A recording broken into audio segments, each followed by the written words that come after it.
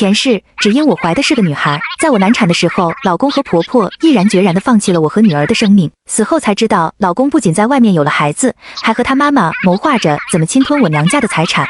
可能是老天也可怜我的遭遇，给了我一次重生的机会。大宝，醒醒，马上就到服务区了，你去不去厕所？大宝。温暖努力睁开眼睛，发现自己坐在大巴车上，赵磊坐在旁边面带微笑地看着他。温暖感觉有点恍惚，闭上眼睛冷静了一下。怎么回事？我不是死了吗？做噩梦了吗？温暖恍恍惚惚地看了下周围的环境，感觉似曾相识。他掏出手机看了下时间，4点35，2月16日，腊月28， 2015年。2015？不是2020？难道重生了？温暖怕自己是在做梦，伸手摸了摸车窗，冰冰凉。看来是真的。确认重生的瞬间，温暖感觉既生气又惊喜。为什么回到了5年前？别人都是10年、20年的穿越，来得及努力学习，逆天改命，怎么我穿到了婚后2个多月跟着赵磊回老家过年的这个时间呢？不过一切都还可以挽回，不至于生孩子丧命，一切都来得及。去厕所吗？还得有1个多小时才能到县里。不去了，还是困，我再眯会儿。这是2人婚后第一次回赵磊家过年的时间。半年前，她结束跟初恋长达8年的恋情后，不到1个月就得到了初恋结婚的消息。好闺蜜为了缓解她的情绪，介绍了大她2岁的赵磊。温暖是独生女，父母开了很多年的早餐店，家境还不错，还给温暖付了一个小2居的首付。所以赵磊对温暖极其上心，疯狂示好。温暖当时现在想快点结婚，回击前男友的思维里，所以2人认识3个月就闪婚了。但她没想到的是，这竟是她噩梦的开始。赵磊，我饿了，回家吃呗。家里饭不比外面的香吗？温暖可记得太清了，赵家根本没有人给他们准备饭。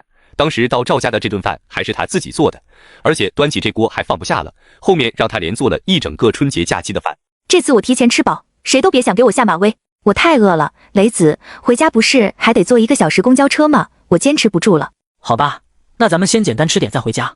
吃面的时候，温暖偷偷观察着赵磊。赵磊不属于帅的类型，五官都长得无功无过的。5年后的他也是这个样子，没有太大的变化。但温暖这5年的变化可就太大了。刚结婚，她婆婆就开始催生。结婚第1年，2人还很佛系，第2年开始认真备孕，但2年都没有动静。徐桂英就话里话外地说温暖有问题，把温暖说的都自我怀疑了。去做了全套的检查，她有一些小问题，但不影响怀孕。她就拉着赵磊去检查，果然赵磊的小蝌蚪问题很严重，大夫建议试管。赵磊觉得这个原因说出去他没面子，求着温暖让温暖对外说是他有问题。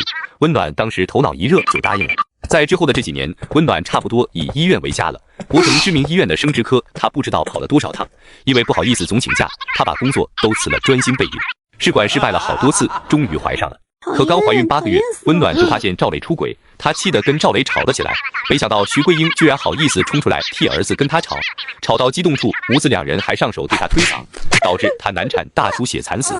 想到前世的种种，温暖恨不得把冒着热气的面糊在赵磊脸上。怎么了？不好吃吗？好吃，再给我加个饼。吃完饭后，赵磊带着温暖倒了3趟公交才到赵磊家。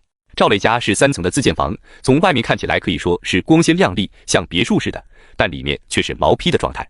哟，你们回来了。得嘞，拼演技的时候到了，这回一定要争口气。大嫂，温暖正准备跟李占春在这互飙演技呢，徐桂英从屋子里出来了。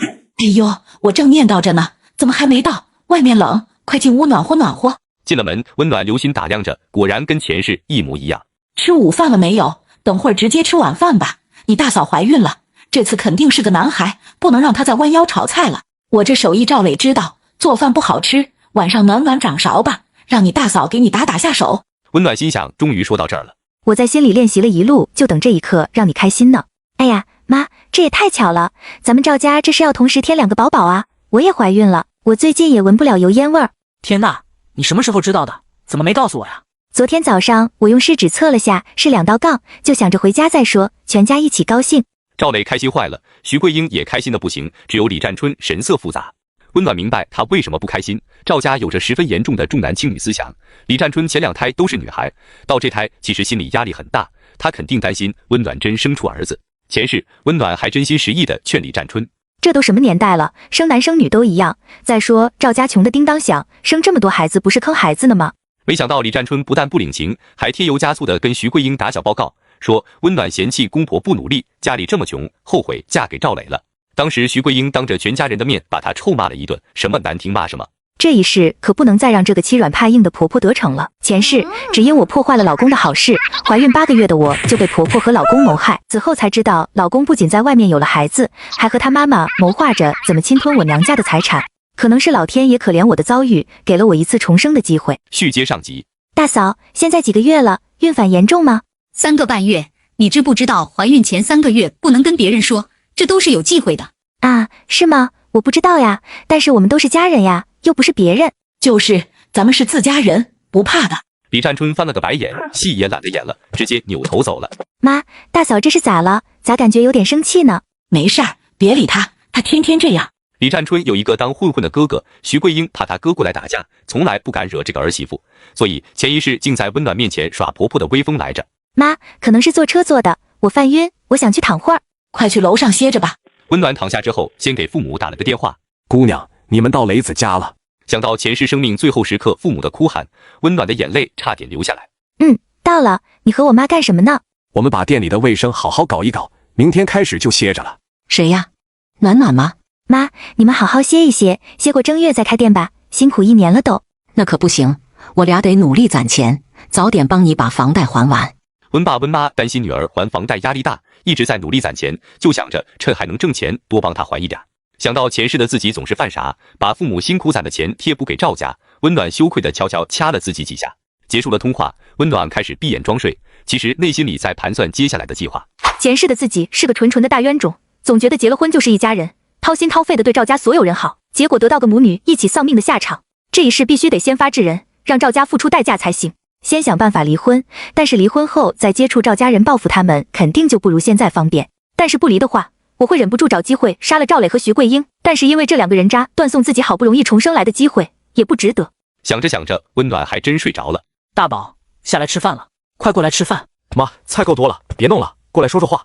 温暖知道这是要开始说正事儿了。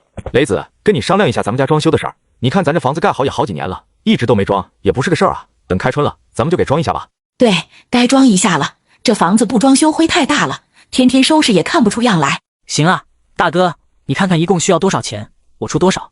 我算过，咱们房子大，省着点用，20万差不多，爸妈就别出了，咱俩1人1半吧。咱怎么出1半？哪来的钱？你都多长时间没往家里拿过钱了？雷子，大嫂说话直接，你别介意。当时家里穷，为了省钱让你上学，你大哥当年就念了个高1就不念了。你也知道，这个时代没有文化挣钱有多难。这几年你哥也没挣着啥钱，拿10万对我们来说太难了。你看看能不能你再多出5万，等你哥挣钱了再还你。大宝，你手上有多少钱？大哥为我牺牲太多了，咱们多贡献一些吧。潜意识温暖没意识到这是一家子一起演戏给他看，傻乎乎的说了实话，把他提前还贷款的钱全拿出来贡献给赵家了。我现在手上只有几千块钱。怎么这么少啊？我不得还房贷吗？再加上咱俩的生活费都是我出，我那点工资哪有剩钱啊？忽略我手上的钱吧，你手上有多少钱，先拿出来给大哥吧。我也就几千块钱，这样，大宝，你跟你爸妈借一下，你家就你一个孩子，早晚不都是咱们的吗？可惜我爸妈不是开公司的，就是卖包子的，能有多少钱？等我问问吧，不过别抱什么希望。你爸妈肯定有钱。李占春见温暖没提反对意见，就认定赵磊是要先出装修钱了。雷子，我经常替你大哥感觉惋惜，他当年要是跟你一样上了大学，肯定不会混成现在这样。你以后发达了，可别忘了帮过你的大哥呀。是，大嫂，我欠大哥的，等我手头宽裕了，我多给家里转点钱。我就说吧，雷子是个知恩图报的人，你没白牺牲自己的学业。可说呢，我弟从小就懂事儿，又娶了个懂事的媳妇。大哥和大嫂是怎么认识的呀？我俩在南方打工的时候认识的，我们那厂子做出口的东西，你大哥连26个字母都认不全，就找借口问我那些产品上写的是什么，一来二去的就在一起了。都上高中了还认不全26个字母，大嫂，那你以后也不用再替大哥惋惜了，这水平念完高中也考不上大学。眼看着为弟弟做出巨大牺牲的人设立不住了，赵伟和李占春都有点讪讪的没话说，徐桂英赶紧打起了圆场。不管怎么说，你们大哥为了这个家奉献非常大，家里娶你们这2个媳妇花的这些钱，基本都是你们大哥挣回来的。娶媳妇花了多少钱？一共花了得有20多万吧，是吧，老赵？啊，大哥大嫂结婚花了这么多吗？我跟雷子结婚，我没要1分钱彩礼，也没让雷子买房子，连在村里办的酒席，我们也没有让你们花钱。那这20多万全是用在大哥大嫂结婚上了。幸好你娶了我这么一个通情达理的媳妇，不然不得变着法的让你给我补这20万啊。温暖的话说完，饭桌上的几个人都沉默了。都是一家人，不计较花在谁身上了。等我和你妈没了，你们兄弟两个更得互相帮持着往前走。是呢，爸，我也是这意思，不用算那么清，什么你花了多些，奉献了多些的，不用说那么清，每个人心里都有数的。暖暖，你现在有什么感觉吗？我还好，能吃能喝的，但就是特别困，还总感觉累，再就是愿意吃酸的。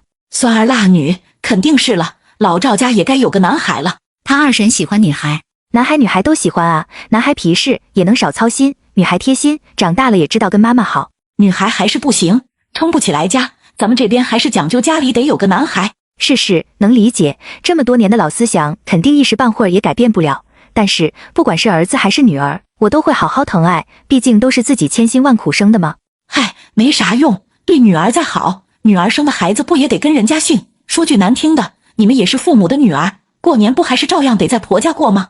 温暖记得很清楚，前世每年过年之前，赵磊都会找借口跟他吵架，最后的结果都是以他同意回赵家村过年为和好的前提。现在想来，我也是够傻的，圈套钻了4、5年还不自知。温暖在心里暗暗盘算，怎么才能在不撕破脸皮的情况下顺利回自己家过年。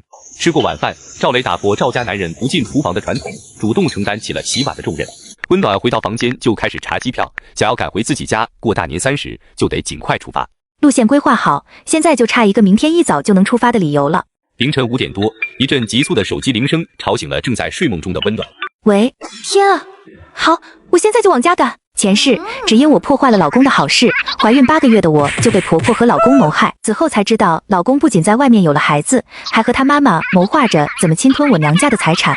可能是老天也可怜我的遭遇，给了我一次重生的机会。续接上集。天啊！好，我现在就往家赶。怎么了？我二叔住院了，我得赶紧回我家。我记得温暖的二叔一直在做小生意，年轻时候妻子去世，就一直没有再婚，所以是无儿无女的状态。温暖经常提起他二叔，说100年之后会把财产都给他。赵磊想到温二叔的钱，立马来了精神。我跟你一起回去吧，万一不行了。不用，难得回来一次，你在家陪爸妈过年吧。我先回去看看情况，处理不了再叫你。再见了，我会让你们大声哭的。晚上6点，温暖在江市的机场里等着转机。温暖正站在机场里晃神，就见一波乘客往外走，其中出现了2个熟悉的身影，吕成浩和宋敏。吕成浩是温暖的前男友，宋敏就是介绍赵磊和温暖认识的那个闺蜜，两人是大学同学，也是他告诉的温暖吕成浩结婚了的消息。温暖看到宋敏伸手去拉住了吕成浩的手，他被吓得一激灵，一瞬间他就明白了一切。温暖颤抖着手掏出手机给宋敏打了个电话。宋敏看到手机屏幕上的来电显示，他愣了一下之后快速挂断了电话。温暖又给宋敏打了一次，毫无疑问电话被再一次挂断。温暖看出宋敏不会接自己电话，于是就给宋敏发了微信。敏，你在哪儿呢？找你有事，速回。我陪我爸跟朋友吃饭呢，有什么事儿吗？宋敏，这是你爸。暖，走吧，聊几句，不然我到死都被蒙在鼓里呢。温暖低头看到了宋敏手上亮闪闪的钻戒。你俩什么时候结的婚？有什么意见冲我来，收起你的联想，我俩不是你想象中闺蜜撬墙角的剧情。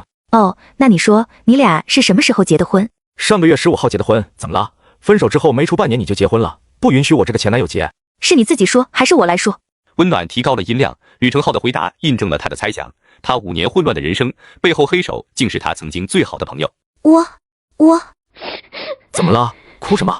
别特瞄眼了，我被你害得差点没了命，你还有脸委屈？温暖，你发什么疯？我发什么疯？好，既然我的好闺蜜不好意思说，那我来说好了。吕成浩，咱俩分手没几天，宋敏跑来跟我说你结婚了，我当时觉得天都塌了，我还傻呵呵等你来哄我呢，怎么你就结婚了？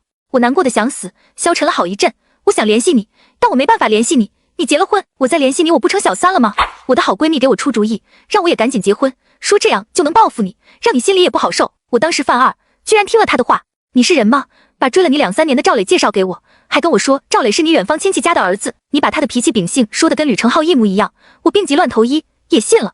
后来我才知道，你特喵跟赵磊说我家里巨有钱，他一个眼里只有利益的人，把我当改变命运的阶梯了。我刚知道我被骗了，你到底是不是人啊？前往集成的乘客请到 A2 登机口登机。前往集成的乘客请到 A2 登机口登机。宋敏，我还没想好对你我要怎么做，容我想想。成浩，不管是谁的错都过去了，我祝你幸福。说完，温暖拉起行李箱准备去登机。暖暖，你等等，还有事儿。暖暖，过完春节我就和宋敏离婚，你也离了吧，咱俩重新开始。成浩，咱们回不去了，咱俩都经历了一段婚姻，这就是2根刺，即使再走到一起，互相也会介意的。过去的就让它过去吧，我谢谢你这么多年给我的爱和照顾，所以我也是发自内心的希望你未来一切都好。暖暖，知道真相前我恨你，现在我恨我自己。前往集成的乘客请到 A2 登机口登机。前往集成的乘客请到 A2 登机口登机。过去了，别恨了，我回家过年了，太想家了。再见，程浩。温暖经历过前一世的生死之后，现在只有报复赵家和陪伴父母、奶奶这两个想法，爱情什么的已经不在考虑范围里了。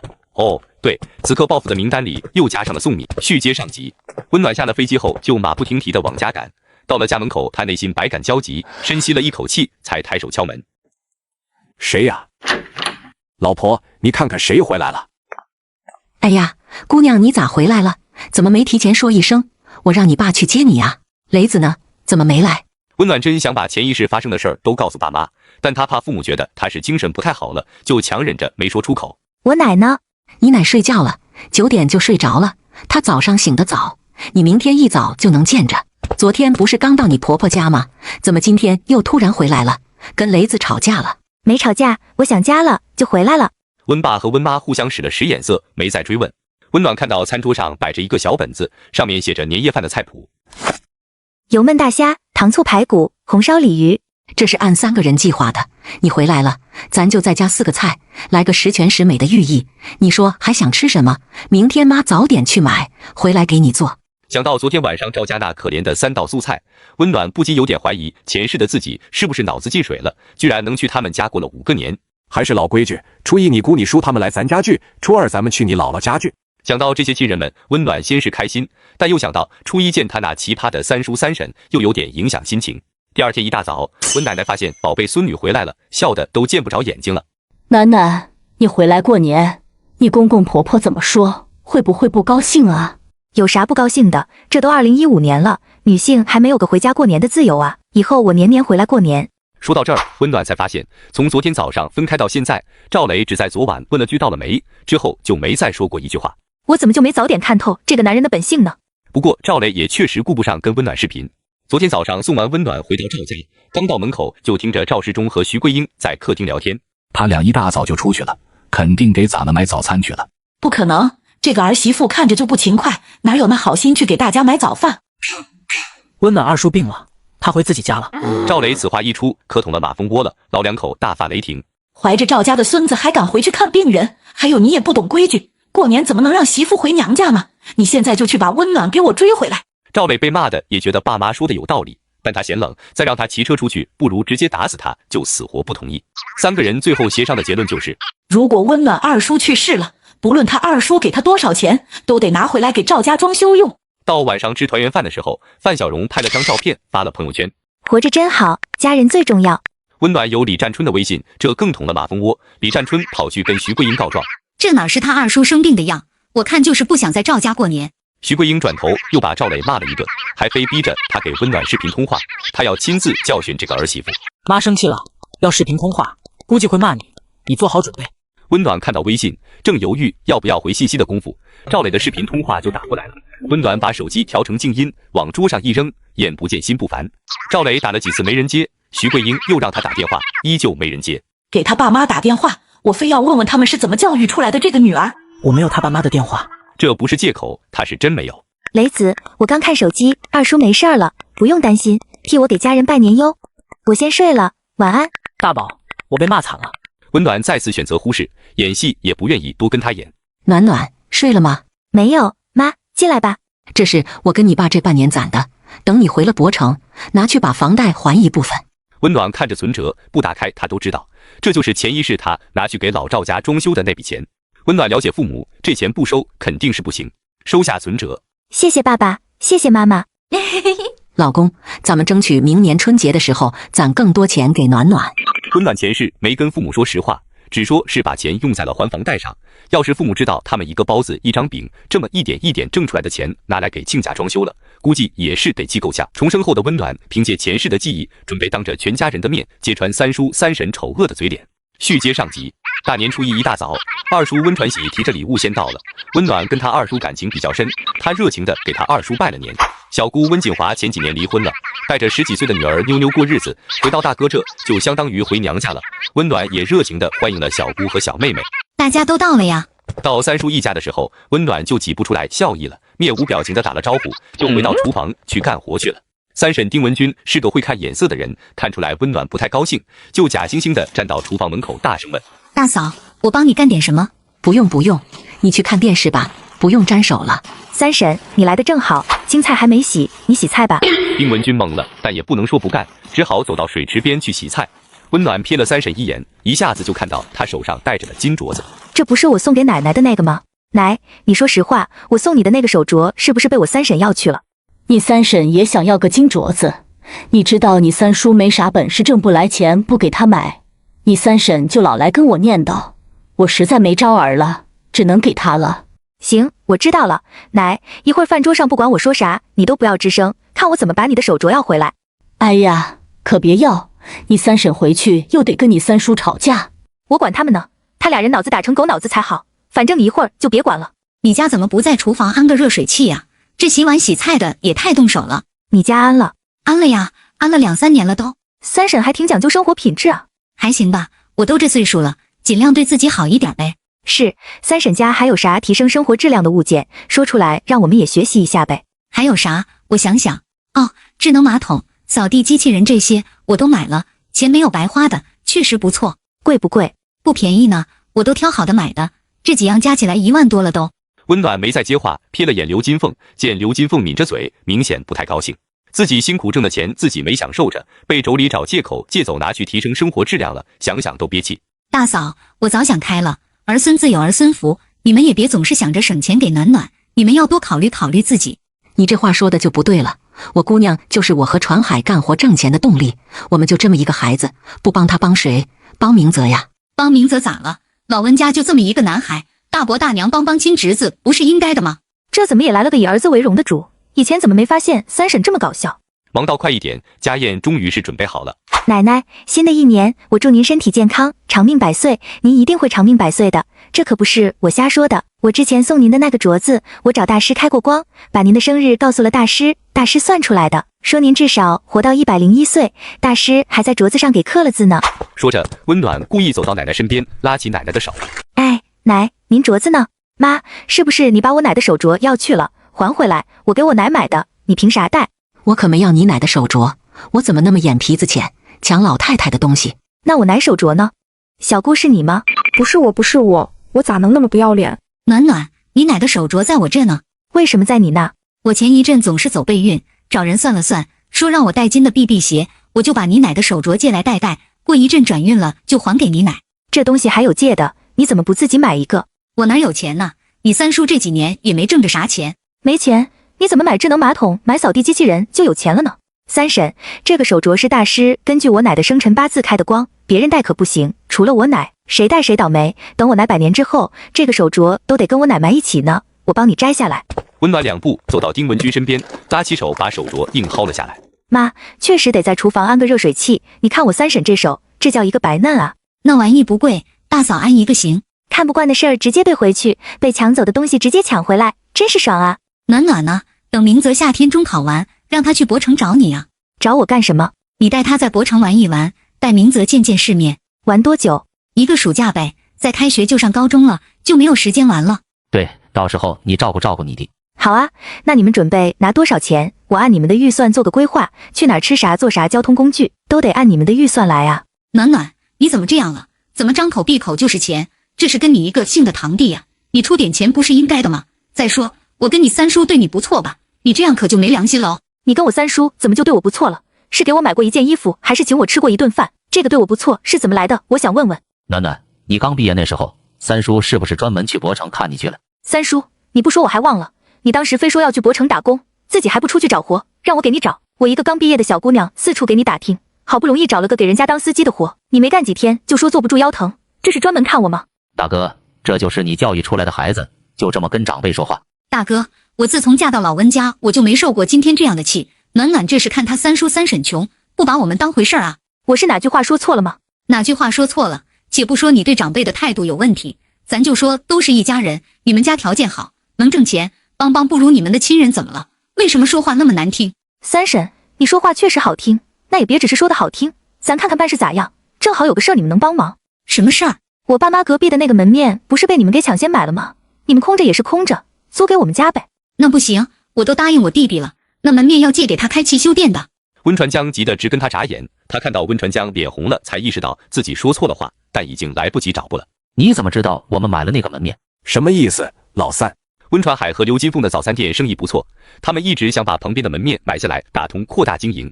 正巧年前那个门面的业主遇到事情着急卖房，价钱也低于市场价。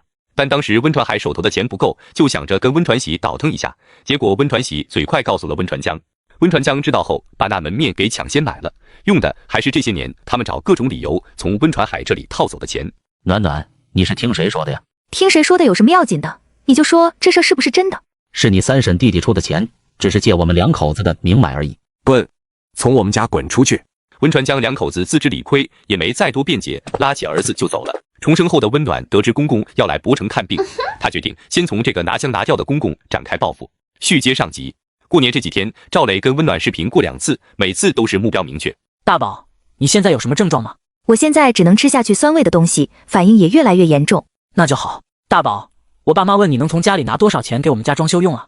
我爸妈的钱都存了定期，一时拿不出来，你先让大哥把钱垫上吧，等我爸妈的存单到期了再跟他们要。你爸你妈有多少存款啊？不到100万吧。不到100万，那就应该是90几万。没想到卖包子的岳父岳母这么有钱。1万也是不到100万，99万也是不到100万，我可没撒谎。这个时候的温暖还没辞职，大年初7就要开工，初6他就从老家启程返回博城。列车驶出集成的时候，温暖透过车窗看着窗外的天，心里特别感慨。前世的我是怎么了？怎么任由生活过成那个样子？没有自我，没有尊严。哦，对了，这一切都是拜我的好闺蜜宋敏所赐。温暖掏出手机，点进宋敏的朋友圈，跟之前一样，一条横线。不知道是把我屏蔽了，还是把我删除了。温暖没有什么头绪，胡乱翻着手机，突然看到李占春一大早上就发了条朋友圈：婆婆留在家里照顾我，公公跟小叔子去博城看病，感恩遇到这么好的婆婆。看到这条朋友圈，温暖才突然想起前世的这个春节，赵世忠大年初5放鞭炮，被溅起的碎片蹦了一下，蹦在了腮帮子上，当时只有个红印，他非说视力也受影响了，要去博城检查。赵磊、温暖两口子就带着赵世忠一起回了博城。当年的我真的是孝顺到了愚蠢。赵磊说手上没钱，公司也不好请假，我居然还信了，还舔着脸跟领导请假，又搭前跑后的挂号、缴费，陪赵世忠看病，一通折腾下来，就查出个高血压。赵世忠又要求在博城好好调理一下，我居然也同意了，就这到最后也没有个好下场。前世的我怎么这么蠢？好啊，本来没打算把火力集中到这个村长公公身上，自己主动送上门来，那这次可不得好好照顾你一下。集成到博城的高铁只需要4个小时，温暖晚上就到博城的家里。还是得先把离婚手续办了，这样哪天想让赵磊滚出去也方便。按前世的节奏，今晚不到12点，赵磊就会带着他那个拿腔拿调的爹进门。收拾完屋子后，温暖给自己订了个外卖。今晚你们爷俩要饿肚子了。晚上11点多，赵磊带着赵世忠灰头土脸的到了。温暖把门反锁了，赵磊在门外敲了半天，温暖假装听不到。赵磊给温暖打了好几个电话，他才一副已睡着被吵醒的样子接起来。怎么了？开门啊！我在门外呢。你怎么不提前说一声你今天回来？这大半夜的，我还以为谁呢？别废话，赶紧开门！赵磊，你这媳妇就得管教，你要给她点颜色瞧瞧。啊什么？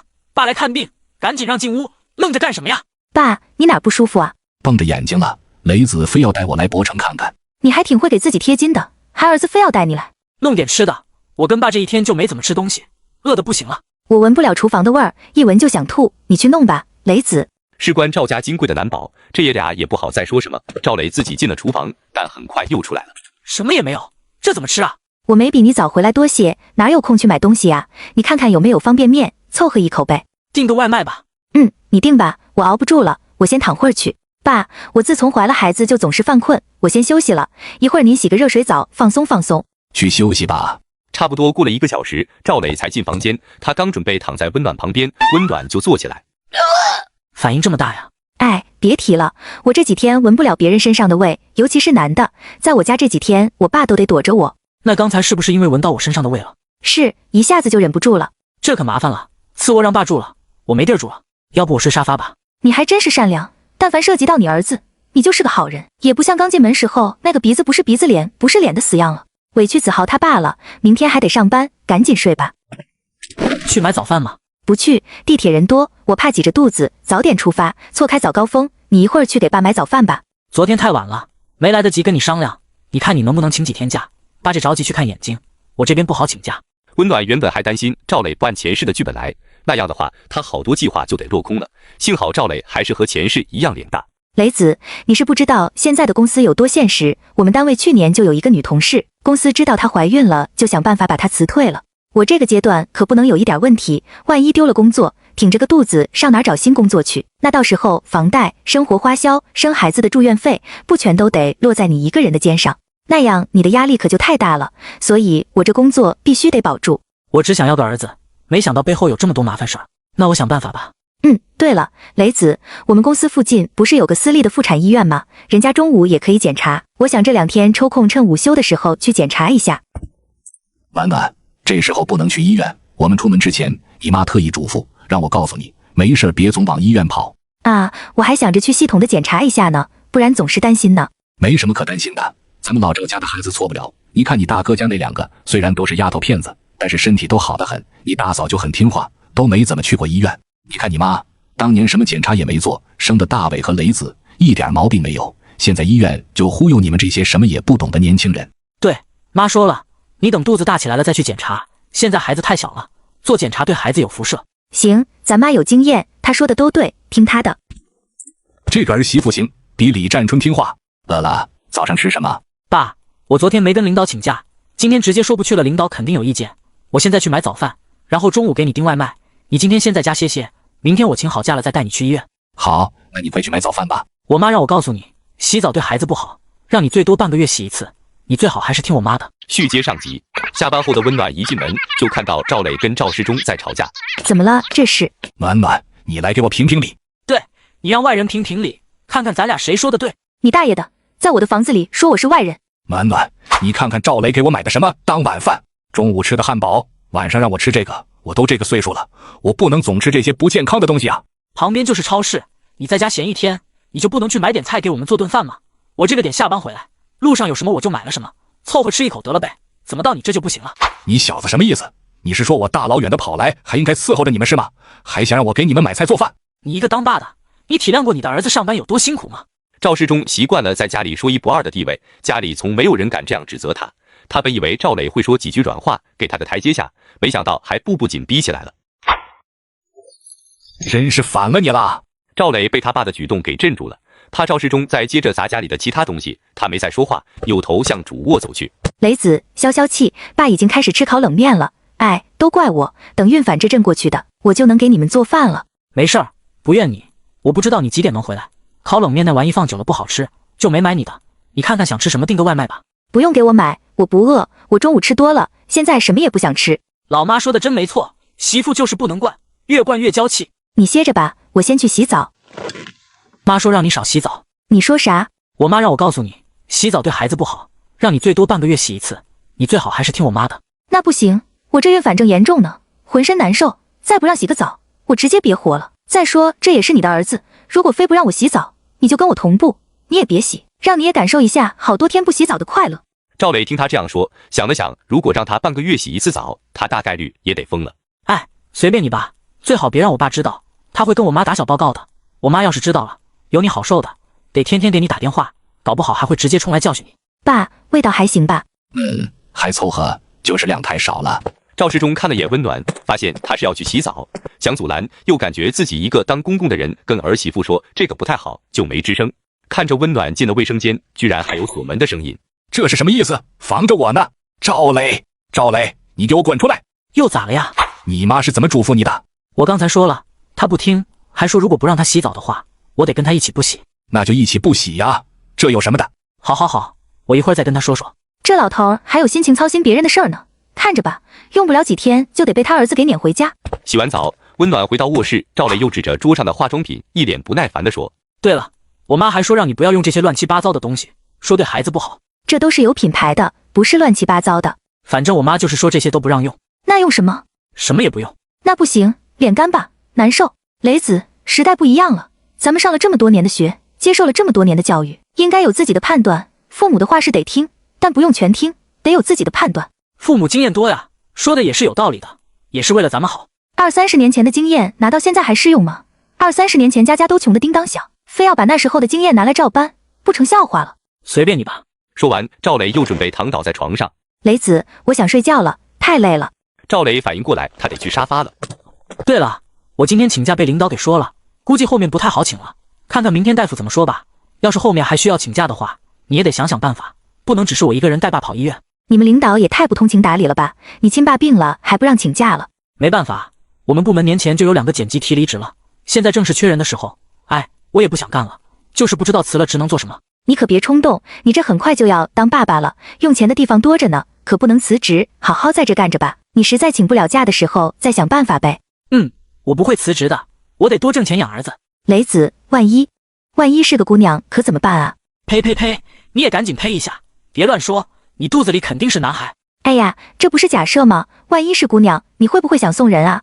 万一真是姑娘，我掐打她，别往我们赵家投胎。赵磊拧着眉，咬牙切齿的回答，没有一点开玩笑的样子。切尔听到赵磊这么回答，温暖想到前世被放弃治疗的女儿，明明可以避免的惨剧，为什么我当时就完全没有了自己的思考，变成了一个一心只想着怀上孩子的中年妇女呢？前世我被婆婆和老公谋害，重活一世，我一定要让他们付出代价。续接上集。雷子，爸的眼睛怎么样了？医生怎么说？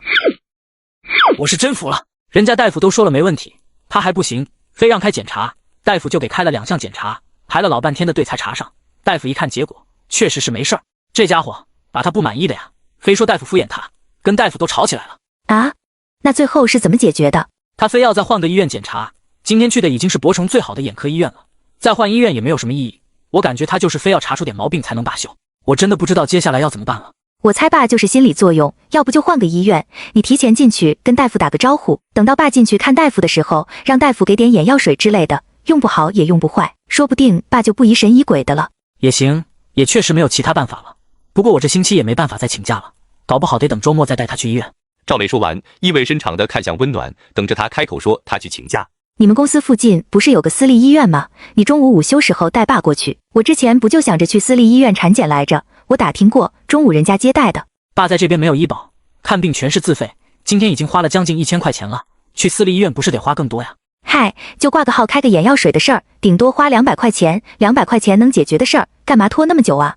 也对，赶紧看完赶紧让爸回家，省得互相都不方便。哦，对了，大宝。还有事？大宝，今天在医院的时候，大哥还来电话了。大哥说因为他这些年没好好打工，村里人对他评价不太好，他借了一圈也没借着钱。但是大哥也打听到了一个办法，可以去贷款，有那种可以贷款的网站，说是很容易贷到。哦，那就让大哥去贷吧。大哥没有稳定的工作，可能会麻烦一些，他想让咱俩贷，反正等咱爸妈的定期到期了，咱们也能快速还上，我就答应他了。这种情况会不会算夫妻共同的债务？现在也不好立马掏出手机来查。你怎么想的，大宝？这是叫网贷吧？这种贷款好像利息特别高。对，是叫网贷，有利息还可以的，能接受的那种。那你准备贷多少？贷20万吧，折腾一次就一步贷到位呗。春节时候大哥不是说20万就够了吗？全用你明贷，大哥一分都不贷。这不是正跟你商量的吗？我今天查了一下，以我的工资水平，贷不出20万，只能贷10万出头。你工资比我高，我想着用你明贷吧，这样一下子就能贷出来20万了，省得去好几个网站贷。这算盘打得真是震天响啊！雷子，既然说到钱了，我也跟你说说我的想法。走，回咱们屋说去。这话如果被爸听到了，可能会对我有意见，咱俩小声说。啥话呀？雷子，我就说说我的感受，你别生气哈，说的是对是错的，你就当我瞎说。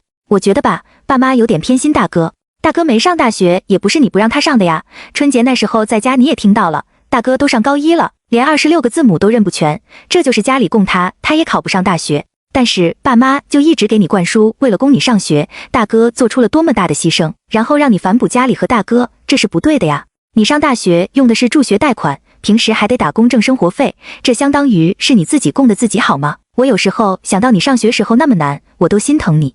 要不是遇到我，你自己说你能娶上媳妇不？家里啥帮助都没有，哪个姑娘愿意跟你？家里那个房子，咱们1年回去都住不上1个星期，装修钱全是咱们出，我越想越觉得不公平。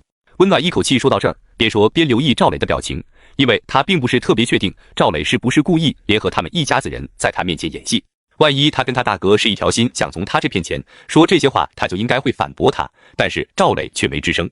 雷子，我心疼你，我想等我爸妈那存款到期了，用你名在博城再买套房子。真的吗？真的，雷子，以后咱俩加上咱儿子，是这个世界上最亲的3个人，再买一套房子，咱们可以先租出去，用租金还房贷，以后等儿子长大了，就给他娶媳妇用。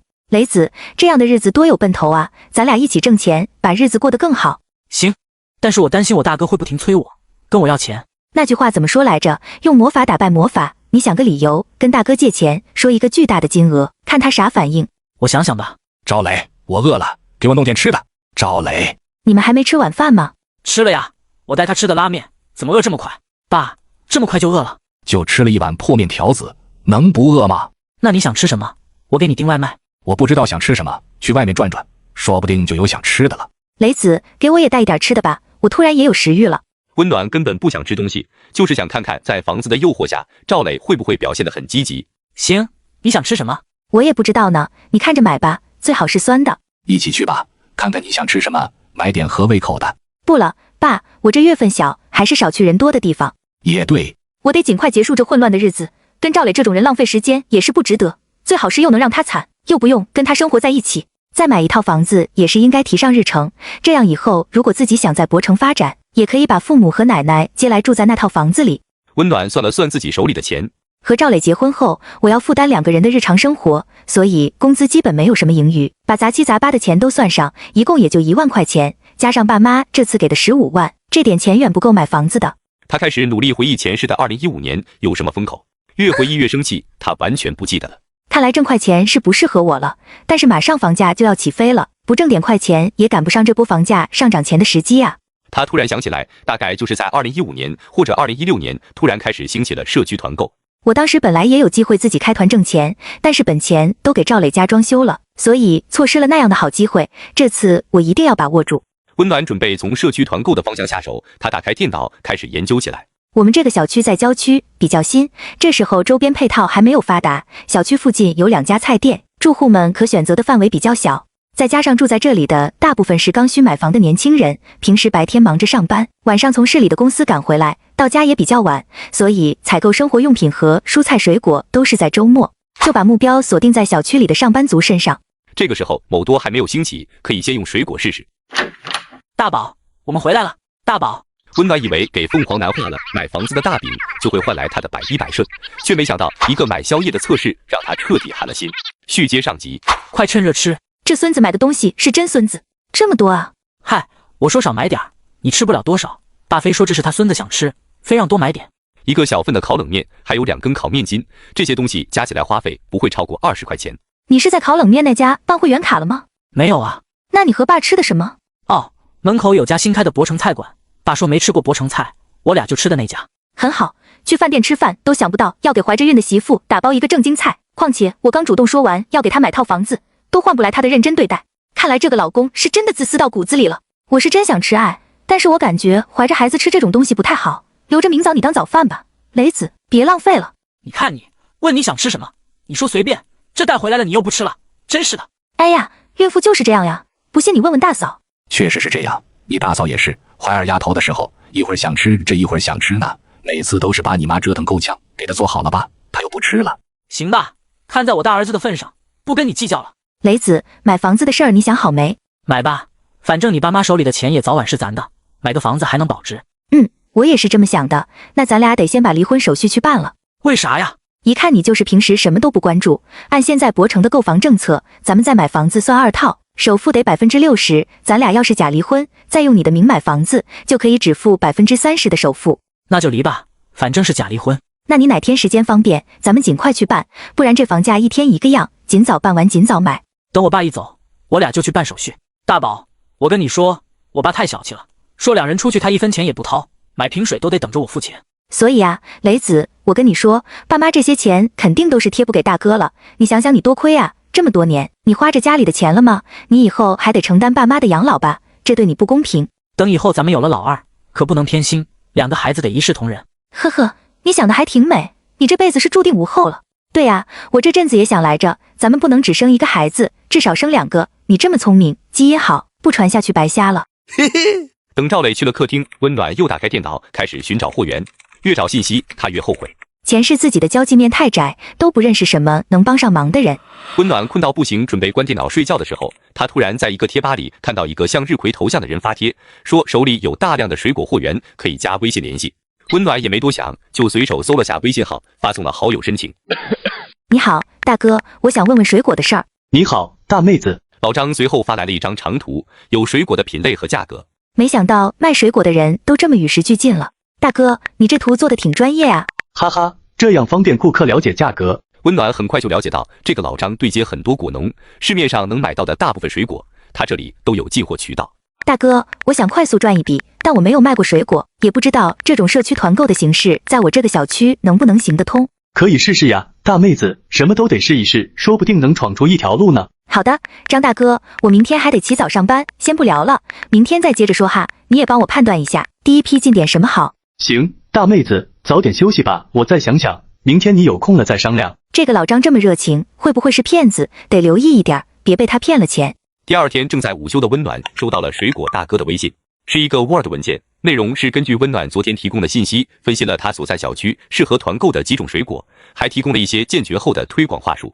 张大哥，你太靠谱了。咱俩昨晚聊完我就弄了个 Word， 怕你上午忙就没找你，我估摸着这个时间你在午休。好，我先细看一下，张大哥，一会再联系你。芒果耐储存，在超市里卖的又比较贵，团购价格便宜，小区里的年轻人应该会愿意买。张大哥，我决定就卖芒果了。好，大妹子，货源你不必担心，你现在赶快把社群建起来。好的。下班后的温暖刚出公司，就看到不远处站着一个熟悉的身影。暖暖，今天天冷，去吃涮羊肉怎么样？不了，我着急回去，家里还有事儿。那我送你回去吧。不用，我不希望别人误会。好，我明白了，我等你跟他离了婚再来找你，不能让他有把柄。随便你怎么想吧。等温暖回到家，发现赵时中不在，只有赵磊一个人黑着个脸坐在沙发上。磊子，怎么只有你在家？爸呢？赵磊听到他说话，怒气冲冲地坐了起来，眼神像在往外飞刀子。都是你出的好主意。温暖得知婆婆要来，她准备给这个好婆婆点甜头吃。续接上集。都是你出的好主意。什么意思？怎么了？你非让我带爸去什么私立医院，这可好，今天去了一看，相中人家那的环境了，非要做个全身检查，结果就血压高一点，他非要住院治疗。今天这一天下来，检查就花了3000多，住院还交了1万的押金。你的意思是爸现在住院了？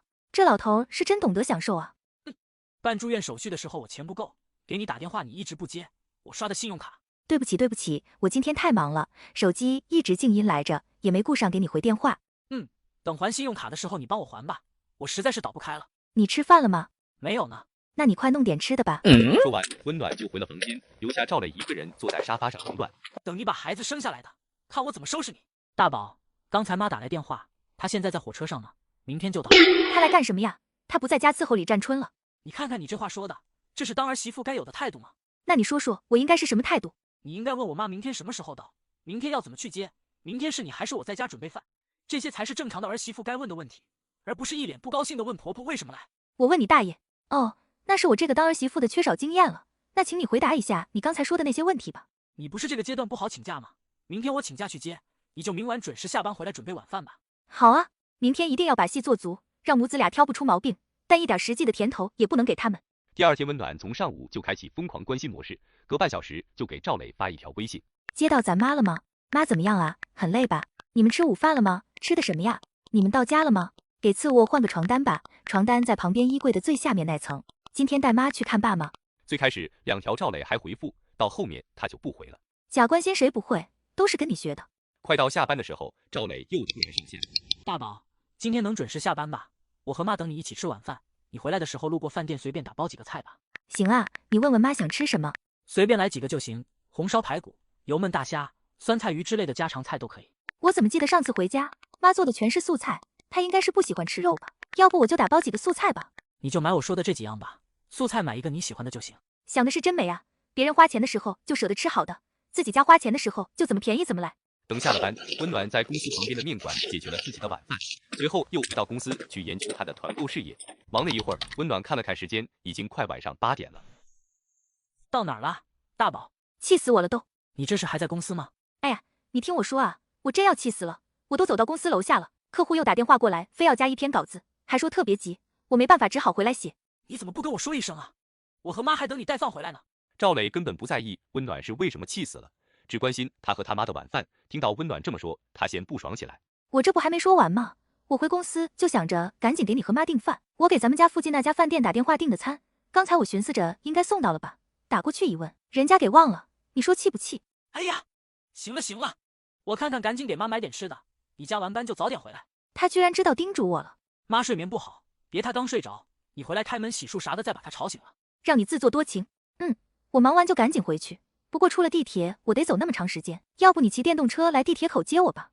你还是溜达回来吧，就当锻炼了，你天天坐着不动弹，缺少运动。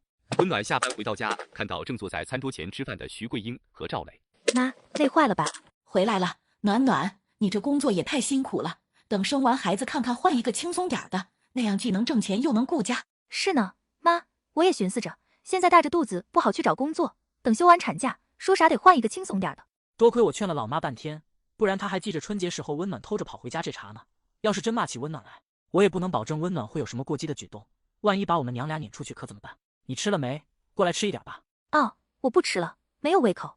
那可不行，你没胃口也得吃。暖暖，你听妈说，你现在是2个人，你不吃没关系，但是孩子得吃啊，孩子正是发育的关键时期，营养必须得跟上。温暖看了看桌子上的外卖，赵磊对他妈倒是挺舍的呀，4个菜全是荤菜，这都吃的不剩什么了，让我喝汤啊。主要这也没什么能吃的了。徐桂英看了一眼，确实没什么能吃的了。雷子，你去给暖暖下碗面条，里面打上2个鸡蛋，多放油，有营养。行啊，雷子，那你帮我煮碗面条去吧。我煮的面不好吃，我只会煮过水挂面，你吃吗？吃，你去煮吧。但没等赵磊往厨房走，徐桂英倒是站起来了。我去煮吧，让一个大男人做饭确实是不像话。徐桂英的眼里，丈夫和2个儿子是天一样的存在，这3位伟大又优秀的男士是永远不应该走进厨房的。等面端上来，温暖一看，碗上面满满的一层油星，她接过面碗吃了一口，果真是徐桂英的老风格，咸得要死。温暖放下碗，跑向卫生间，又装过去了。徐桂英还是挂念着她的孙子的，想跟进卫生间去看一下。我最近就是这样，事儿特多，一会儿说闻到我身上的味就想吐，一会儿又吃不下的，怀个孕可把他能完了，甭管他。哎呀，你知足吧，比你那个大嫂强多了。你不知道她这次怀孕把我折腾成啥样，一会儿想吃这个，一会儿想吃那个，我就得赶紧去给做。等忙活一通做完了，她不是咸了就是咸淡了，气得我真想给她2巴掌。徐桂英在家里伺候李占春，伺候得够够的，又没有合适的理由离开家。幸好他老头子说是住院了，可把他激动坏了，赶紧收拾了东西从家里跑出来了。温暖假装呕了几声，见没人跟过来，便也不再演戏。这个婚必须尽快离，不能再拖了。现在的剧情跟前世很像，但又不完全一样，别最后老赵家全家都跑到我家来住，那我仇还没报就得先疯了。温暖以买房子的名义要跟赵磊离婚，赵磊以为自己捡了个大便宜，就欣然同意，没想到这一切不过是温暖精心布的局。续接上集。雷子，我猜等爸妈回家的时候，一定会把你们家的户口本带走，在那之后，咱俩要是离婚买房的话，就不好找理由拿户口了。对，得抓紧啊。对呢，你看看这样行不行？明天咱俩分别去找领导请假，请后天的假，请半天就行。然后我明天就预约后天的离婚，明天我把离婚协议准备好，后天咱俩一早就去办手续，办完手续还不耽误下午去上班。可以，那你把东西都准备好，我就不准备了，我直接跟你去就行了。好的，那没别的事儿了，快休息吧。那婚离了，房子什么时候去看啊？我已经开始联系中介了，中介说刚过完年，房源开始多起来了，建议咱们别太着急，挑一挑。倒也是，买房子又不是买大白菜呢，是得好好挑一挑。是呢，这套房子买完，估计咱俩这辈子也不会再折腾房子了，一定买一套称心如意的。不过什么？不过我有点担心，如果爸妈在博城时间长的话，会耽误咱们买房子，万一被他俩知道咱们又买了一套房子，我觉得他们都有可能把大哥大嫂叫博城来住咱们的新房子。雷子，你想想，咱们在博城过的这是什么日子？为了省点钱，我都怀孕了还得挤地铁，你那班上的那么辛苦，天天看领导脸色也不敢辞职，咱们不都是为了攒点钱留给咱们的孩子吗？万一买房子的事儿被爸妈发现了，咱俩受的这些辛苦相当于全为大哥家义务奉献了。绝对不能让我爸我妈知道，他们在这边时间长的话，也确实耽误咱们看房子。我看看尽快把2位劝走。对喽，等爸妈一走，咱俩就可以无牵无挂的为咱们的子豪奋斗了。温暖可没时间早睡，等赵磊去了客厅，他又赶紧联系老张。张大哥，我今天早上找了小区里的2位保洁大姐，已经跟他们打好招呼了。周末我就在小区里贴小广告，保洁大姐同意周1之前我自己撕掉小广告的做法。我还有点紧张，不知道2天里能有多少人进群。大妹子，先不用担心那么多，你能迈出第一步，把小广告贴出去，就已经成功了一半了。第二天一早，赵磊带徐桂英到了医院后去上班。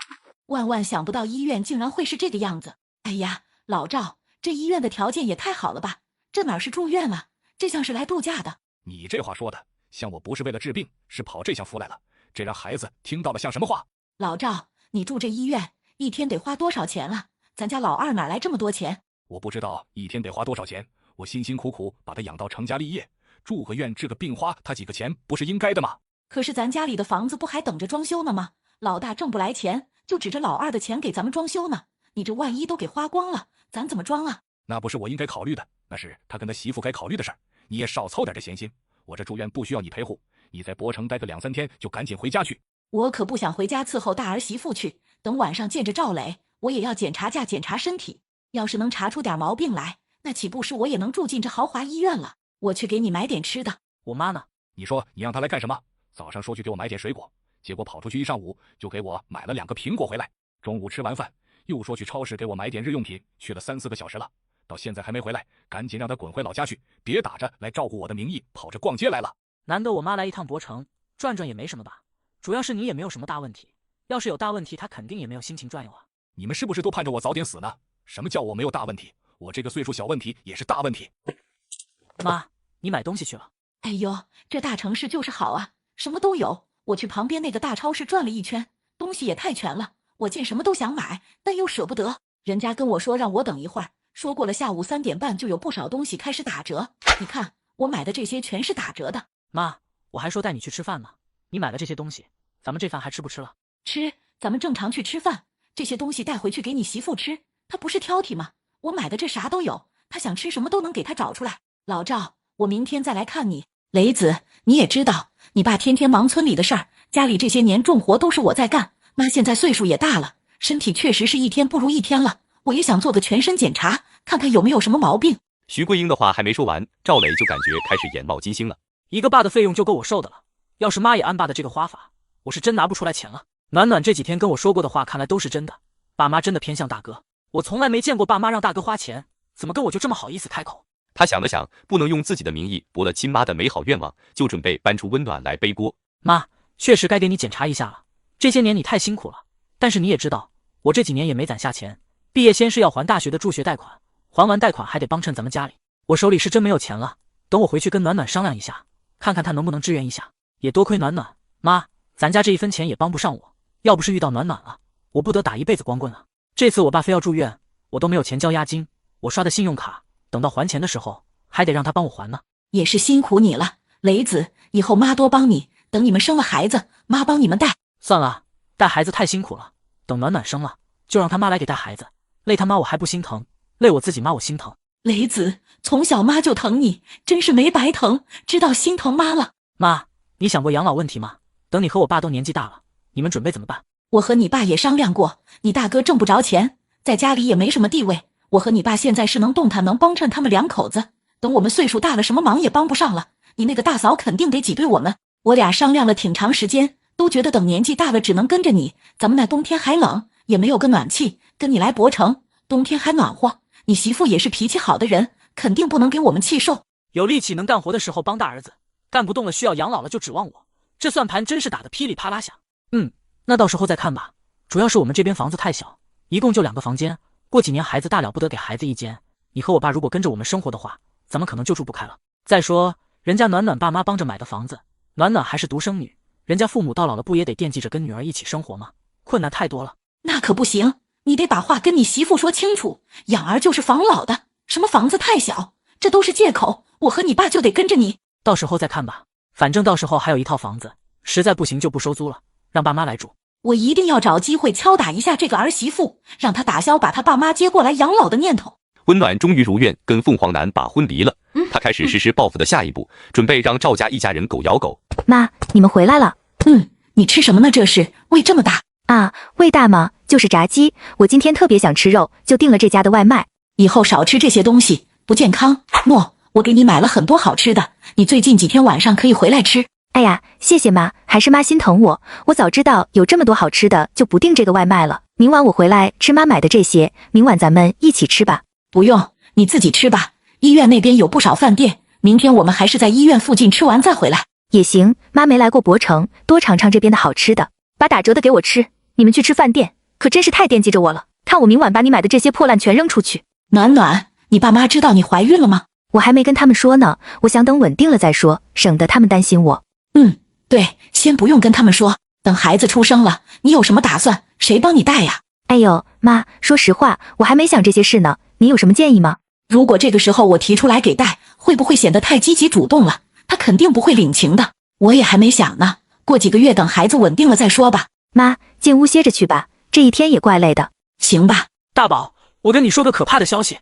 怎么了？妈今天去了医院之后，估计是相中了那家医院的条件。她晚上跟我说，她也想做全身检查，我估计也是惦记着住院。呵，这家人是真不知道自己几斤几两，没有钱还非要过有钱人的生活。这个要求倒是也不过分，主要是咱们经济条件不允许啊。是呢，我说我实在是没钱了，爸住院的费用还得指着你帮我还信用卡呢。我跟妈说得和你商量一下，咱俩统一口径吧，让妈再等一等，等咱俩手上宽裕了再给她检查。行，就这样说，早点睡觉吧。雷子，明天咱们还得去民政局呢。重生到现在还不到1个月的时间，我怎么感觉自己像是重过了10几年一样？以前现在赵磊给我规划的婚后生活里，活得像行尸走肉。这一世我有了明确的目标和动力，一切都不一样了。第二天一早，赵磊就迫不及待地和温暖去把婚离了。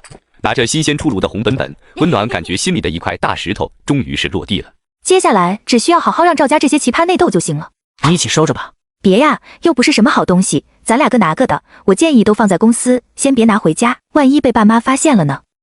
也行，找个吃饭的地儿吃点东西，然后再回公司吧。你找地儿吃吧，我得赶回公司，还有不少活呢。那我先走了。赵磊走后，温暖又拿着离婚证细细端详。办离婚证用的照片还是去年春天拍的证件照，那时候我还和吕成浩在谈恋爱，想不到1年不到的时间就天翻地覆了。温暖一边感叹，一边想到宋敏，也该跟他清算一下了，但是他已经删掉了我的微信，也不知道现在他在哪。回到公司的温暖迫切地想要知道宋敏的信息，他想到自己很久没登录过的微博，就试着去看了一下。温暖微博没关注几个人，很快就找到了宋敏的账号。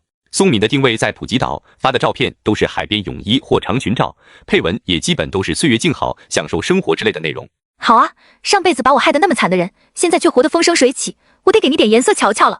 大宝，妈，雷子，你怎么天天回来这么晚了？你这工作是真不行，这以后怎么给孩子做饭啊？是呢，这工作不行，等我生完孩子休完产假，我就辞掉。你吃饭了吗？吃了，吃得很饱。我早上把妈昨天给买的东西带公司去了，带了好几样，中午和晚上都是吃的那些。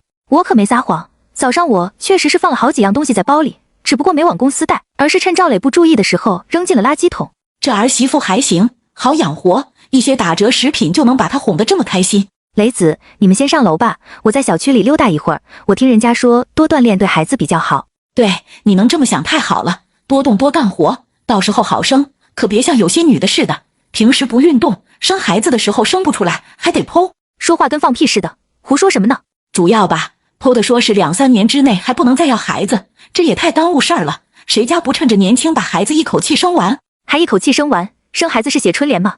写完上联写下联，还讲究个一气呵成。是，妈，我就想着我多运动运动，争取3年抱俩，给赵家开枝散叶。我对这个儿媳妇是越来越满意了，怎么这么懂我的心思啊？让干啥就干啥。对比起来，那个大儿媳妇就是个犟种。幸好我当时及时放弃了宋敏，宋敏哪有温暖这么好拿捏？重生后的温暖凭借前世的记忆，仅用一招就让凤凰男一家产生了隔阂。续接上集。大宝，刚才医院给我打电话来着，说押金花的差不多了，让今天过去的时候再补1万块钱进去。花这么快吗？愁死我了都！你说一个高血压吃点降压药不就行了？非在医院里让人家给输各种液的，能不费钱吗？我想着不行，今天就去医院跟爸摊牌，我们没钱。他要是想接着住院，就让他自己掏这钱。雷子，你算说到点子上了，我一直不想说，怕你觉得我是在挑拨你和爸妈的关系，但是我现在觉得还是应该告诉你。怎么了？你知道什么我不知道的消息吗？对，你不觉得奇怪吗？赵莹像从你们老赵家消失了一样，爸妈提都不提他。提那个白眼狼干什么呀？他可不是白眼狼，不信你一会儿问问妈，赵莹是不是去年还给了你爸妈20万？你是怎么知道的？我听邻居说的。哪个邻居？上次回家我也没见你跟哪个邻居聊天啊。上次我坐上大巴车之后，跟邻座的人聊天才知道他就是你们村的，聊了一会儿他告诉我的。说赵莹养父母给了20万，赵莹自己又给了20万。是我们村的谁啊？叫赵。哎，叫赵什么来着？我给忘了。那我问问妈去。哎，你等会儿，你得讲究点策略。温暖小声给赵磊支了一招，赵磊点点头表示明白。妈，赵莹给你们的那20万是给的现金还是转的账？给的现金，还逼着我和你爸给写了个字据呢。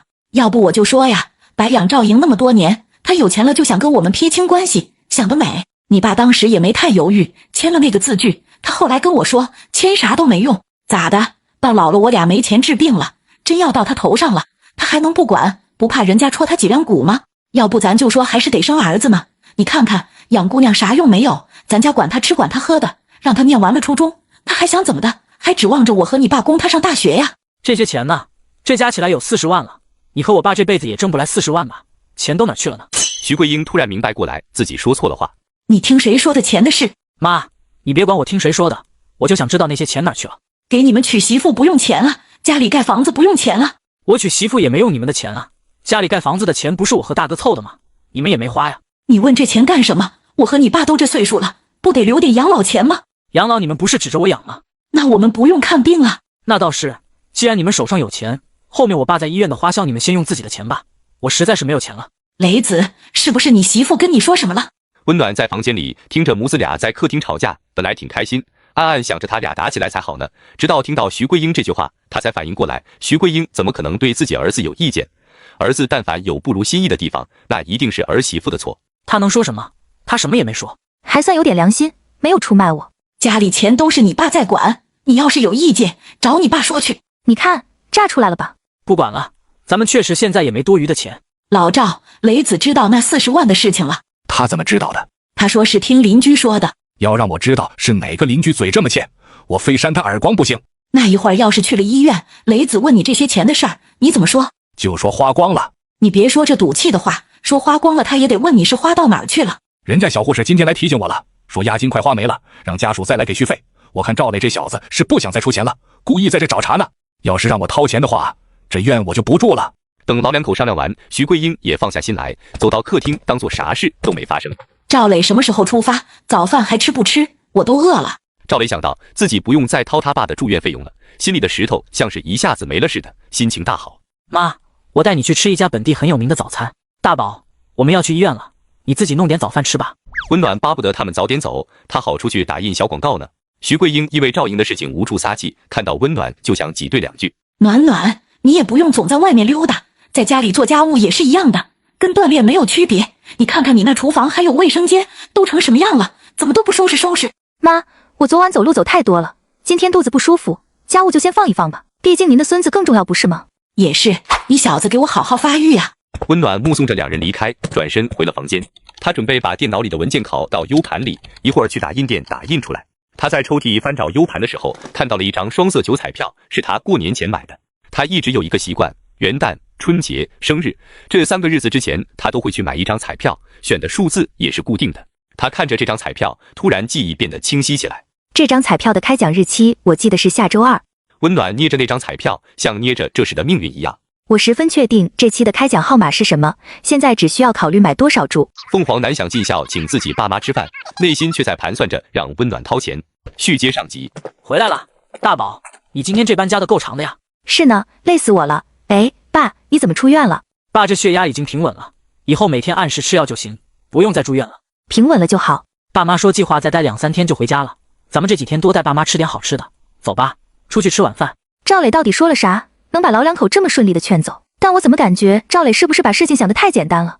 他爸妈怎么看，怎么不像愿意走的样子？赵磊带着3人去了前几天他带赵世忠去过的那家博城菜馆。怎么又吃这家呀？不是吃过了吗？那我妈没吃过呀，我不得带我妈尝尝吗？还得是我雷子，知道心疼吗？哼，真行，这一家子都是变脸达人，一会儿亲近的不行，一会儿又互相有意见。赵磊也不问这3人有什么想吃的，自己刷刷刷的直接点完了菜。好家伙，点的全是偏贵的菜，赵磊这是笃定了让我买单啊！爸，不喝几口吗？来瓶白酒吧。喝点也行，不过这饭店里卖的酒是不是贵呀？要不回去喝吧。没事儿，贵不到哪儿去，反正又不是我掏钱。爷俩酒杯一碰，之前的不愉快就都在酒里了，几杯酒下肚，又是父慈子孝了。雷子，你们先吃，我去趟洗手间。过了有20几分钟，赵磊才发现温暖还没有回来，就给他发去微信。你这厕所怎么还没上完啊？气死我了！雷子，我刚出洗手间就接到领导电话，我寻思出来接吧，结果电话里把我骂一通，说我稿子有问题，客户发飙了，我现在往家走呢，得赶紧回去改稿子。靠！怎么了，雷子？没事儿，妈。回到家的温暖在忙团购的事情，没过多一会儿，他就听到了开门声。看来这一家3口吃的还挺快啊。我妈说你这活不能再干了，也没个自己的时间，总是加班。是啊，一天天的烦死了，这个破班我是一天也不想再上了，要多烦有多烦，要不我现在就跟领导提辞职得了。说着，温暖就拿起手机，做出要发信息的样子。别呀，熬着吧，熬到休完产假再辞。雷子，你什么时候才能涨工资啊？我想过那种不用上班，被老公养活的日子，怀着孕上班太辛苦了。我还想指望你养活我呢。第二天一早，温暖就起床收拾，准备去买彩票。刚走到客厅，温暖就见徐桂英一脸不高兴地坐在沙发上。你是不是昨晚又洗澡了？对，就是洗澡了，怎么了？徐桂英本以为会得到讨好的回答，没想到二儿媳妇今天这么硬气。暖暖，妈不是说了这个阶段不要洗澡洗得太频繁吗？我没洗得太频繁，昨天不是加了1天班，太累了，洗个热水澡放松一下，不然睡不好。哦，矫情死了1天。温暖也不管他们一家3口今天是什么计划，只跟赵磊说了声还要去公司加班就走了。雷子，他这天天加班，以后怎么伺候孩子和你？赶紧让他辞职回家。就是我从来你们家到现在没吃过他做的一顿饭，上个班可把他弄坏了。哎呀，都跟你们说800次了，怀着孕上哪儿找新工作去？他要是不上这个班了，我一个人养家养孩子，钱不够花你俩给出啊。赵世忠一看，这又是在惦记他那40万呢。这博成可不能多待了，再待下去不得明着跟我要钱啊！你随便吧，我和你妈说什么你现在都不乐意听。给我们订票了没有？我们赶紧走，省得碍你眼。定了，星期3晚上的，我下班之后送你们去火车站。是卧铺吧？就是卧铺。温暖在去买彩票的路上突然想到，中了奖之后，彩票站一定会大肆宣传，不行，我得去一个远点的彩票站买彩票，以防后面被认出来。坐了40-50分钟的公交，温暖找到了一个离家较远的彩票站。他戴上口罩走进店里，把那串印入他脑海中的数字选了出来，单是100倍投注，花费200元。出了彩票站，温暖就漫无目的地走在大街上，心里想着拿到钱之后的规划。这个班暂时还是要上的，不能因为意外之财而荒废了自己挣钱的本事。房子也要尽快买，但博成最新的政策是一个人只能买1套房子，爸妈又没有博成的购房资格，我要用最快的速度把目前这套房卖掉，换一个大房子。还有什么事儿要考虑来着？哦，对了，社区团购这事儿先不搞了，自己搞这个的目的就是为了多挣钱买房子。既然现在钱不愁了，我一个中度社恐还是不难为自己了吧。温暖随后就给水果张大哥打去电话。张大哥，你现在在忙吗？我有事跟你商量。我不忙，大妹子怎么了？我想把团购群给你，让你直接在群里卖水果，也不用便宜我这个2道贩子了，有钱你自己直接就能挣。别呀，大妹子，你辛苦建起来的群，我不能白捡这好处，你就接着整啊，这肯定能挣钱。我家拆迁了，我突然就有钱了，不想弄这个了。妹子，你听大哥的，你再有钱你也不能啥活不干，人一闲着不就废了吗？生命在于折腾啊。你看人家那些顶级富豪，有那老些钱，不也还在奋斗吗？那这样吧，张大哥，这群咱俩一起弄，如果挣钱了，你拿2/3，我拿1/3，然后等我找到适合我的创业方向，这群我再彻底给你。肯定挣钱，咱俩对半分吧。好，就这样决定了。温暖这边正沉浸在买了彩票的喜悦中，赵磊却在这时给他打来了电话。大宝，我得跟你说个事儿。温暖得知赵磊大伯要来博城看病，还要住在自己家，前世的场景瞬间浮现在温暖脑海中，他想都没想就直接拒绝。大宝，我得跟你说个事儿，我大伯要来博城看病，我现在去接他的路上，他没地方住，得住咱家。温暖想起来前世确实也有这事儿，这个大伯长了个良性肿瘤，来博城做的手术，前期检查和等待入院床位的时候一直住在他家，大概住了半个月。上辈子2兄弟把我家住得乌烟瘴气，我还得跟个保姆似的伺候这2个跟我没有血缘关系的老头子，不行，不能住咱家。为啥呀？那可是我亲大伯。不方便，我家那边有这个讲究，生重病的人容易吓到没出生的小孩，气场不合，万一我儿子有什么事儿，大伯承担不了。怎么还有这奇怪的讲究？但是我已经答应大伯了，不让住咱家我怎么解释？你先跟爸妈说，涉及到他们的孙子，他们肯定知道孰轻孰重，然后让你爸去跟你大伯说呗。你问清楚大伯在哪个医院看病，在医院附近给找个旅馆不就行了，还省得去医院的时候太折腾。哎，那我还是感觉对不起大伯，他对我那么好。呵，你大伯怎么对你好了？我记得我看到过咱俩结婚的那个礼账，你大伯就给随了100块钱，都这个年代了，谁家侄子结婚亲大伯随100块钱？再说大伯又不是穷，他在赵家是最有钱的吧？我怎么不知道这事儿？你之前怎么没提过？你要是不信的话问你妈去，你妈肯定知道。好，我这就去问问我妈，要是真的只随100块钱，我现在也不去接她了。瞧不起谁呢这是？说完，赵磊就把电话挂了。没过多一会儿，电话又打了过来。大宝，你真说对了，大伯确实只随了100块钱，真他妈气人了。但是爸说了，不论怎么样，那是我亲大伯，是他的亲兄弟，来博城了，咱们基本的礼数还是得有的。只要不住我家，你想怎么表现赵氏礼数我都没意见。哦，好啊，那爸是什么意思？我还是去接大伯，接完之后先得找个旅店安顿下来，然后今晚咱们请大伯吃顿饭。温暖也懒得跟赵磊演逃单的戏码。你和爸妈带大伯吃吧，我就不出现了。这种情况确实犯忌讳，我不希望对咱儿子有一丁点不好的影响。那好吧，毕竟涉及到赵家宝贵的孙子，确实应该谨慎一些。温暖估摸着时间，他们一家3口出去了，他才回家。刚到客厅，他就被呛得退后了一步。屋子里的烟味让他错以为是走进了吸烟室。赵磊不抽烟，赵世忠原本是个老烟民，但之前被误诊为肺有毛病，为了健康他把烟戒掉了。那这一屋子烟味是哪来的？今天是带谁回家了吗？家里怎么这么大的烟味？爸在小区里认识了2个老大爷，能聊得来，外面太冷，就带回去聊了会天。我这怀着孕呢，闻不了烟味，你们可真行。就你事儿多，我妈说她怀我那年，我爸正是烟瘾大的时候，天天抽，我不也挺好的，啥事儿没有。你大爷的，不对，你大伯的。赵磊爸妈回老家之后，我该如何把赵磊也撵走呢？我的目的不是撵走他，是要让他后半生活在痛苦和后悔中，所以我既要在物理距离上远离他，又要在精神层面接近他，以便控制他。我只能从钱上做文章了。这个男人的价值观里，谁都不如前妻，以此为突破，大概率不会有错。大宝，爸非说既然来了博城就带大伯去吃烤鸭。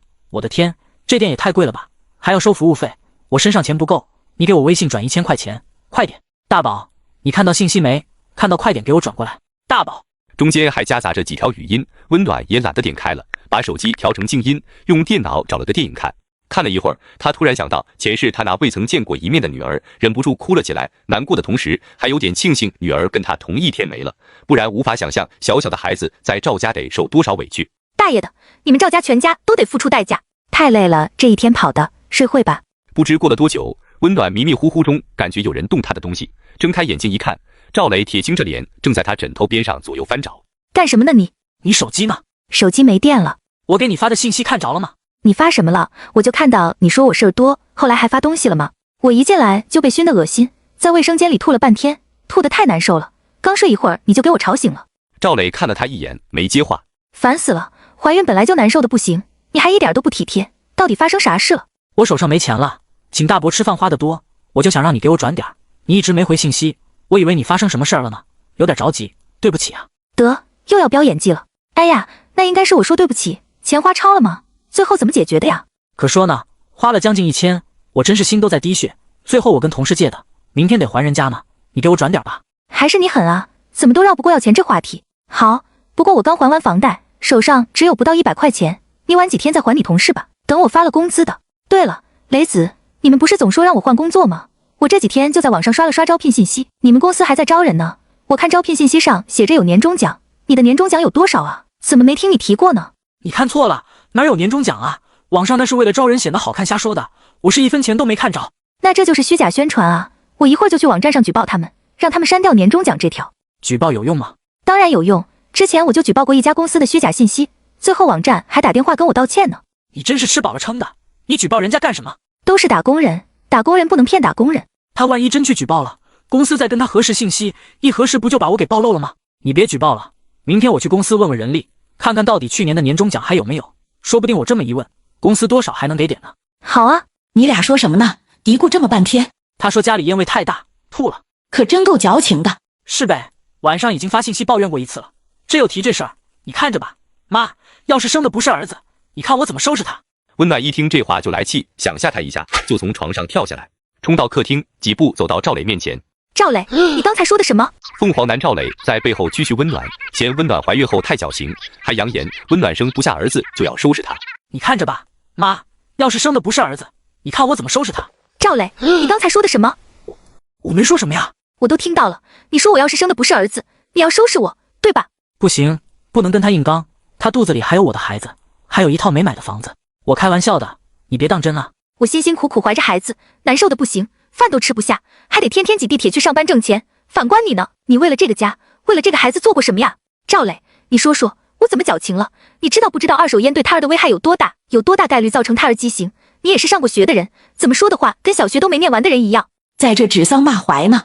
赵磊也许是理亏，也许是被温暖的反应吓到了，一时竟不知道如何回答。暖暖，你这是干什么？雷子在自己家里说句话都不行了，再说也是玩笑话，你至于这样吗？本来不想骂你，行，连你一起骂好了。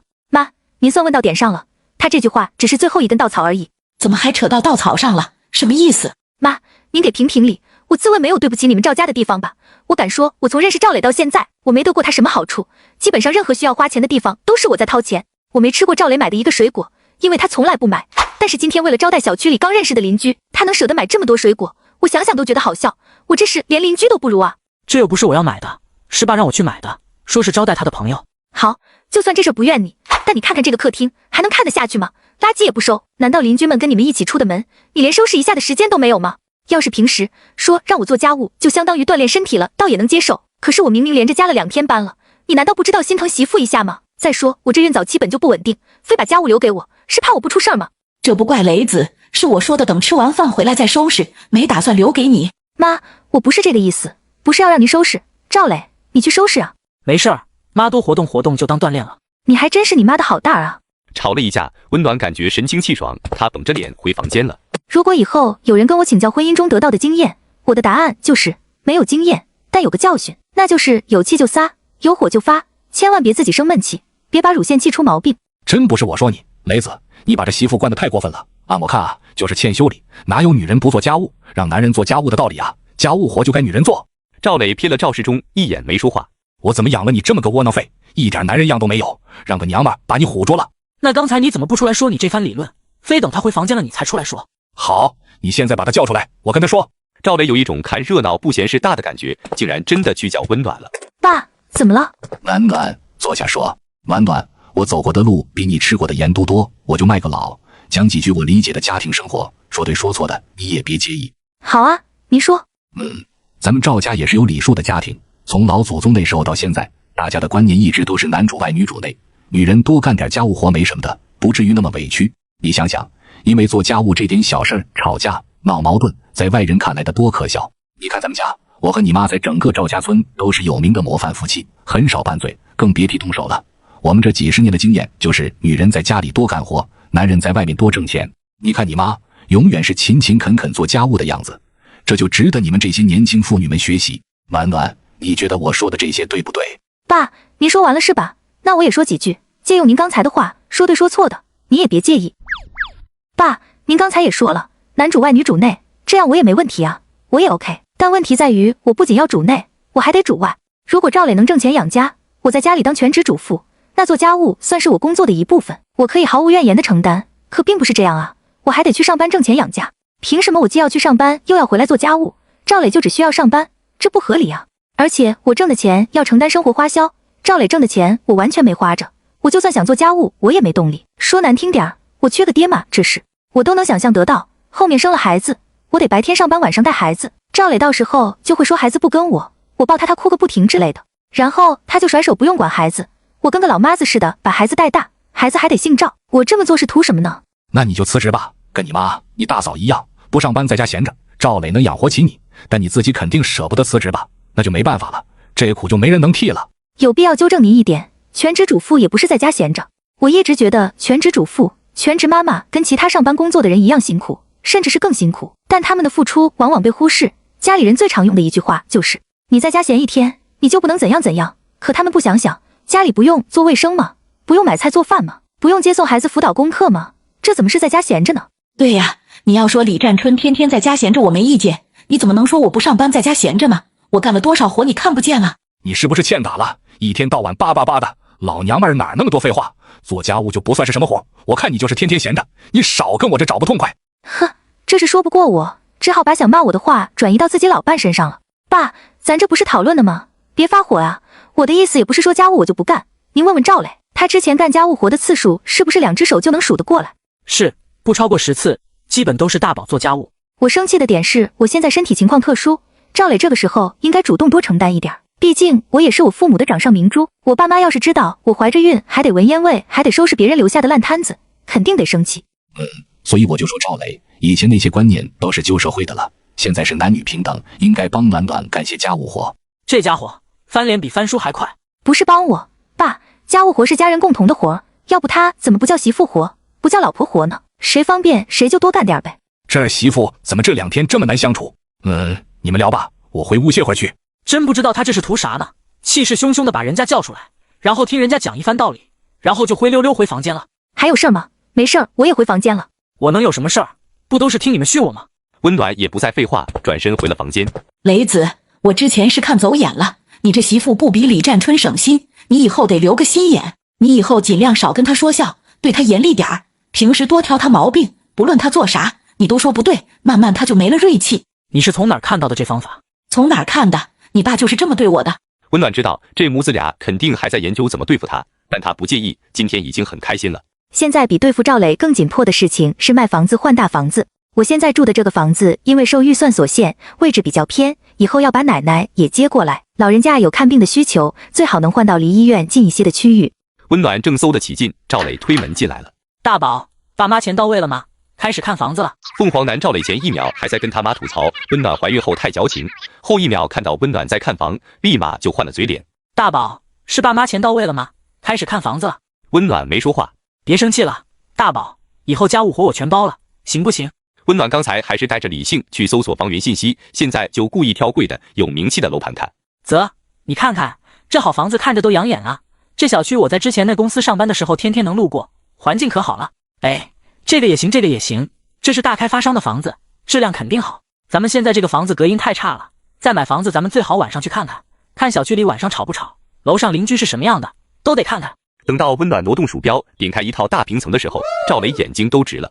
咱爸妈到底有多少钱啊？好家伙，以前都是你爸妈，现在听说我父母手上的存款能给我们付首付的时候，称呼变成了爸妈，现在看到大平层了就直接变成咱爸妈，应该是不少吧。而且我们家那边现在疯传要拆迁。哇哦，咱们还能遇到这好事儿，咱们也能成拆2代了。嗨，八字还没一撇呢，什么时候能拆还不一定呢。那没事儿，咱们先买套差不多的，等拆迁款拿到手咱们再换呗。呵，你倒是挺会安排，把我爸妈的钱安排得明明白白的，这是。哎呀，你们家里就你一个，咱爸妈的钱早晚不都是咱们的吗？呵呵，我困了，要睡觉了。好，你快睡吧。第2天快到下班的时候，赵磊又开始作妖了。大宝，你今天别加班了，咱俩去超市给爸妈买点特产，他们后天不就回家了吗？带回去给邻居们分一分，有面子。温暖立马 get 到赵磊的意图，不就是想让我去结账吗？你孝顺，我买单，想的倒是挺美。你到家早，你直接去买不就好了，不用等我一起去啊，我去了也不能打折。我这粗枝大叶的，不知道买什么好呀。挑贵的买，贵的准没错。还是等你一起吧，我下班直接去超市，你去超市找我就行。好吧，既然你非要当众出丑，那我也不拦着你。行，那超市见。下了班，温暖也没耽搁，从地铁出来就直奔超市。进了超市后，看到赵磊已经挑好东西在收银处站着。呀，已经挑了这么多东西了，你还谦虚说自己不知道买什么，这不挺会买的吗？这酒不便宜吧？不贵，也就1000块钱。1000块钱还不贵啊？这不是想让爸回去撑面子吗？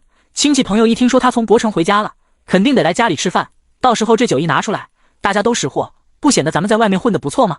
咱们在外面混得怎么样，跟这些亲戚朋友有啥关系？怎么没关系？过得不好，人家可得笑话咱啊！这是什么狗屁关系？这种亲戚朋友还有什么相处的价值？咱们过得不好，他们笑话；咱们过得好了，他们嫉妒。哎呀，爸妈也不是总来博城，买瓶好酒有什么可心疼的？这个店里没有茅台，不然我都想买瓶茅台给爸带回去呢。你还挺孝顺。那是，走吧，结账去。温暖没吱声，跟着赵磊往收银台走。要袋子吗？要。你看我们需要几个？4个吧，得4个大的才能装下。温暖站在旁边看着他们。大宝，你拿手机准备扫码吧，后面这队这么长，别耽误人家结账。哎呀，雷子，我手机里没钱，你忘了我跟你说的，我就几10块钱了，我还没发工资呢。你怎么不早说呀？我早就说过了呀，我昨晚不就告诉你了吗？我真是服了。那现在怎么办？你好先生，一共是2145，您是现金还是扫码？这得动用自己小金库的钱了，还管什么面子不面子的。这些不要了，你再重新结一下。一共530，现金还是扫码？这2个袋子也退一下。529块2，现金还是扫码？529扫码，2毛付现金。赵磊沉着脸付完钱，拎着东西就往超市门口走，也不管身后的温暖。赵磊，赶紧的，磨蹭什么呢？等2人走到一个人少的地方，温暖喊住赵磊：“先别走。”干嘛呀又？跟你聊几句，你不觉得现在这状态有问题吗？对，问题太大了，这么多人看着我往外掏东西，我特么不要面子。吼什么吼？我想问问你，你的钱都花哪儿去了？我的工资和账单可以给你看，你的敢不敢给我看看？你的意思是我乱花钱了？不然呢？你的钱都花到哪儿去了？我不是说过吗？我得还助学贷款啊！我上大学欠了那么多钱，都指着我这点工资还的呀。你是出国留的学吗？一个国内大学的助学贷款，你毕业这么多年了都没还完，国家是给你贷了多少钱让你上学呀？不光是还助学贷款啊，家里盖房子我不是也出钱了吗？那不都是从我工资里出的吗？你家里房子盖好至少有2年了吧？你现在是又在哪里盖的房子？那爸妈这次来回车票钱、住院花的钱、吃喝的钱，不都是我在出吗？这些不少啊。雷子啊，我不是想跟你算账，我就想问问你，我这怀孕生孩子，你准备拿多少钱出来？住院钱、奶粉钱、尿不湿钱，哪样你想过？我一个人养家养孩子真的太累了，我完全不敢想以后啊。这不是还没到时候呢吗？离生还有好几个月啊，到时候我肯定有钱给你用，你不用操心这么多。你也别光说我，你也努力，怀着孕还能搞事业的新时代女性也不少，你怎么不多学学啊？你什么意思？嫌我挣的少了？你一大老爷们工资还没我高呢，你怎么舔着脸教训我的？你可能真是激素影响的，怎么一天天阴晴不定的？到了家，赵磊像献宝一样把东西逐一拿出来摆到茶几上。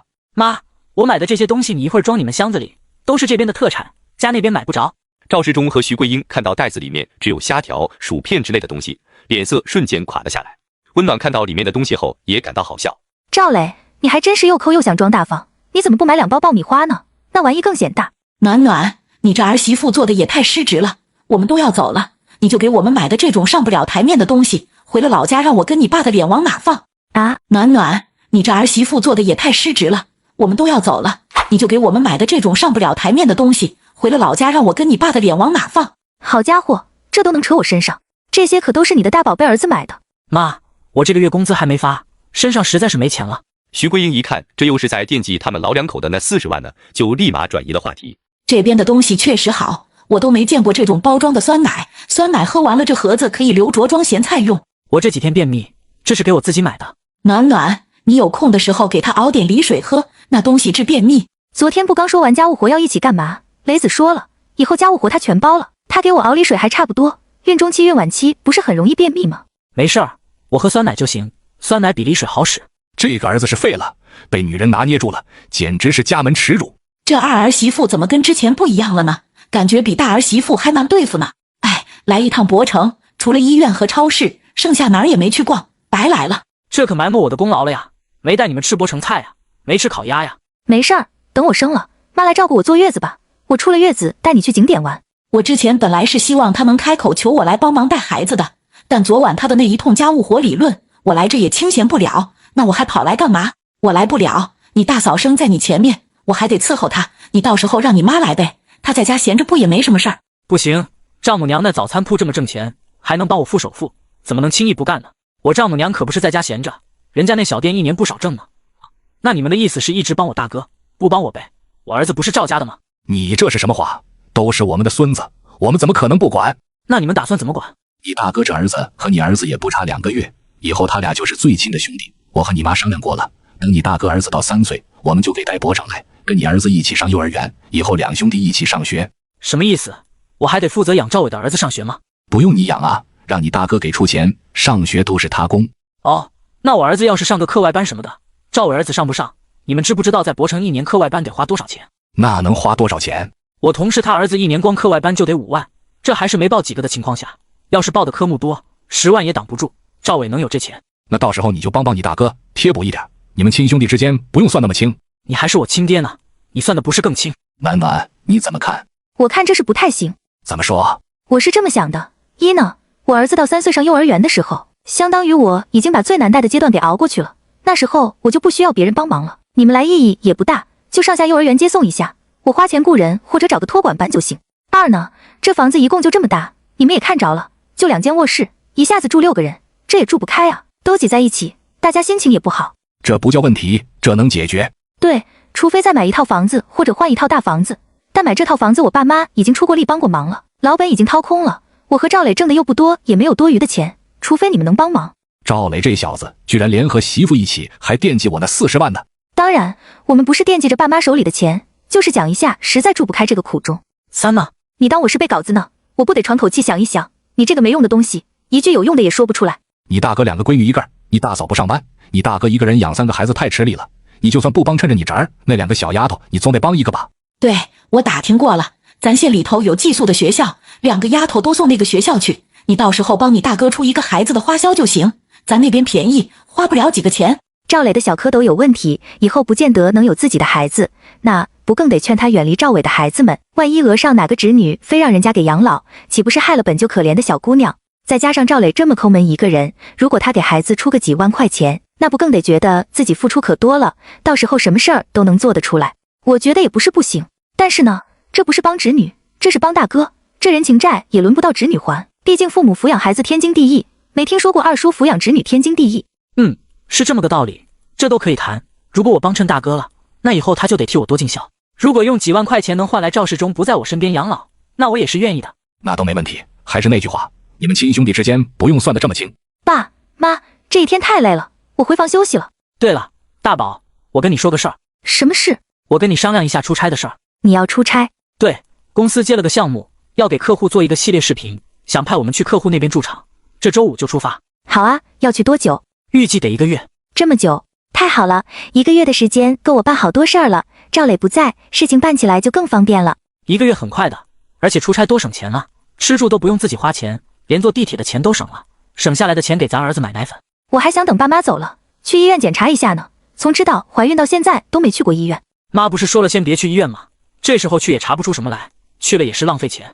我那时候是不想跟你们吵架，才顺着你们说的。你怎么一点常识都没有呢？博城的医院稍微好一点的产科都是需要抢建档名额的，不然生都没地方生。嗨，你这就纯属没必要的瞎担心。等你真要生了，我打个车把你送到医院去，他们还能不收吗？让你生到大街上吗？考虑到舆论影响，医院也不敢不收啊，怕什么？反正不是你在大街上生孩子，你是不怕。说个正事儿，你这2天抽空搜什么？你搜怀孕多久夫妻能亲热？我这出差这么久，你不担心我在外面沾花惹草啊？重生之后，温暖竭力避免回想到这种场面，既恶心又后悔。他当面这么提起，让他感到一阵反胃。你长没长心？这月份孩子都没稳定呢，你还有心情想这些？咱这都多久没亲热了？我有这想法也没错吧？要不你搜有没有能帮孕期的老公解决这方面需求的方法？滚！立马滚出去！哎呀，怎么这么大火气？我错了还不行吗？赵磊，我现在怀疑你不是一个正常人，你不担心你的孩子，你怀着孕症难受的妻子，你想到的只是你自己的快活，你还是人吗？你想搞外遇我不拦着你，少特么把主意打到我身上，我够难受的了，我还得伺候你，滚，赶紧滚出去，看见你就恶心。赵磊出差这段时间，我要先把房子卖了，在这1个月里至少要找到合适的买家，把看房的步骤完成，然后再租这套房子一段时间，等到赵磊回来，这房子已经不是我的了。再就是要在这1个月里流产，流产的责任要落在赵磊身上，最好是能导引他去做一下检查，让他知道自己有毛病。再就是要让赵磊破财，破得越厉害越好。徐桂英和赵世忠对温暖指手画脚，还给儿子颠倒黑白的告状。温暖决定不再惯着他们。续接上集。暖暖，你不是上班去了吗？怎么在这喝咖啡？妈，我喝的不是咖啡，是热可可，补充能量的。反正是不能喝咖啡，喝了那玩意孩子晚上睡不着。可说呢，我也听说了，喝咖啡孩子会兴奋。且不论我没怀孩子，就算真怀了孩子，这个阶段孩子也就葡萄粒那么大，还能在我肚子里跳舞咋的？你怎么没去单位？哦，我回来拿点东西，马上就走。你们这是出来遛弯？遛什么弯遛弯？我俩出来找吃的。赵磊说忙没空给我们订饭，你们也不往家里买菜，我们想做饭都做不了，只能出来买点吃的。你是不是也没吃啊？一起吃吧。你们刚才不是看着了吗？我吃了1块蛋糕，饱了。你们找地方吃饭吧，我回家拿了东西就走。温暖假装热情地给公婆引到了一家饭店门前。爸妈，你们慢慢吃。吃不吃？吃，老子有钱。不到1个小时，徐桂英和赵世忠带着怨气回来了。这二儿子和二儿媳妇太不靠谱了一天。温暖这个小短觉睡得非常好，他醒的时候，公婆正好进门，正好就听到客厅里2个人的对话。你一会儿给赵磊打个电话。打电话说什么？就把中午的事讲给他。他媳妇又不是着急去上班，把公公婆婆领到饭店门口，自己就跑了，什么素质？徐桂英大受鼓舞，说干就干，掏出手机就给儿子打电话。雷子，你在忙吗？忙着呢。我跟你爸今天中午出去吃饭的时候，看见你媳妇在咖啡店里点了一桌子好吃的，被我和你爸抓了个现行。他还一副不知悔改的样子，对我们一点都不尊重。我跟你爸已经明确表示还没吃饭，他把我俩丢在饭店门口就走了，还说自己刚才已经吃饱了。我俩想干嘛随便。这个钱婆婆真是张口就来啊，这颠倒黑白的水平实在让人敬佩。赵磊虽然最近对父母不是以前那么满意了，但毕竟这是自己的亲人，他不在的时候，老婆居然这个态度对待自己父母，确实不合适。但他想到温暖要给他买房子，又觉得他也没有太过分。真是反了他了，你俩消消气，我现在就给他打电话骂他一顿，晚上让他请你们吃饭赔罪。怎么样？刚才我说的还行吧？还行。两人正得意的功夫，温暖从主卧里出来了，手机铃声大作。爸妈，赵磊这速度还真快，刚挂了你们的电话，这就立马给我打电话了。你不是拿完东西就走吗？怎么还在家里？哦，我突然犯困就眯了一会儿，那我先接电话吧。温暖说着就接通了电话，顺手还把免提打开了。大宝，你在公司吗？对，在公司呢。怎么了？刚才爸妈打电话说你中午在店里吃一桌子东西，然后见着他们在外面找吃的也没管他们，有点生气了。啊，不会吧，我那时候饿了，就找了个咖啡店吃块蛋糕喝点东西，爸妈看到了，不太高兴的盯着我，给我下的东西也没吃好就出来了。然后爸妈就抱怨你，说你没挣几个钱，还弄得挺忙，中午都没空给他们订饭，还说你不孝顺，也不知道往家里买菜，让他们想做饭也没东西做。我把他们带到了小饭馆门口，我吃不下了，就说让他们自便。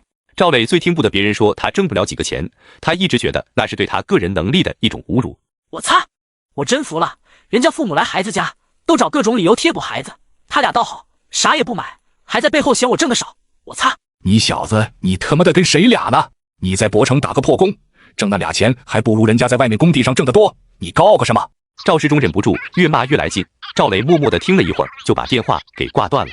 别气别气，都怪我，主要是我手上就几十块钱了，中午吃那块小蛋糕给花了。赵磊平时也不给我钱用，我是真没钱带你们吃中午饭了。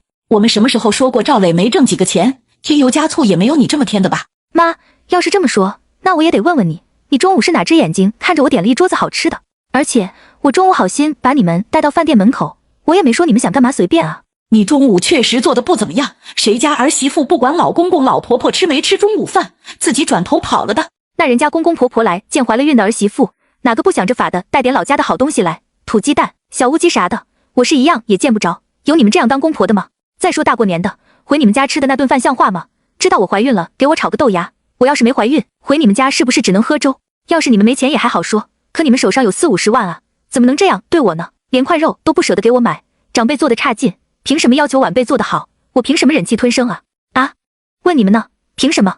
暖暖，咱们也没在一起生活过，我们不了解你的喜好，以后你有什么需要的，你直接提出来。对，没在一起生活过，你们有什么想法也直接说，别在背后嚼舌根。比如你们今天想让我给你们结账，你们就可以直接说出来。没说想让你结账，就是说你这个做法不妥。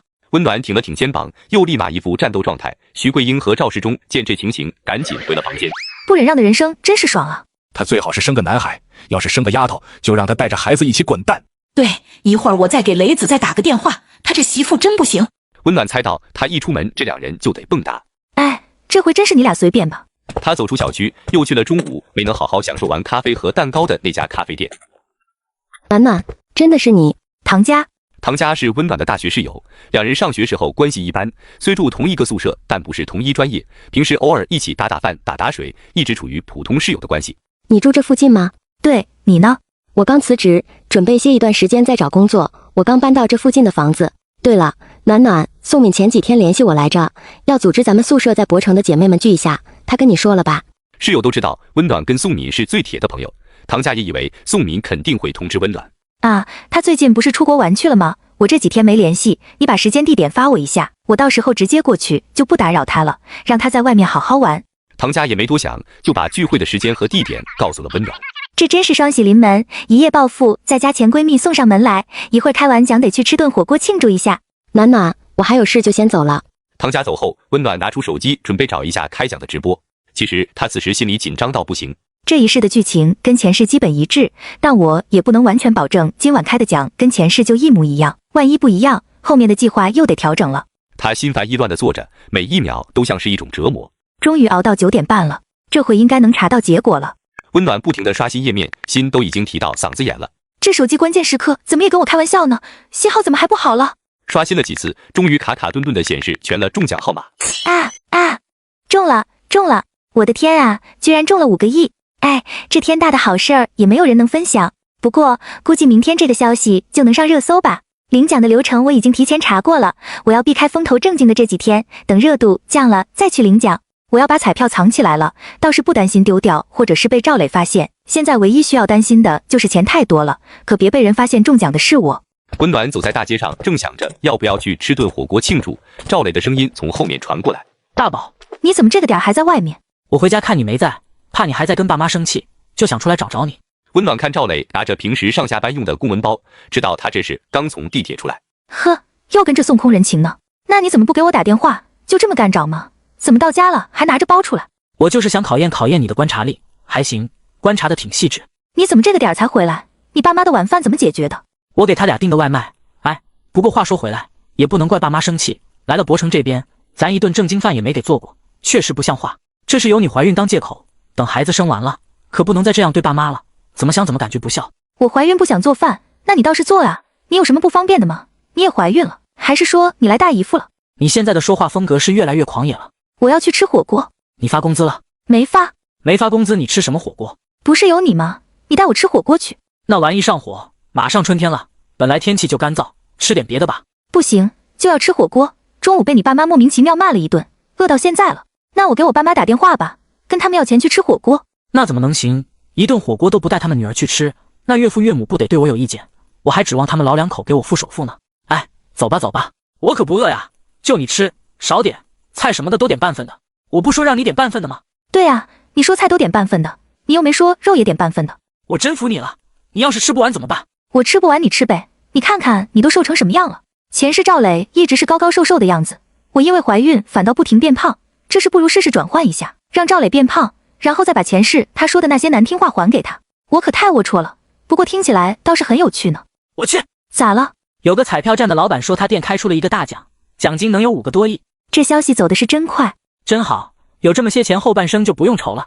这要是我朋友中的，我说啥都能给忽悠过来一半。你怎么忽悠来？人家凭啥给你？那理由不随便想吗？妈病了，爸住院了，孩子上学没钱了，想怎么编就怎么编。你可够损的，你不怕你爸妈知道了打你？也是，那就换个方向，就骗他投资，1亿投进去能变2亿，2亿能变4亿。人都是贪心的，都想挣更多。以后谁拉着我一起投资，我就骂谁。回到家里，赵世忠和徐桂英已经睡下了。温暖洗完澡出来，看到赵磊还坐在沙发上，之前这个点儿他都已经躺下了。你怎么还不睡？想到明天我就有床睡了，有点激动，睡不着呢。你看看你这点出息。大宝，明晚我送爸妈去火车站，你下班回来之后帮我换下床单被罩吧。不是吧，你自己父母你都嫌弃？哎呀，你咋说话呢？这是不是嫌弃？本来就该换了。那床单被罩都多久没换了？哦，好啊，我要是能记住我就帮你换。肯定能记住，明晚我提醒你。第二天一早，温暖准备去洗漱，却被不安好心的徐桂英喊住。暖暖，怎么了，妈？暖暖，我和你爸今晚就回家了。我知道。我们这几天也没顾上给你大哥大嫂买点东西，空着手回去不太好。赵磊不是在超市给你们买东西了吗？那都是些吃的，没啥意思。我想着得给你大哥大嫂带点用的东西回去。那你是什么意思？现在去买吗？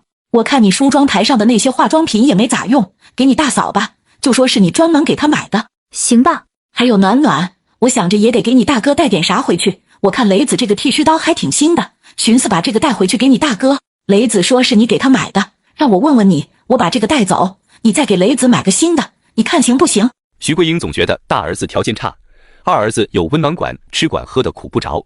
这偏心的太明显了吧？行啊，拿走呗。赵磊的东西不都是你们老赵家的吗？你再看看还有什么想要的，都带走。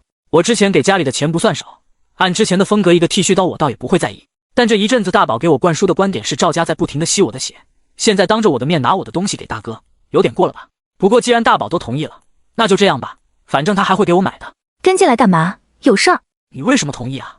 我就是想让你拒绝呢，不然我自己直接同意不就行了？呵，好人权你当，坏人留给我当啊。既然你答应了，那我也不能说什么。你什么时候再给我买一个？雷子，认真说啊，我觉得你最好趁今天你爸妈不注意的时候搞到几根他们的头发。干嘛？我就没见过偏心这么严重的父母，我感觉你有可能不是他们亲生的。别瞎扯，我跟我爸长得不说一模一样吧，也是复制了他80%的样子，怎么可能不是亲生的？那你爸妈怎么对你一点也不好，把你当大冤种对待呢？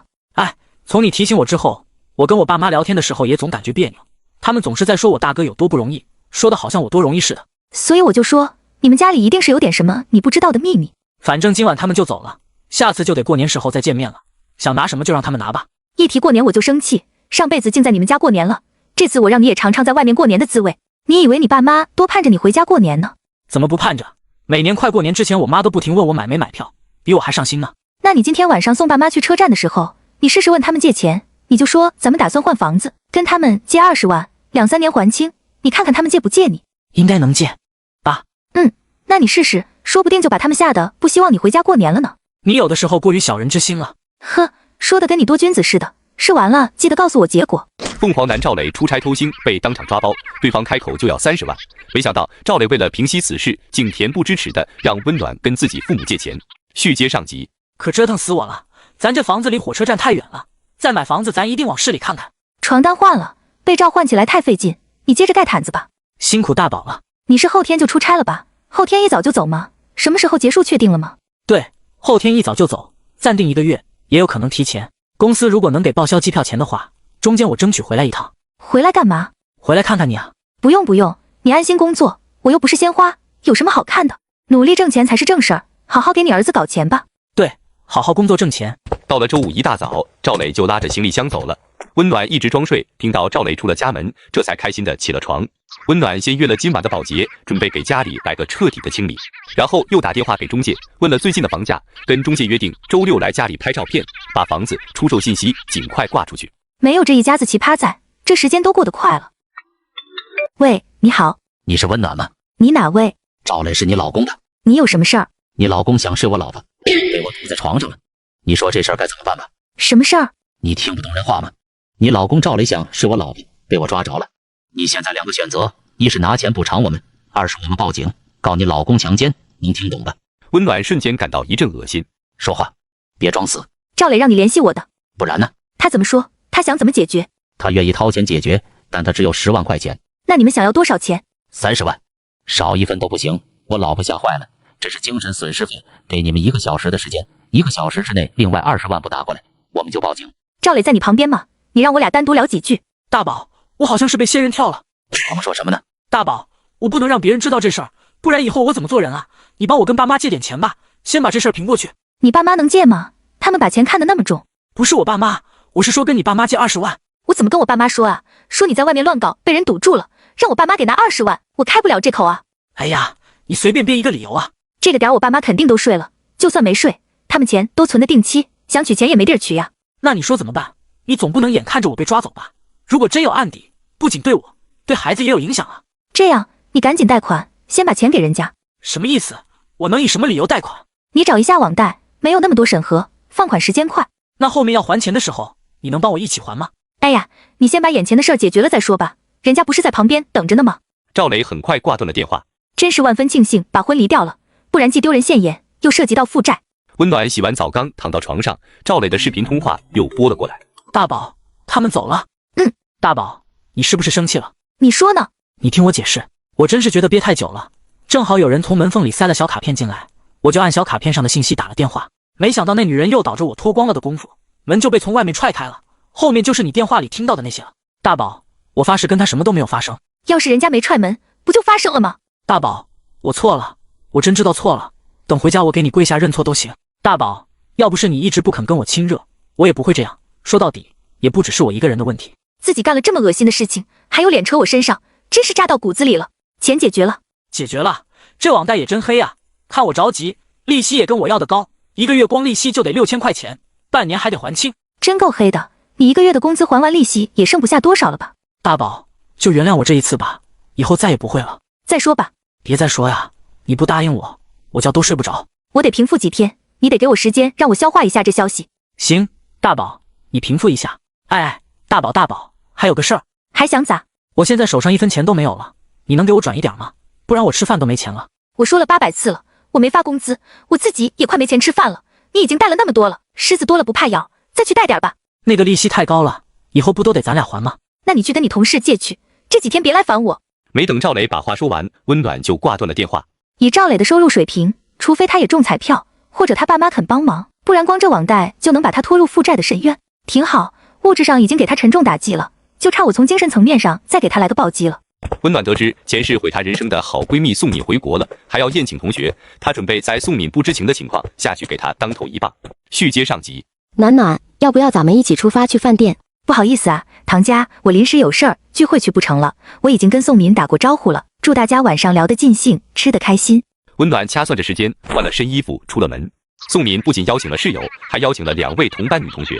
室友里除了唐佳，还有一位叫张晶晶的。2个同学，一个叫曹睿，一个叫陈柳毅，也都是跟宋敏关系不错。我跟你们说哈，我在泰国玩的这阵子嗅到了商机，想回来弄一个泰式按摩店，现在处于前期规划阶段，等店铺开张了，你们都来体验哈。好啊，我还没有体验过呢。我给你们都带礼物了，一会你们自己拿。暖暖，你不是说你不来了吗？这正好空一个位置，你坐我旁边吧。直到温暖坐下，宋敏才反应过来。温暖带着微笑盯着宋敏看，宋敏很意外他的到来，看向温暖的眼神透着一丝慌乱和躲闪。暖暖来了哟，怎么现在有钱人都喜欢你这种清纯挂的吗？晶晶，别乱说话。切，敢做就别怕别人说。看来我的好闺蜜跟不同的人给我编了不同的剧本啊，真是有心了。暖暖，你误会我了，咱们先吃饭，晚点咱俩私下说好吗？别在同学们面前让大家笑话。可别，就因为你私下传话，我在大家眼里都成什么样了？咱们还是有话明说吧。你们都知道我结婚了对吧？听刚才晶晶同学的意思，宋敏一定是跟你们说我嫁了个有钱人，为了有钱人抛弃了吕承浩，对吧？我不知道，我都不知道你结婚了。那你们知道宋敏结婚了不？这话一出，包间里其他的4个人都很意外。宋敏没办婚礼，也没有跟同学们同步自己的消息。暖暖，你别说了。那你们应该更不知道宋敏是跟吕承浩结的婚吧？你丫是不是喝多了？胡说什么呢？这是……我还没喝呢，你丫的注意素质。听我接着说，这个张晶晶前世上学的时候总在背后说我天天装清纯，看不上我，前世的我太软弱，但今天这场合我再软弱可就太对不起我重生后的这张嘴了。我给你们说，宋敏不仅跟吕承浩结婚了，现在还离婚了呢。宋敏，你真是处心积虑啊，我都佩服你。你想抢吕承浩，你怎么不早点动手呢？怎么能耐得住性子陪着我俩谈了那么多年的恋爱呢？吕承浩总出差那段时间工作压力很大，我跟你抱怨说感觉吕承浩最近对我不上心，没想到你没过多久就告诉我说吕承浩家里再给他安排相亲，想让他跟家世相当的女孩结婚。之前我还纳闷呢，我见过吕承浩的父母，他们对我的印象很好，怎么说变就变了呢？没想到你添油加醋的给我分析，说当时觉得我好是因为我们还没准备结婚，现在他父母给他物色的是结婚对象，肯定是要找家里条件好的。我俩误会越来越多，就因为你的挑拨离间导致我们分了手，然后你就坐享其成的走进吕承浩。就因为这些话来自我最好的朋友，我竟然完全没有怀疑过你。后来你还把吕承浩结婚的消息告诉了我，吕承浩结婚的那条朋友圈就是你 P 的吧？他那有权有势的女朋友是你意淫出来的吧？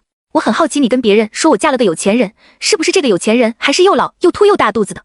宋敏装死不说话，一直低着头，一副楚楚可怜的样子。温暖，你特么是不是188黄金眼看多了？张晶晶，你特么跟谁说话呢？上学时候你一会儿看不上这个，一会儿看不上那个，各种挤兑别人，现在我才知道你这叫霸凌。用不用我召集一下被你欺负过的同学，大家联合起来一起在网上曝光你？你看看现在还有几个同学搭理你，你的名声已经臭了，知道吧？还真是，你不提我都没想起来，这也是拜我的好闺蜜宋敏女士所赐。宋敏之前怕事情露馅，在同学们面前说了温暖不少坏话，把她营造成一个心机重、谎话多的绿茶。怪不得上学时候你就爱看宫斗剧呢，原来跟那偷师呢，把学的这点本事都用我身上了。暖暖，我已经跟你道过歉了，也让程浩帮我转交给你了我全部的积蓄作为补偿，我不知道我还要怎么做你才能原谅我。妈呀，宋敏，你去泰国是进修去了吗？去攻读了表演系的博士学位吗？宋敏之所以会跟我道歉，是因为我在机场遇到他跟吕承浩牵着手，我才知道原来被他耍了这么久。吕承浩一看自己这算是被骗婚，一怒之下就跟宋敏离了婚。宋敏，你说话别只说半截，你给我的钱我收了吗？你说清楚啊，那张卡我不是让吕承浩还给你了吗？所以我更不知道该怎么办了。暖暖，我该怎么做呀？你什么都不用做，等着就行。几位老同学，打扰你们聚会的兴致了，抱歉哈，你们继续。温暖刚走出饭店，宋敏就追了过来。暖暖，你等等。暖暖，我真的不知道该怎么取得你的原谅，但是我也受到了惩罚呀，我希望你能原谅我。你受了什么惩罚？我怎么不知道？程浩跟我离婚了呀，而且他现在完全不理我了。宋敏，你是不是对惩罚这2个字有什么误解呀？温暖也不想看宋敏在这表演，就转身离开了。温暖刚到家，就收到宋敏发来的好友申请。暖暖，有话想跟你说，请务必通过。什么话？重要的话。明天去你公司当面说。温暖看是个陌生号码，就给挂断了。温暖，你不要做出格的事儿，你有气你可以打我骂我。时间地点随我挑吗？随你挑。明天中午，你公司。温暖，我可知道你家地址，你想让我现在过去找你吗？呵，还威胁上我了。好啊，现在来嘛。你说巧不巧，我不仅知道你家的地址，我还知道你父母的地址。暖暖，我错了，你就原谅我吧，好吗？不好，宋敏又执着地打电话过来，温暖也懒得打字回复，就接了。暖暖，有话快说。暖暖，你让我做什么都行，只求你别毁了我的工作。这份工作目前对我来说很重要。好啊，你这段时间没少在背后诋毁我吧？你先跟咱俩共同的朋友把事情解释一下。我跟有钱老头结婚，你和吕成浩结婚又离婚，这些都说清楚。好，我答应你。哼，解释还不简单，避重就轻，只说当时有误会，也不会对我的形象造成太大的损伤。你得把细节也解释清楚，你在中间都做了些什么，这些也都得说出来。闻言，宋敏在电话里支支吾吾了一会儿，不想答应。这样，咱俩别在这浪费时间了。你列个细纲，准备说什么，怎么说，都列上，然后发给我。我看完可以的话，你再去执行。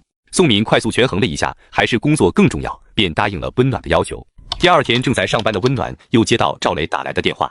大宝，我大伯刚联系我说这周5他手术，医院要求得有家属陪同，到时候签字什么的，你周5请半天假吧。不能，我请不了假。就半天，就在人民医院，离你们公司不太远。去不了，这周都有事儿。那怎么办？让你大伯花钱雇个人扮演你不就行了？人家医院不查身份证吗？不知道，你打听打听。行吧，我再问问。回到家的温暖打了福彩中心的电话，预约第二天去领奖。之前在电视上见过中大奖的得主领奖，都捂得严严实实的。虽然拒绝了配合官方进行宣传，但是也要提防有人拍到我。第二天一大早，温暖就全副武装出了门，进了福彩中心，找到工作人员表明来意，他就被领到了一个专门的房间，核对彩票和身份，填表签字，一顿操作完成后，最后领到了一张扣完税后的支票。紧接着，温暖就来到了银行。女士您好，我们这个理财产品很不错的，您考虑一下吗？谢谢，不需要，留200万在这个卡里，剩下的存3个月的定期。我要不要把这事告诉爸妈呢？他们都是老实本分了一辈子的人，如果知道我中了这么多奖金，可能担心会大于喜悦吧。再加上爸爸是一个伏地魔，如果被三叔发现端倪，那就糟糕了。哎，中奖的喜悦也无人分享。中介还挺准时啊，这夫妻俩一看就有不少看房经验。你这房子装修风格太朴素，跟简装似的。就是搞不懂为什么地砖选这个颜色，买到手还得撬了重装，卫生间也没做干湿分离，不喜欢。你们是买家，挑毛病也正常，毕竟包扁是买主，喝彩是闲人。但这房子我当时花了很多心思，用了很多时间才装好的。这房子楼层和布局其实都不错的。算了，我们再看看别的吧，这房子我们不太满意。等看房子的人走了之后，温暖给妈妈拨通了视频通话。妈，怎么这么晚了，还在店里吗？我和你爸想试试晚上卖水饺生意怎么样？今天是第2天，卖的还真行呢。这可不行，这缺觉，身体也熬不住啊。下午回家补觉了，晚上这顿卖的是速冻水饺，不用自己包，卖的也便宜。爸妈这是想尽快帮我把房贷还完，看来不能再瞒着他们我中奖的事儿了。还这个房贷的钱，加上换房子要添的钱，在老家再给父母和奶奶也换个电梯房，以防他们不愿意来博城跟我同住。就说中了个500万吧。妈，店里现在还有人吗？没人了，准备关门了。我跟你们说个好事儿。是不是怀孕了？没有。那还有什么好事儿？你俩别激动哈，做好心理准备。不激动，你说吧。我买的彩票中奖了，今天刚去把钱领了出来，拿到手500万出头。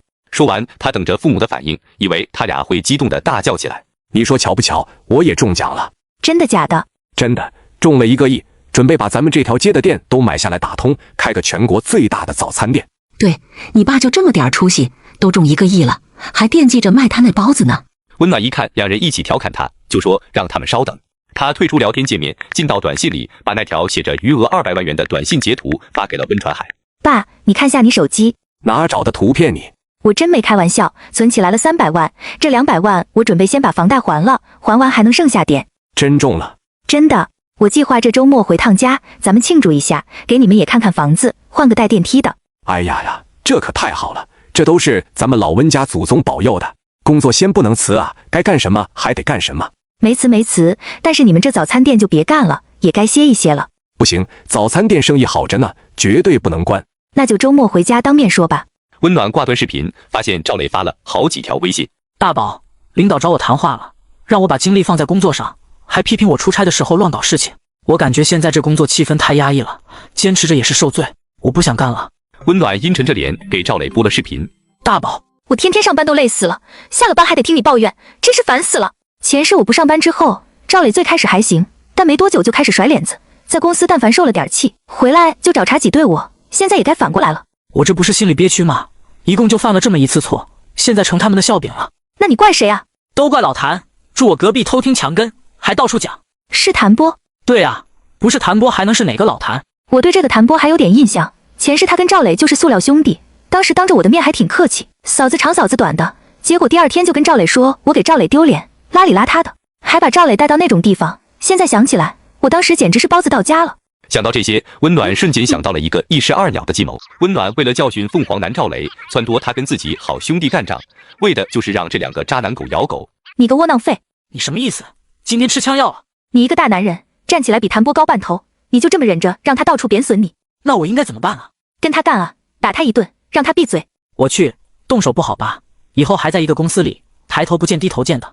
就是因为以后还在一个公司里，你更得跟他干啊！难不成你心甘情愿让他一直到处讲你坏话吗？他大爷的！你说的对，我真是给他脸了。不过万一是整大了，不好收场吧？别往大了整啊，躲着点摄像头啥的，找个角落再打他。好，不说了。大宝，姓谭的这是回来了，我听到他刷卡了。行，等你好消息。呵，两个渣男，人脑子打出狗脑子才好呢。赵磊咋没有给我回消息呢？第二天都快到下班的时间了，赵磊还是没动静。温暖忍不住给赵磊打句电话，第一遍赵磊没接，温暖又打了一次，赵磊终于接了。干嘛？你声音怎么感觉怪怪的，好像说话漏风。你什么情况？昨晚教训谭波了没有？怎么教训的？你明天再来输一次就行了。哦，好。你怎么了？昨天跟谭波动了手，这家伙虽然长得不高，但劲还挺大。所以呢，谁赢了？都没赢，我打了他好几拳，但是他一个寸劲把我门牙打掉了一颗。温暖脑补了一下赵磊缺颗门牙的样子，实在是想笑。哪颗门牙呀？上牙还是下牙？上牙呗，现在一张嘴跟白云似的。他还能想到白云，还挺会自嘲。那你得让他赔钱啊。哎，赔了，不过我也不占理，是我先找他理论先动的手，他最后答应镶牙的钱他出。哦，那也行，镶牙可不便宜呢。不过那我也亏，我嘴都肿了，来打吊瓶的钱他不出。没事儿，吃点消炎药也管用。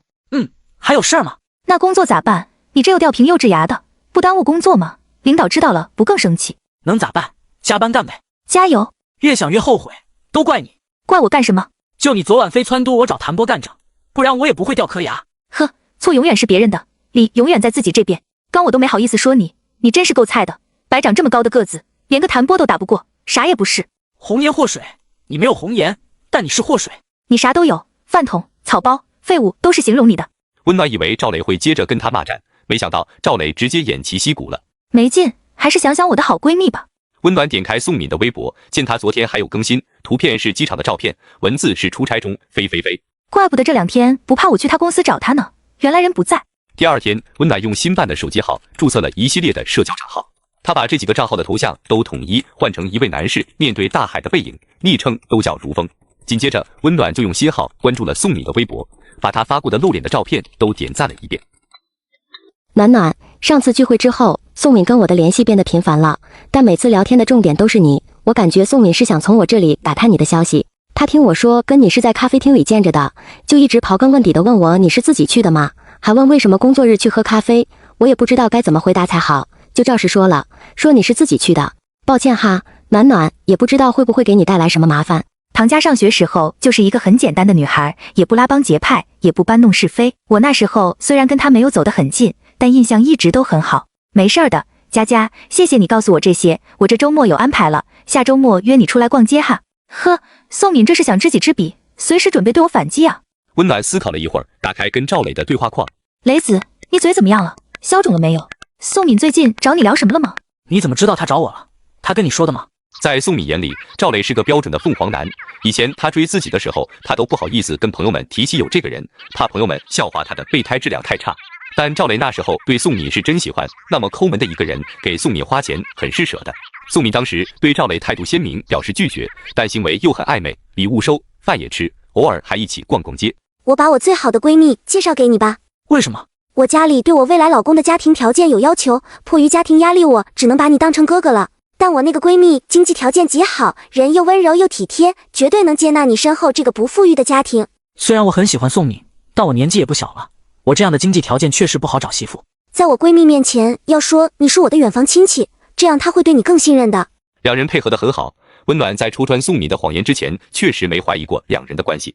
但宋敏昨天突然联系到赵磊，雷子，好久不见，你和暖暖最近怎么样啊？赵磊一看白月光主动联系他了，那开心的都忘了牙疼。你快别提了，温暖现在脾气越来越大，性格也古怪，反正哪都比不上你。那你抓紧时间让她怀上孩子啊！女人一旦有了孩子，天天就围绕孩子转了，哪还有闲工夫跟你找事？赵磊可不想被女神知道自己快当爹了，没再继续这话题，问起宋敏的情况。你呢？过得好吗？结婚了吗？宋敏的目的不是跟他再续前缘，胡乱敷衍了他几句。你务必抓紧时间造人啊！你想想，哪怕以后你受不了他的脾气，不跟他过了，但他的家产不都是你和孩子的？那你还怕他什么呢？说的可太对了，要不是看在孩子和房子的面子上，我早动手打他了，还能让他说我是废物。等你出差完回了博城一起聚聚。好啊。哦，对了，你不要跟暖暖提我联系过你哈。所以温暖这么一问，赵磊以为是宋敏自己跟他说的。没有呀，我最近太忙了，很长时间没跟他聊天了。那你怎么知道他联系我了？你这话说的好像你跟他不是亲戚似的。你爸妈、你大伯都来这边看病，你没通知他，你家亲戚总得跟他说过吧？是，他就是打听一下我爸妈、我大伯的情况，说怪不好意思的没来探望。温暖确认了这两人这是私下联系了，也没什么再想问的了，就没再回话。你都不关心我的情况吗？温暖把他发的第一句截了个图发给他。谭波把你眼睛也打瞎了吗？你等我出完差回去的，看我怎么收拾你。下了班，温暖直接去了机场。2个半小时之后，温暖已经到小区门口了。这是重生之后的第2次回家，上次是带着重生后的侥幸，见到爸妈和奶奶的那种心情是喜悦中掺杂着对前世各种遗憾的懊恼。这次心境完全不一样，只有开心和憧憬。原本是跟爸妈说周6上午到家，一会儿搞个突袭，爸妈和奶奶的多激动。他到家门口本想抬手敲门，但又觉得时间有点晚了，怕吓着屋里的3口人，就给温传海打了电话。爸，你们睡了吗？没呢，怎么了？姑娘，不是明天就回来了，怎么这个点打电话？爸，你开一下门，我给你们买的东西，现在人家送到门口了。送快递这钱也是不好挣，都这个点了还得送货。等门打开，温传海的激动不亚于春节时候他回家那次。快进来，快进来！温暖把赵磊不能生育还出去偷腥的事情如实告诉了自己爸妈，本以为父母会让自己忍气吞声，没想到他们的一句话让温暖泪流满面。赵磊呢？怎么最近总也听不到你提他？正想跟你们说呢，他生不了孩子，你们说咋办啊？检查过了吗？是，检查过了，小蝌蚪有问题。多换几家医院查查呀。查了好几家了，在最好的医院确诊的。哎，实在不行，以后领养一个吧，咋的也得有个孩子啊。对，领养一个也行，从小养大，不告诉孩子是领养的。还真是应了网上的那句话，在生育这件事上，如果是男方有问题，女方大概率会选择不要孩子了，或者领养孩子，从而跟他走下去。但如果是女方有问题，大部分男人都会选择换个媳妇。哎，这倒不算什么，主要是吧？主要是什么？他不仅不能生，他还在外面乱搞，还被我知道了。他是什么狗东西？跟他离婚？什么时候的事儿？你怎么不跟我们说？不跟他过了，明天咱们就去找他，把婚离了。我原本还有一点担心，思想观念传统的父母会很难接受我离婚这件事儿，看来是我多虑了。你们不怕别人笑话吗？笑话什么？笑话你们姑娘离婚。这都什么年代了？赵磊这样的，要是好好过日子，不能生也就算了，都这样了还不收心，还在外面乱搞，那咱是图啥呢？离了咱再找。你高中时候那个暗恋对象现在还单着呢。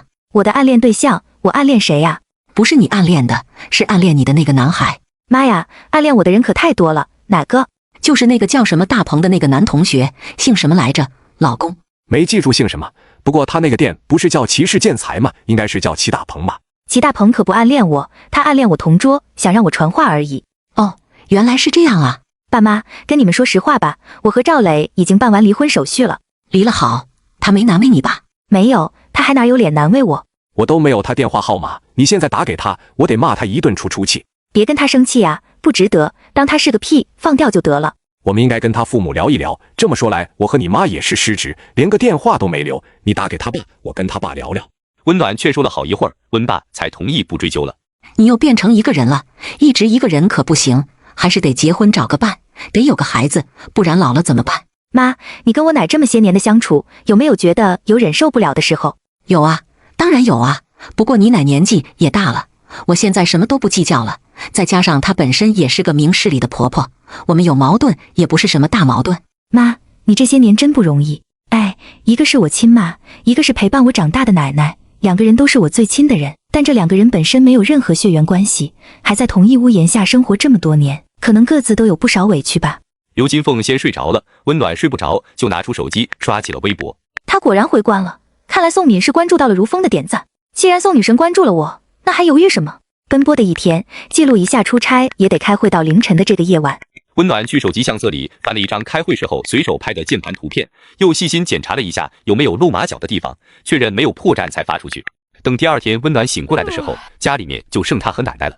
暖暖，你爸妈凌晨就起来去早餐店了，给你做了早餐，赶快去吃吧。暖暖，你和赵雷是不是吵架了啊？之前小姑闹离婚的时候，奶奶跟着上火，大病了一场。她的观念过于保守，离婚在她的眼里就是女人的天塌了。没有，奶，我们挺好的。等过一阵子，事情都弄利索了，就跟奶奶说赵磊突发疾病人没了，那相当于是天自己塌的，谁也拦不住。奶，我们一起去早餐店转转吧。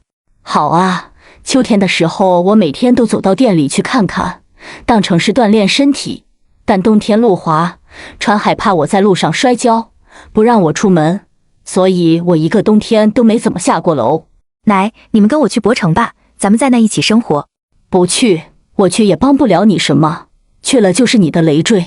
再说在那我谁也不认识，去了不得跟蹲监狱似的。以前是为了谋生，为了糊口，现在不需要为这些操心了。那我回来陪你。那哪能行？你这好不容易走出去了，不能为了陪我连工作都不要了。温暖笑嘻嘻地跟奶奶说笑了几句，没再继续这个话题，但心里已经把回老家当成了一个考虑方向。到了店里，已经过了早餐的高峰期，刘金凤在收拾顾客用过的碗筷，温传海在给一个男顾客打包。暖暖，这是你三婶的弟弟，你叫丁舅。哟，暖暖回来了，都这么大了。我上次见你的时候，你才3、4岁。阿姨，你也来了。都寒暄完，丁文祥拎着袋子出了门。又白拿这么些东西。妈，这是什么情况？你三婶买那门面不就在咱们旁边吗？借给他弟弟开汽修店，他自己找了几个人在这装修，差不多每天上午都来拎些早饭，也不提钱的事儿。最开始说过，说让你爸记账，等汽修店开起来了，有收入了，让你爸记得跟他要，准是你三婶跟他说的。你爸这吃亏的性格，到时候也就算了。幸好他瞧不上咱家店里中午卖的盒饭，不然中午饭也得在这解决。也多亏他没把那些人直接带店里来吃，不然不仅搭早饭，还得搭时间收拾。哎，他每天都这个点来吗？差不多。好，明天我跟他要钱。行，你一个晚辈，又不常在家，不怕跟他撕破脸。今天就营业到这了，中午出去吃好吃的，下午去看房子。那怎么能行？中午用的菜都买好了。温暖使出浑身解数一顿撒娇，温爸温妈才同意。温暖，真是你啊！齐大鹏，不过年不过节的，你咋回来了？两人是高中时候的同学，他们一共有4、5个相处得很好的同学，算是个小集体。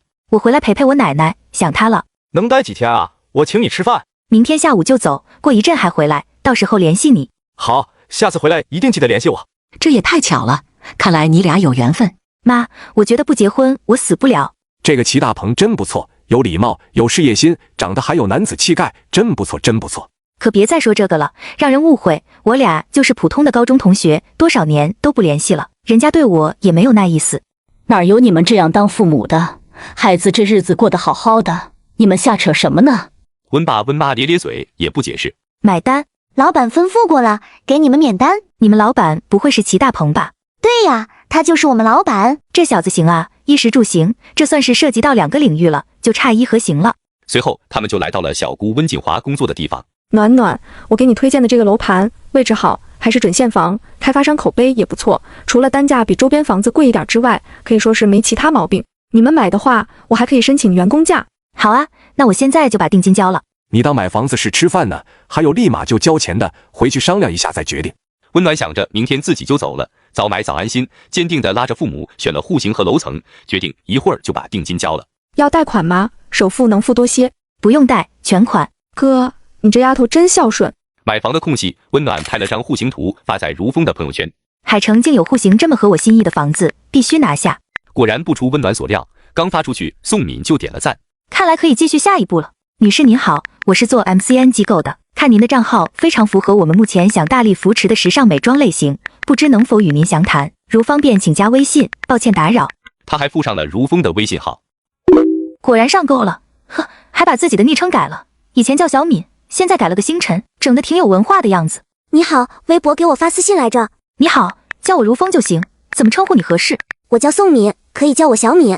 你好，小敏。温暖早有准备，一顿敲字，把如风形容成是一个创业经验非常丰富的大老板，已经有好多家十分成功的公司了。现在看好自媒体这个领域，刚准备进军，正是寻找合作伙伴的阶段。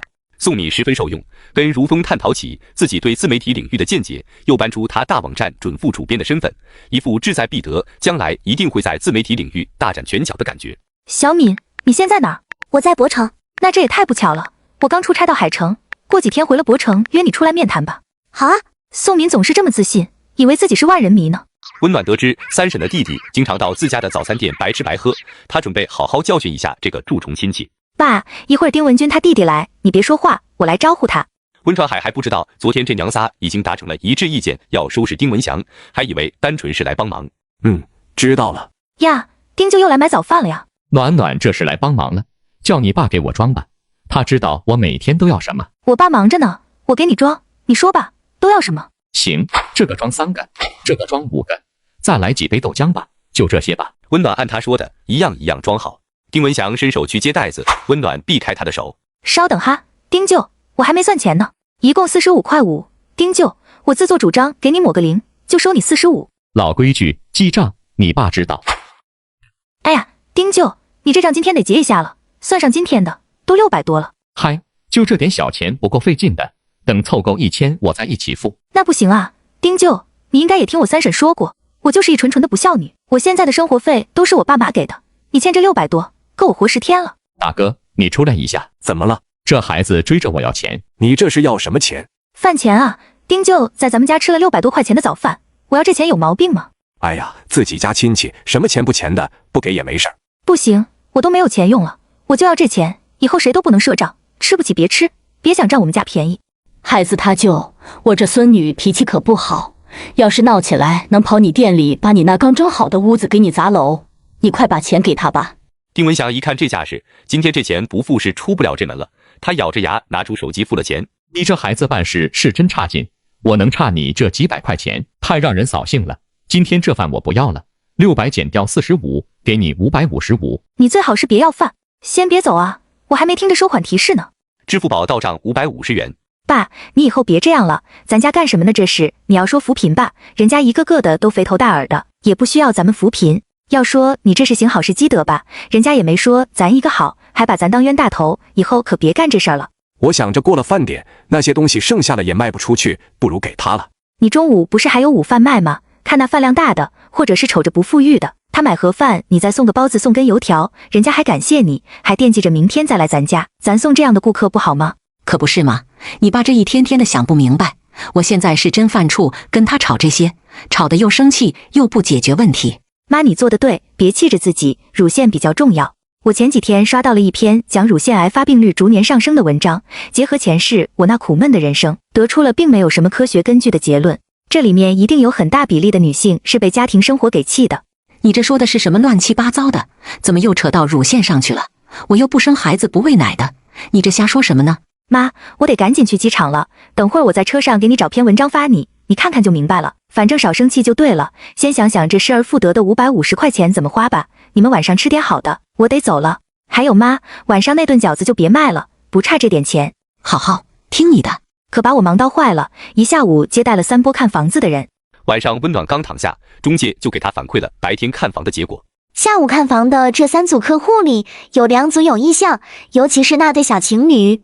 那对小情侣出价稍高，但他们首付还差一点，需要去筹钱，交易的时间会晚一点。没问题，但这房子我还需要再住3个月，如果中间完成了买卖交易，我可以按市场价付房租。我刚去沟通了一下，他们说可以，就尽快签合同吧。没想到卖房子能卖得这么顺利，看来买房卖房跟爱情一样，讲究个缘分。卖的这步解决的差不多了，我要开始准备买房子的事了。呀，已经都9点多了。是时候跟亲爱的雷子互动一下了。在忙吗？都闲出屁来了。雷子，我肚子疼得厉害，多喝热水。你大爷的！温暖发了个省略号，赵磊就完全没音了。你最好就一直保持这个德性。第二天一大早，温暖又给赵磊发去微信：雷子，我肚子疼得受不了了，我现在去医院。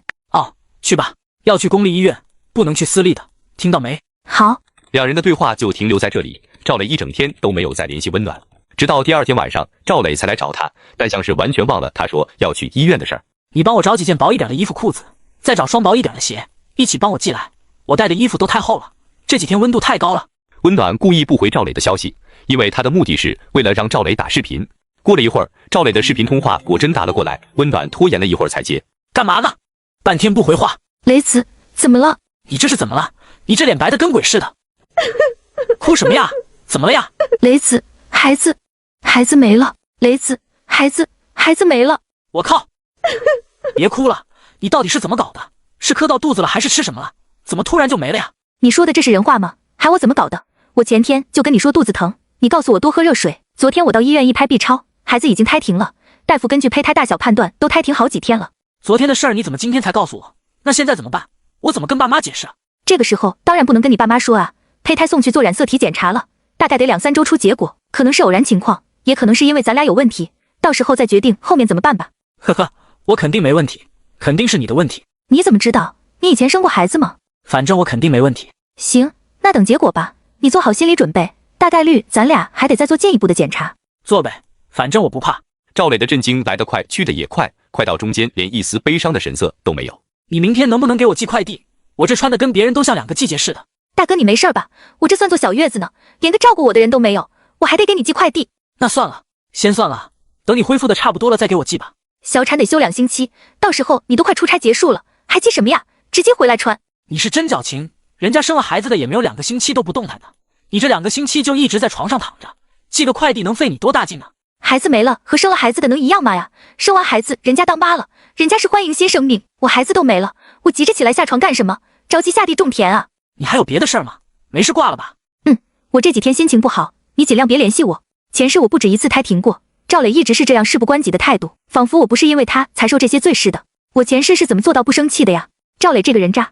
没了干扰，接下来的半个月，温暖可谓是全面出击。先是开启疯狂看房模式，连看了1星期，选定了市区一套150多平的3居室，交了定金，约定待他名下的购房指标空出来，他就付全款购买。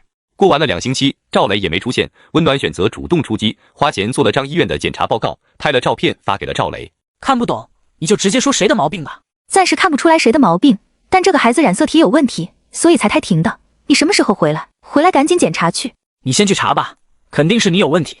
我要是没问题呢？你要是没问题，我再去查呗。好，我今天就去检查。你哪天回来？后天晚上。那还用给你寄衣服吗？赵磊没再吱声。温暖又找 P 图的给他 P 了几张检查报告，出报告的时间都 P 成了后天。他准备后天就拿这些报告当成欢迎赵磊出差归来的礼物。转眼就到了周日，赵磊拉这个脸回来了。吃晚饭了吗？吃过了。家里还有什么吃的？我还没吃晚饭。没有什么吃的，我这半个多月半死不活的，顾不上买吃的。那你晚上吃的什么？你可真是有意思，你不问问我恢复的怎么样，你问我晚上吃的什么？你不说我差点忘了，你检查了吗？大夫怎么说？检查报告，大夫说我没毛病，说问题应该在你身上，让你尽快检查。赵磊不信，拿起那几张纸仔细查看，但他也看不出哪能找到问题，看了看就扔回茶几上了。我可没钱检查。那怎么办？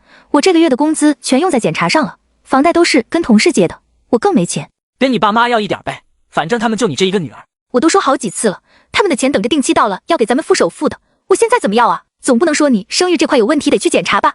干嘛说我有问题啊？你说你有问题，你爸妈不就心甘情愿的出钱了吗？我之前还想着，反正赵磊不懂这些流程，可以骗他弄出一点小蝌蚪，我再假装送去检查，然后给他几张 P 的检查报告吓吓他。但现在我改变主意了，必须让他自己去医院亲自检查去。生的孩子又不姓温，凭什么我爸妈出这钱？你爱查不查，反正我不需要跟我爸妈解释。着急抱孙子的也不是我爸妈，我爸妈还盼着这个赵子豪呢。要是知道孩子没了，得多失望。主要是有可能会骂我。哎，想想就头大，是得给出个合理的解释。检查得花多少钱啊？大夫说先查下小蝌蚪质量，也就几百块钱。行吧，这几天我去查一下，要是我没问题，这钱你得给我报了，然后你得换个医院重新再做一遍检查。我肯定没有任何问题，肯定是他的问题。OK 啊。对了，这个检查需要禁欲3至7天，你最好计算好时间，提前排一次，别到时候白跑一趟。好啊，今晚就排一次怎么样？你想什么呢？我还在恢复期呢，你还是不是个人。第二天，温暖早早的出了门，不想跟这个男人有多余的沟通。但到傍晚的时候，温暖接了一个陌生电话。喂，欠我们的钱什么时候还？我又没跟你们贷款，找我干嘛？赵磊留的联系人是你，他一天都不接电话，我们只能找你。怎么的？他赖账啊？赵磊除了贷的那20万，又杂七杂八贷了些生活费用，现在第1个月的还款日已经到了，他需要还4万多。你告诉赵磊， 2天之内把钱还上，否则让他好看。一想到他愁眉苦脸，还要想办法扑傲我的样子，我就感觉自己战斗欲爆棚。温暖一进家门，还以为自己出现幻觉了。赵磊已经做好了晚饭在等他。呵，为了忽悠我给他还钱，也是下了血本了。凤凰男赵磊想让温暖跟自己父母借钱来填自己的窟窿，温暖就将计就计，让赵磊把这个窟窿越挖越大。哎呀，大宝，你今天回来的还挺准时啊。哟，真是太阳打西边出来了，你还能想到做饭，怎么不提前告诉我一声？我在公司已经吃过了。这不是想给你个惊喜吗？你在公司吃的什么？这一路挤地铁也消化的差不多了吧？跟你过得都穷成这样了，我能吃什么？吃的盒饭呗。盒饭消化的更快，再吃点吧。大宝，你知道我不太会做饭，所以这几个买的现成的。但这鸡蛋西红柿可是我的拿手好菜，你尝尝。温暖夹了一口鸡蛋。盐是不用花钱吗？怎么了？你感觉咸啊？出锅的时候我尝了一口，还行啊。有可能是盐没放匀，你吃的那口盐多。温暖又去夹了一口土豆丝。哎呀，这个又太淡了。那你吃这几样吧。大宝，这是熟食店买的，人家的咸淡掌握的好。你看看你买的这几样东西，没一样是我爱吃的，你根本就不在乎我，不关心我。我确实做的不够好，没记住你喜欢吃什么。你告诉我，下次我买你喜欢的。怎么，你发财了吗？哎呀，他可算问到点上了。大宝，我还想着跟你商量一下呢，我带的那网贷这几天就要还第1期了，我实在是倒腾不开了，你得帮帮我。你可别提这个了，真是跟你丢不起那人，恶心，不要脸。也不能全怪我呀，谁让你一直不让我碰的？你快别恶心我了。这个月就要还4万多，我真是没钱，不知道怎么办好。你帮我先把这个坎迈过去，以后咱俩好好过日子。我还想跟你借呢。赵磊见温暖微信余额只有8块5，这么看来跟他是要不出来钱了。哎，可以让他跟他爸妈借啊，我真聪明。这样，你去办2张信用卡，或者先用其他平台再贷一点出来，先把这个月的贷款还上，后面的事儿再慢慢商量吧。可不能再借了，这利息太高了，再去借不就跟滚雪球似的越滚越大了？这家伙怎么变聪明了？还是我轻敌了？以为在这种情况下赵磊会慌不择路，听信我的劝告，看来我还得劝得再真诚一点。那别借网贷了，就去银行办信用卡吧。你没听说吗？现在有不少年轻人都是以卡养卡，几张信用卡来回倒腾。我不想再借外面的钱了，还起来压力太大了。你替我跟你爸妈借吧，哪怕以后需要还他们也行，至少没有利息。既然是跟父母借，你先跟你爸妈借吧。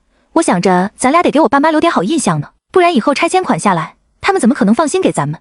反正你爸妈眼里咱俩也没有什么好形象，也不用怕印象更糟糕。那我先办信用卡吧，不过我估计这种正规渠道我办不了多大额度的，你也帮我办2张吧。不行啊，我名下有房贷，想要办信用卡的话很费劲。那我的信用卡要是额度不够怎么办？本想说让他跟同事们借一下，但又想着他的同事们又没做错什么，还是别坑人家了。雷子，我觉得呀，考验你兄弟情谊的时候到了，你私下跟你大哥商量一下，看看他能不能借你一点。我大哥哪有钱啊？借借试试呗，说不定你爸妈私下没少接济他呢。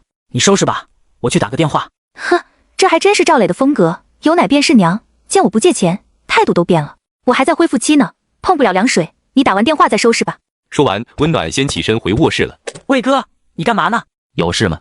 我之前出差遇到了碰瓷的，在路上被一个老太太讹了，现在急需用钱，你能给我转点吗？我哪有钱呢？你也知道我在家里也挣不来钱。我可以给利息。那我帮你去借借看，你要用多少？看来大哥真的有钱，我把下个月的贷款钱也借出来，这样暂时也不用去办信用卡了。8万吧。那借不来，可以帮你借2万试试，但你得尽快还。好。等温暖晚点出来准备去洗澡的时候，见赵磊已经恢复了往日的神情，也不跟他示好了。这态度转变的也太快了吧，既然你让我不爽，那就一起不爽好了。雷子，这周六我陪你去检查吧。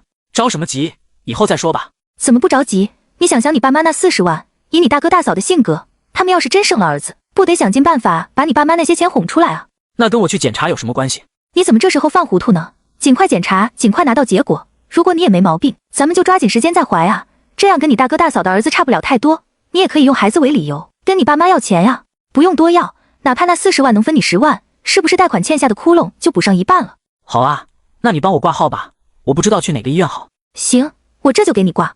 温暖只想尽快看到赵磊泄气的样，所以改了主意，愿意为他掏个挂号费。凤凰男赵磊得知自己不能生育，为了面子想把这个锅甩给温暖，没想到温暖仅用1招就让他颜面全失。医生给我开了检查单子，让我先缴费，然后去取小蝌蚪。那你去啊。你过去给我缴费啊。你先缴啊，不是说了吗？如果你没问题，这钱我给你报。赵磊看要不到钱，耷拉个脸去缴费做检查了。大夫说2个小时才能出结果，我饿了，去吃饭吧。你去吧，我没胃口。我看见那些孕妇，我心里就难受，想我的小子豪。你真是矫情到一定程度了。说完，他自己就去吃饭了。等会取结果的时候，我一定要陪在赵磊旁边，不能给他撕检查单的机会。等着掏钱吧，你给我啥毛病都没有。快走，赶紧找医生看，我跟你一起进去。以前做过这种检查吗？没有。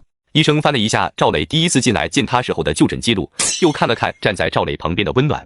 你这畸形率太高了，属于重度肌筋症了。赵磊不相信，把报告拿回来自己翻看。这不是还有1%正常的吗？医生跟他解释了一下这个数值对怀孕的影响。赵磊边听还边瞥了温暖2眼。医生，那我们想要孩子得怎么办啊？建议再让你老公做进一步的检查，看看是属于哪种畸形，确定一下还有没有通过治疗提高质量的可能。如果无法提高质量，建议做试管。等到从诊室里出来，赵磊已经变了一副模样，也不再提报销检查费用的事了。大宝，你别听刚才那医生瞎说，他就是想忽悠咱们做检查，怎么可能那么严重？那你是什么意思？接下来有什么计划？要不咱们换一家医院再去查查吧。这已经是整个博城最好的生殖科医院了，你还想换哪个医院查？那听你的，你说接下来怎么办？就在这个医院接着查，查清楚还有没有治的必要。好，听你的。如果最后只剩试管这条路，你打算做吗？肯定做呀。可是我听说做试管，女方很受罪的。哪有生孩子不受罪的？女人天生就得受这个生育之苦啊。那我在正常的生育之苦之外，还得受试管之苦，我心里不平衡。要不你找别人跟你试管吧。我目前这种情况，离开他，估计这辈子也找不着媳妇了。那怎么能行？咱俩不能只同甘不共苦啊。我什么时候同过你的甘啊？自从跟你结了婚，我的钱越来越不够用，我都没花着过你钱。哎呀，咱们夫妻之间用算得这么清吗？什么时候跟你爸妈说？说什么？说因为你的小蝌蚪不太行，孩子没了，下一个孩子得很久之后才能怀上了。不能跟他们说这些。不说怎么能行？早晚得知道，早点知道打击还小一点，不然他们俩还一直盼着抱孙子呢。能不能不说是我的原因啊？呵，果然跟前世一模一样。当时我被赵磊的几句好话给忽悠的，背下了这口大锅，这回得把这口锅给赵磊焊在后背上才行。当然不能了，不说是你的原因，难道说是我的原因？那你父母得立马劝你甩了我，再逼着你赶紧找新的媳妇。你想想，还有没有女人像我这么傻？搞不好你后半辈子就只能打光棍了。那晚点我单独打电话跟他们说吧。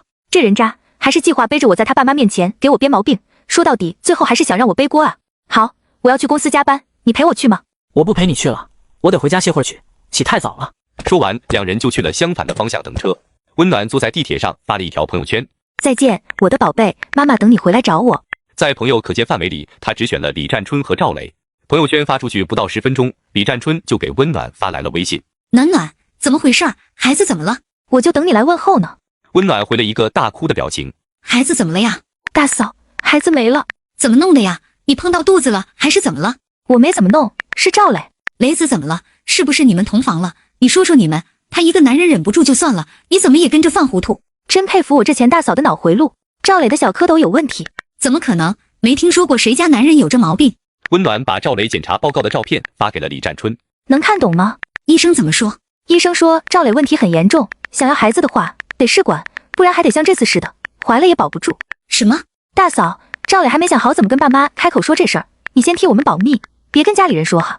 好，一定替你们保密。呵，他现在肯定开心坏了，这回不用担心老儿家生了儿子抢他的风头了，怎么可能保密？要的就是这个效果，不然朋友圈不就白发了吗？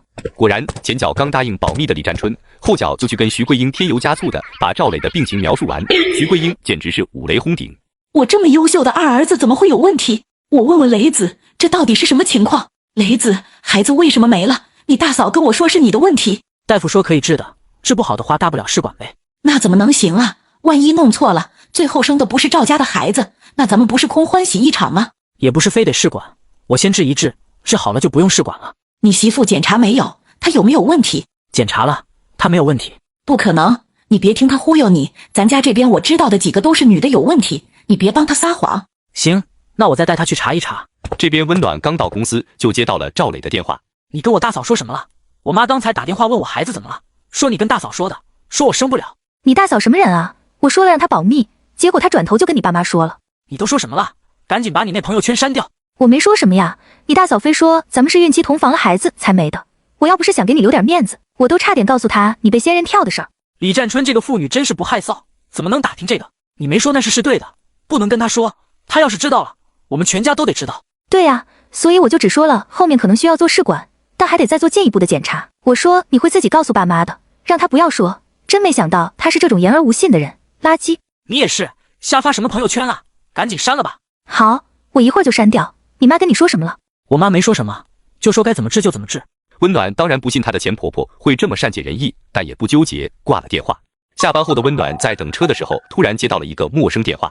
凤凰男赵磊检查出不能生育，为了面子，他想把病治好，但后续治疗需要很多钱。他纠缠温暖无果后，竟把主意打到自己亲妹妹身上。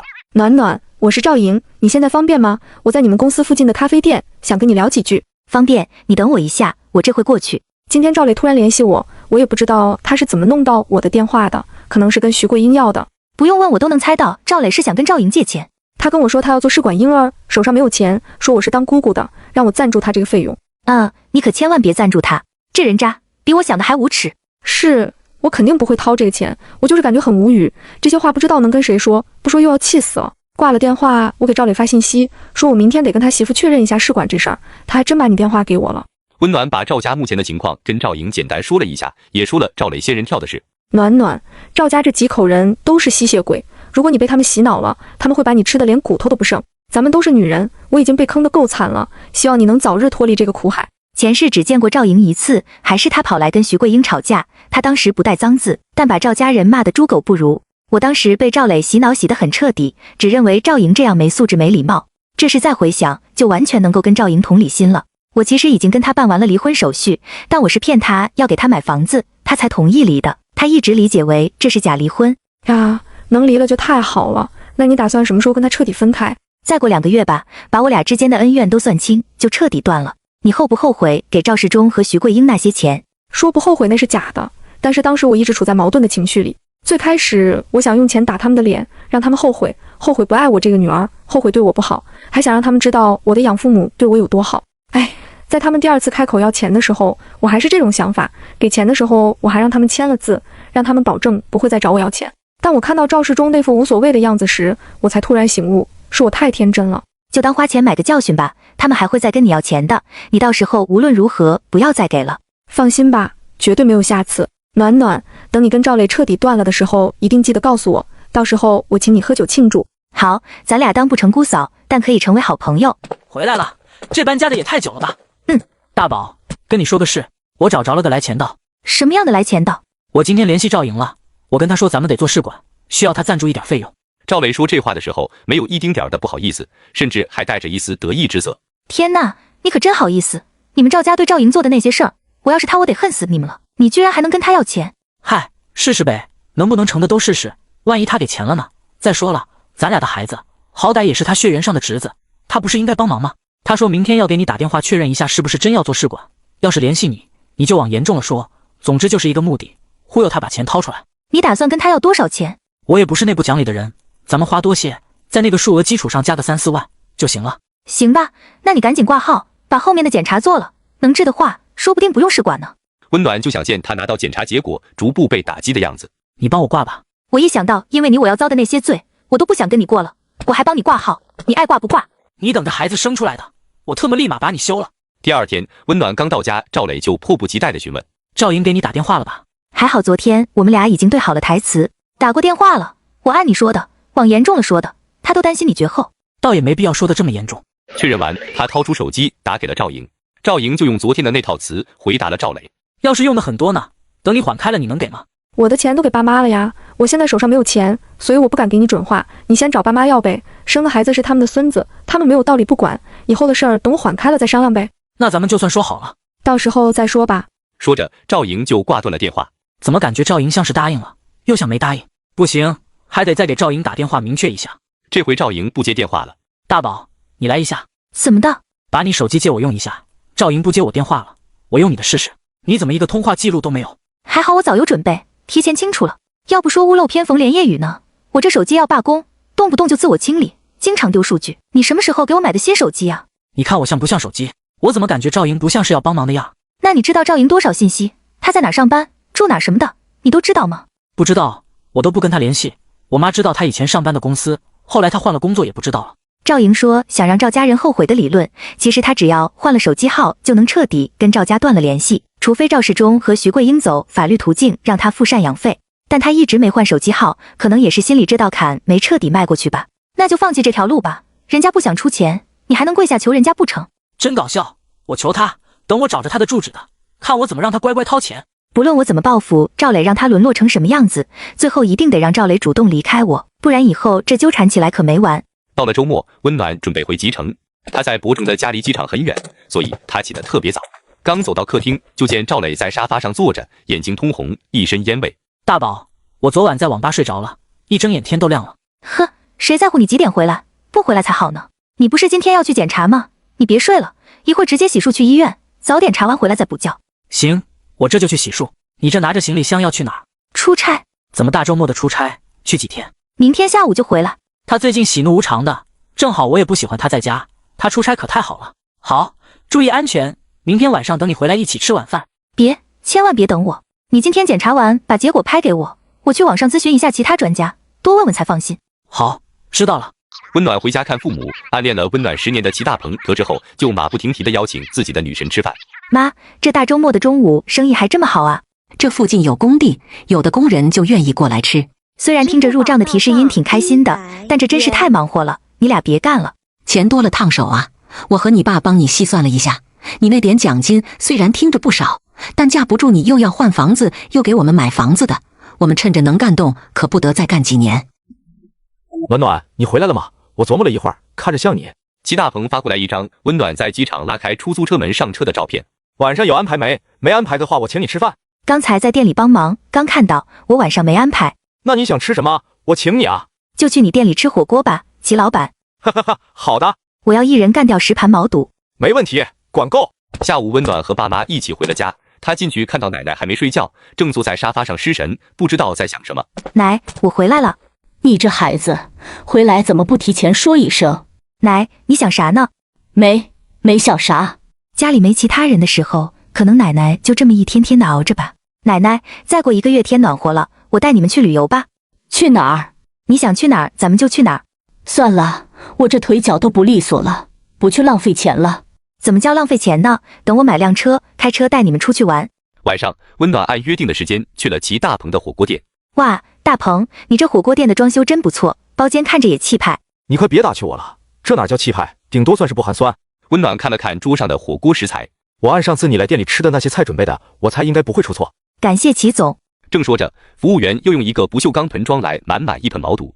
咱都自己人，就不用10个盘子装了，我让直接装在盆里，给洗碗阿姨减少一点工作量。我的天，我是开玩笑，哪能吃得了这么多毛肚？快分走一半，别浪费了。没事儿，你吃剩下的我吃，不浪费。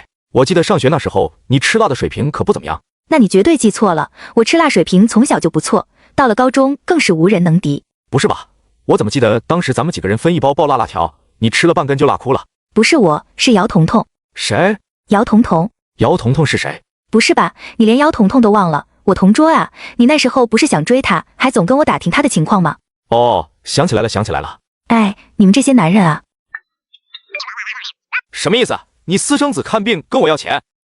这是人家私事儿，我要不要躲出去？别废话了，你有本事生你就得有本事养，以后这种事儿少来找我。说完，他就挂断了电话。见温暖面色有点尴尬，齐大鹏主动解释道：“我爸他之前不是乱搞吗？最后还给我搞出了个弟弟来。他和阿姨离婚了吗？前年才离，我是真理解不了我妈。当年我爸外面的女人怀了孩子之后，我爸当时就跟我妈摊牌了，要离婚，还主动提出什么东西都不要，只求能把婚离了。可我妈死活不离，说要跟我爸耗到底。外面的那个女人也不是个省油的灯，见我爸一直不离婚，就跑去他单位闹。那时候我爸是有正式工作的，这么一闹还把工作给闹没了。丢了工作之后，我爸跟那个女人想结婚的念头也打消了不少，对离婚的态度也消极起来。后来那个女人也是赌气，还真把孩子生下来了。以前我妈动不动还说是为了我，她才不离婚的，给我气的。她每次这么说，我都跟她吵一架。我宁可成为单亲家庭的孩子，也不想在这样的氛围里生活。何必呢？这不把自己也耽误了吗？及时止损不好吗？前年我妈遇到个不错的叔叔，才终于想明白了，把婚离了。但也耗了这么多年，痛苦了这么多年。前世经历过赵磊的背叛，我明白齐大鹏妈妈在知道丈夫出轨时的那种心情，震惊之余夹杂着不甘、委屈、自我怀疑，想要跟对方一拼到底的那种感觉，我是明白的。那你爸和那个女人结婚了吗？没领证，在一起过呢。我爸丢了工作之后就开始做生意，一直做得还不错。自从跟我妈离了婚，这生意也是越来越不行，去年更是赔得底朝天。这不，他儿子生病了，他没钱治，找我要钱。为了惩罚你爸，选择退学，你后悔不？说实话，不后悔。我当时也确实跟不上了，尤其是那个英语，跟听天书一样。但也有遗憾，没上大学，不像你们走出去见识了更大的世界，也没啥学历，打工也找不着像样的工作。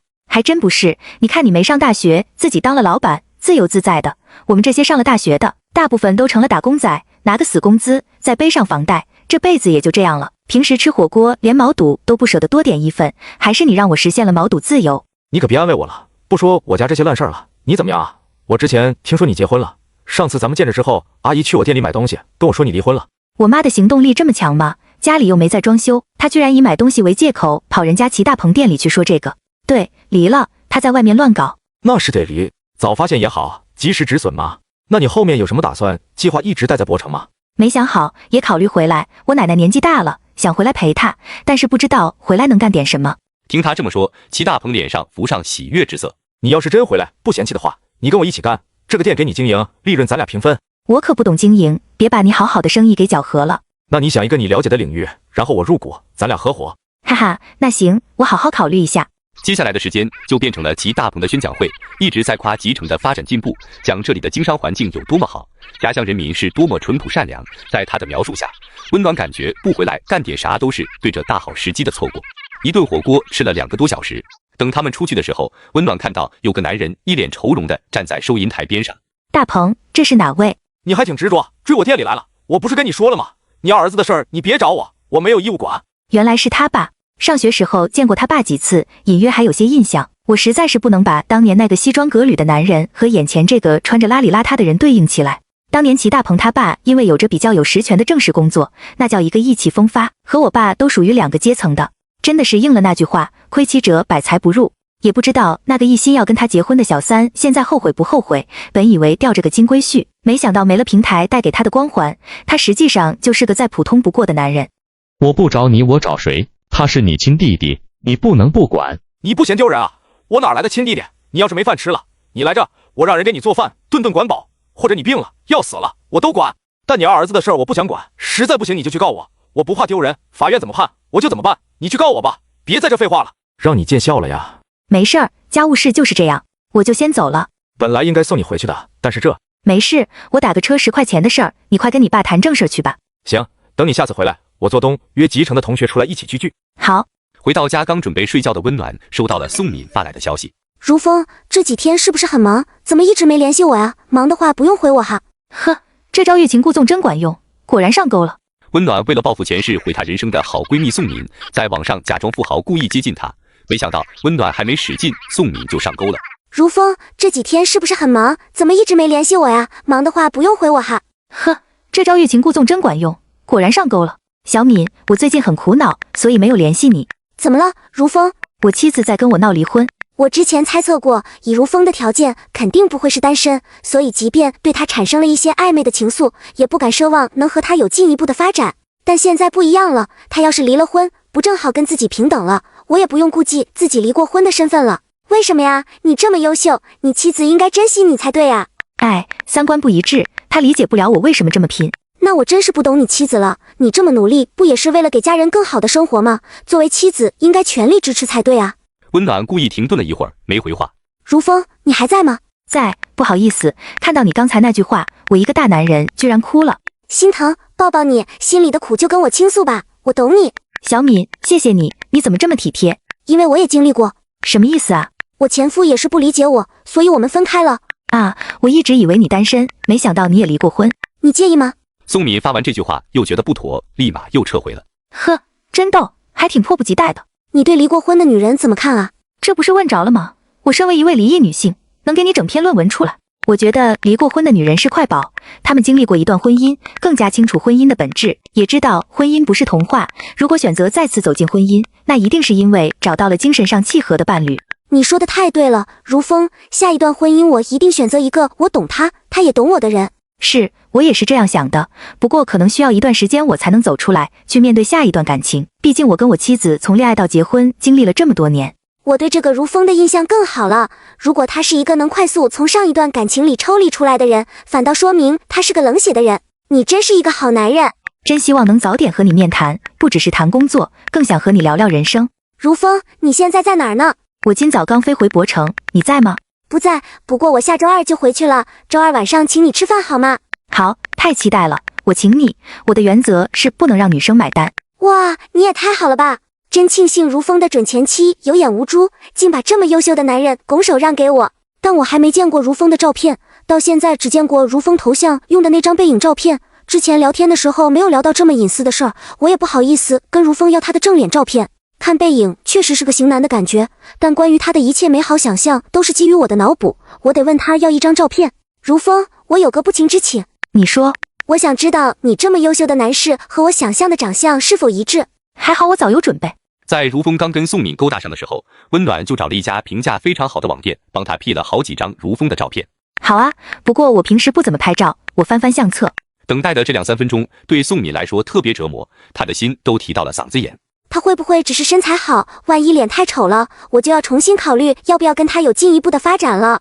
温暖发过去了3张照片，有一张对脸的自拍，有一张生活照，还有一张工作时的照片。不好意思啊，第一张是因为有个身份验证没办法才自拍的，我平时可没这么自恋，基本都没有自拍的照片。宋敏的心这会怕不仅是小鹿乱撞了，老陆都已经在旁边掐架了吧。如风这长相太是我的菜了，要是知道能遇到如风，我何必当时费尽心机接近吕承浩。跟如风比起来，吕承浩的颜值差了不止一个档次。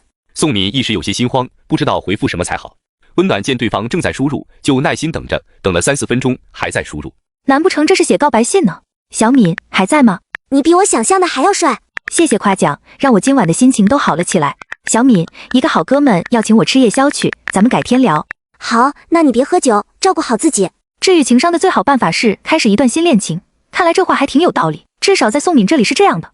第二天，温暖又带着奶奶去了店里，一进店看到齐大鹏也在。呀，大鹏，你怎么来了？早餐店卖的东西都差不多，一般都是就近解决。齐大鹏的建材店和火锅店离这都不近，看样子是专门过来的。暖暖，你来了，奶奶你也来了。上次阿姨跟我说她包的包子好吃，我就惦记着来尝尝，想着你今天得坐飞机回博城，我就过来了。吃完包子还可以送你去机场。你咋知道我买的是上午这趟？万一我要是坐晚上那趟呢？你明天不是还得上班吗？坐晚上那趟，明天还能起得来吗？还真被你猜对了，你看看，我就说吧，一点自由都没有。见齐大鹏是实心实意要送自己，温暖也就没再推辞。去机场的路上，齐大鹏又开启了宣传家乡模式，认真给温暖介绍家乡这几年的新生事物。温暖也比较配合，不管听没听过，一律回答呀，是吗？哎呀，真的假的？太厉害了！齐大鹏得到了正向激励，恨不得开着车一路把温暖送到博城去。暖暖，家乡机会也不少，你一个人在外面飘着也不是个长久的事儿，回来吧。容我好好考虑考虑。好，你以后回集成都提前告诉我，我负责专门接送你。温暖嘴上答应着，但心里没太当回事儿。怎么能好意思不停地麻烦以前的同学接送自己呢？到博城的家里时，已经过了午饭时间。温暖一进门就看到了让他怒火中烧的场面。呀，你回来了，大宝，你怎么还喝起酒来了？周末嘛，喝点酒放松放松。你不知道喝酒影响小蝌蚪的质量吗？嗨，已经这样了，相信科技的力量呗，让医生挑选几个优质的。你个人渣，喝嘎才好。那你也控制一点量，酒可不是什么好东西。酒都是粮食做的，是好东西。你的检查结果呢？不是说让你拍给我吗？为什么不发？感情生孩子这事儿就我一个人着急啊。看来这个女人是真离不开我，急着给我生孩子啊。大宝，今天做了好几样检查，有一个结果出的特别慢，下午4点多才出来结果。医生看完这些结果，就说治疗的意义不大，建议直接做试管。今天听医生那么说，我也想通了，不治疗更好，治的话我还得跑医院，还得受苦，不如直接试管。我只需要把小蝌蚪弄出来就行，别的就不用我管了。把这几个检查的报告都发我一下，我去咨询一下其他医生。上次他就把那个检查结果拍了照片，还发给了大嫂。这次坚决不能再犯同样的错误。别咨询了，你不也说了吗？这都是博城最好的生殖科医院了，没必要咨询其他医院的大夫了。检查结果可以不看，但这口气得出，我不能白遭罪，得让你爸妈给我表个态。表什么态？他们不是盼着抱孙子吗？我辛苦受罪给他们生孙子，他们当爷爷奶奶的，不得有点表示啊？你想要什么表示？想从他们手里要钱了？对啊。其实赵雷今天已经在他爸妈那里碰过壁了，他从医院出来就给徐桂英打了电话。妈，大夫说我这种情况治不好了，只能做试管了，但做试管需要很多钱，我们现在手上没钱，你能不能和爸去商量一下，看看能支援多少？你爸说了，生出来再支援，没见着孙子之前不支援。你劝劝他呀，没钱我们怎么生啊？得先有钱再去做试管啊。劝也没用，你爸就说生出来就支援。雷子，你跟温暖好好聊聊，争取让你岳父岳母把这钱出了。人家两口子在别的事儿上等着赞助我们呢，现在这事儿不能麻烦他们。什么事啊？不能跟爸妈说买房子，以防他俩非要住进来。嗨，反正我从你们这是得不到一点帮助，你们偏心的太明显了。这话可让徐桂英伤心了。虽然他在心里也认为自己和赵世忠对大儿子更照顾，但二儿子这样公开说出来，他觉得太难过了。他转头跟赵世忠哭了一鼻子，赵世忠又把赵磊骂了一通。别惦记了，等孩子生出来他们会给钱，现在不给，讲究一个不见兔子不撒鹰。那我可不乐意，除非你给我买个礼物。你想要什么？咱俩结婚连钻戒都没有，你给我补一个。等我把外债还一还的，到时候再说吧。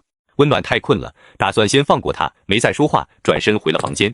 第二天早上，温暖起来准备洗漱的时候，见赵磊敞着次卧门在睡觉，他直接选择无视，也没叫赵磊起床。管他迟到不迟到呢，天天迟到，最后被开除了才好呢。下午温暖正在忙的时候，赵磊给他打了一个电话，温暖不想接，就给挂了。赵磊又接着不停的打，温暖知道他一定是有什么事儿，就走出办公区接了起来。干嘛呀？不接就是不方便，你怎么还没完没了的？大宝，我不想干了。又怎么了？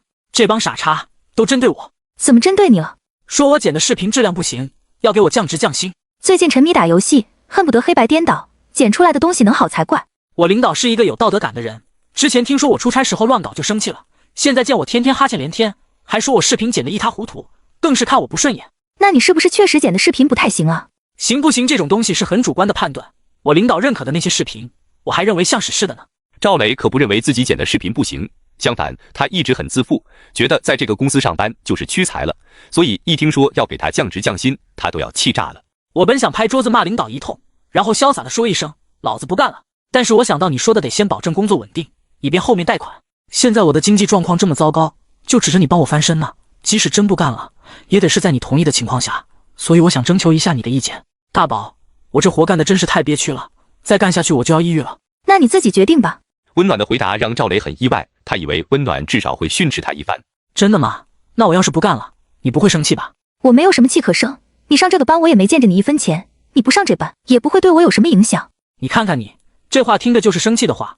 我是说，如果我真不干了，后面买房子会不会受影响？会啊。那我怎么办啊？你自己决定啊，我要去开会了。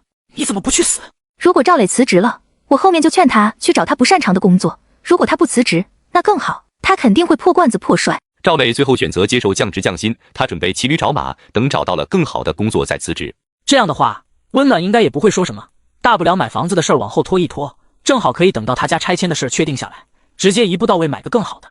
说干就干，赵磊马上开始改简历，准备找工作。可能是昨天喝酒喝得太多，再加上打游戏造成的睡眠缺乏，他一点不遮掩。Word 最大化显示，谁路过他工位都能看到他是在改简历。赵磊领导去接水，正好看到这一幕，就站在他身后看着他改。不是吧？你写的这些工作内容怎么看着都像是我干的活呢？你干嘛呀？这样不太礼貌吧？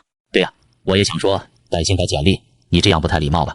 我还没跟人力说你同意降职降薪的事儿，你看还需要说吗？不用了，老子不伺候了。你特么跟个傻叉似的，我早就看你不顺眼了。老子剪的东西好着呢，轮不到你这个250来给我点评。你等着吧，我回去剪一条专门骂你的视频发网上，绝对大火，让你出名。赵雷，我奉劝你一句，这圈子不大，你最好给自己留条退路。我怕你吗？领导也算有涵养，没有跟赵磊一般见识。我这会去叫人事跟你沟通离职的事。赵磊全程骂骂咧咧，一副所有人都对不起他的样子。等所有的手续都办完，拎着东西走出公司的时候，赵磊才清醒过来。我应该耗到他们把我裁了才对，那样还能拿到赔偿。自己这样走了，什么好处都没得到。但现在后悔也晚了，不过气也出了，不亏。不对，马上又要到还款的日子了，现在又被公司辞退了，这可怎么办？温暖他爸妈有钱，我晚上可以哄骗他把钱拿出来给我还网贷。交际代工被公司辞退，前一秒还很嚣张，后一秒突然想到马上要到还款的日期了，就又把注意打到了温暖身上。大宝他爸妈有钱，我晚上可以哄骗他把钱拿出来给我还网贷。我得去买几样贵的菜带回家。